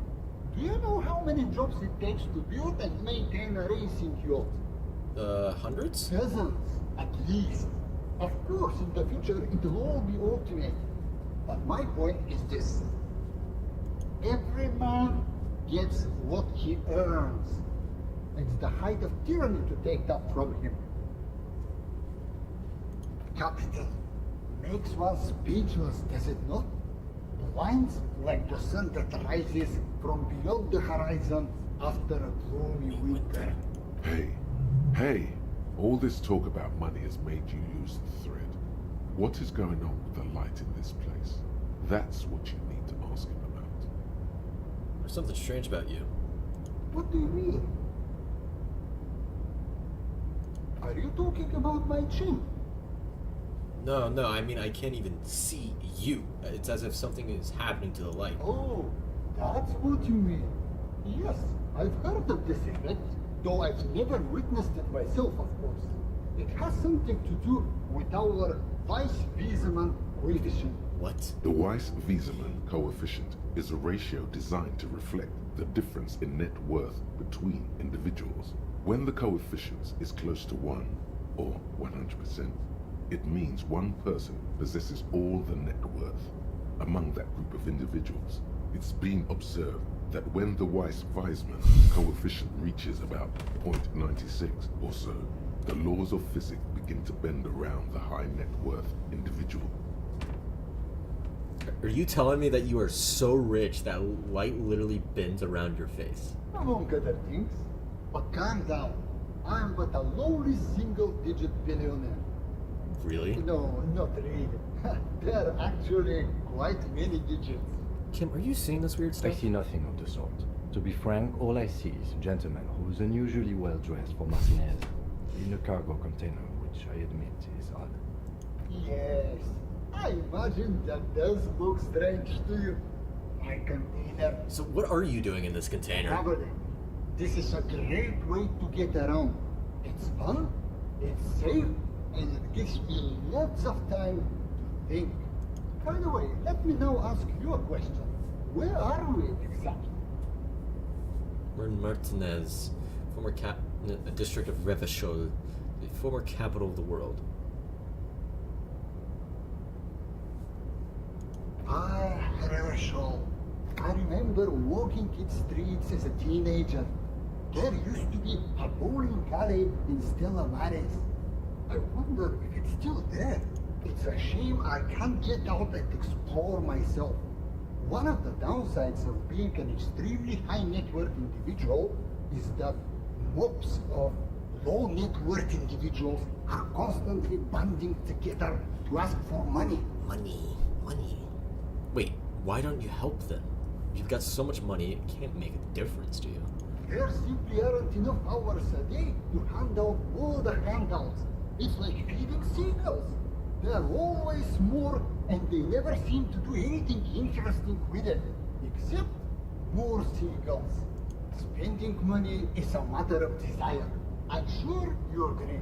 I don't have the desire for spending it like that. So you travel from place to place via shipping container. But, you know, it also provides a means to hide from all the targeted advertising we extremely high net worth individuals are constantly subjected to. Luxury yachts, high fidelity portable radio systems, fail-proof outerwear, and so on. It just gets a bit middle class after a while. A bit bourgeois. So you're saying, that does sound pretty Don't get me wrong. They are nice things, but once you achieve a certain level of wealth, your time and mental space become much more important than material. He speaks from the heart. He has very different problems compared to low net worth individuals such as yourself. For example, no problems at all. What? No, I did not say that at all. Being rich is great. Just don't tell anyone I told you that. Ding! You're a rich investor, right? Can I have some money? Could you please stop asking people for money? It does not reflect well on the RCM, and to be perfectly frank, we can't afford to look worse than we already do. It's perfectly alright. Based on your appearance, I can tell I'm dealing with a civilized man. Playing the pity card, are we? Whatever gets us over the moon, baby. I'm your hand to be dealt. As you may know, us high net worth individuals do not have a lot of cash on hand. Investments and liquidity are enemies of one another. I think I only have coins for coffee machines. Here is 3 real. How much can you get for this? You're welcome. You know, maybe you can make that money grow. Come up with an investment plan. How's Okay. that sound? If business planning were really your strong suit, He should what? The volunteer police force. And why would I do that? Because it's chronically mismanaged, deeply corrupt, and completely outmatched. Just a minute. The RCM has... You know, that's exactly what I've heard. From what I understand, the RCM, as currently constituted, is essentially a lost cause. Still, the idea of a privatized police force is extremely forward-thinking. You could even say it's ultra-liberal. Tell me, if you could invest in the RCM, where would you direct your resources? take care of the people who protect Godly? Wait, what? Difficulty level godly? Oh. I had a pretty good chance in that, actually.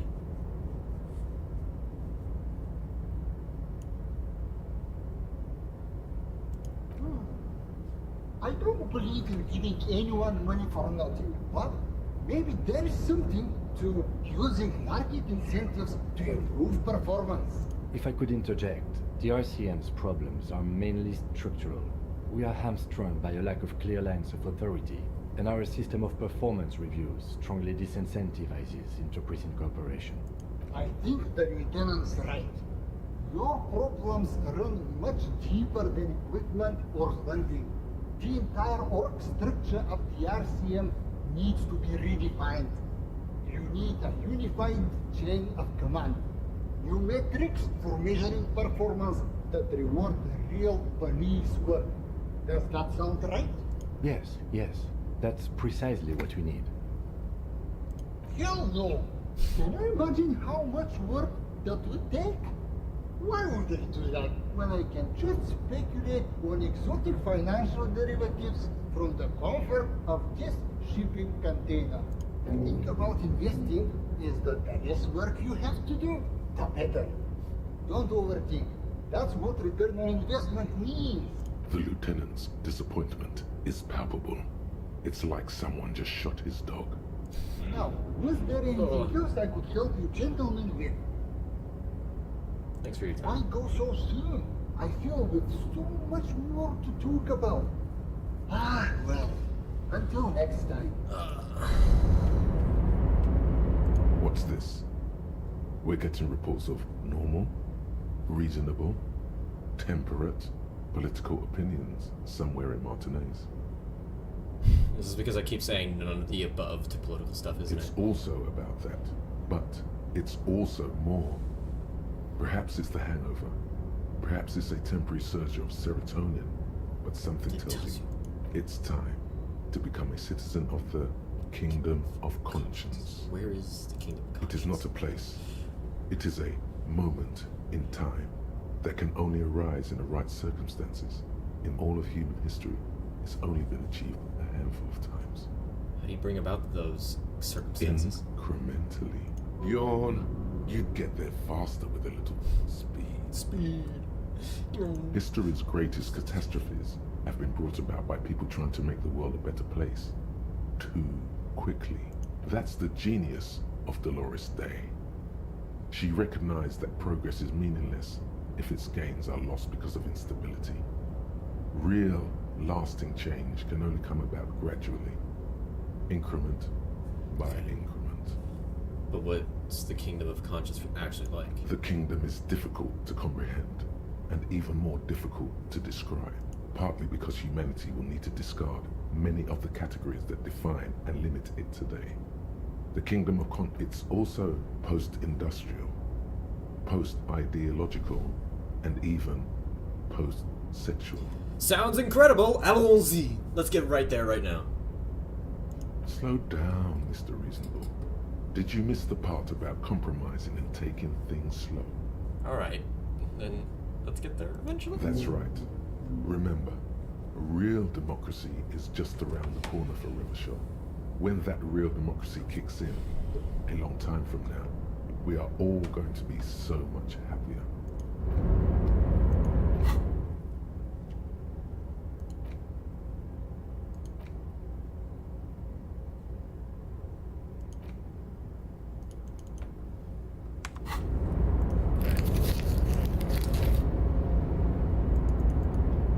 Oh no, my money, it's going.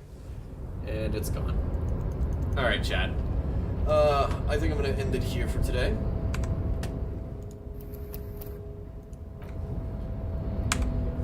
Otherwise, thank you all very much for swinging on by. And, I will see you all on Monday. Take care, everyone.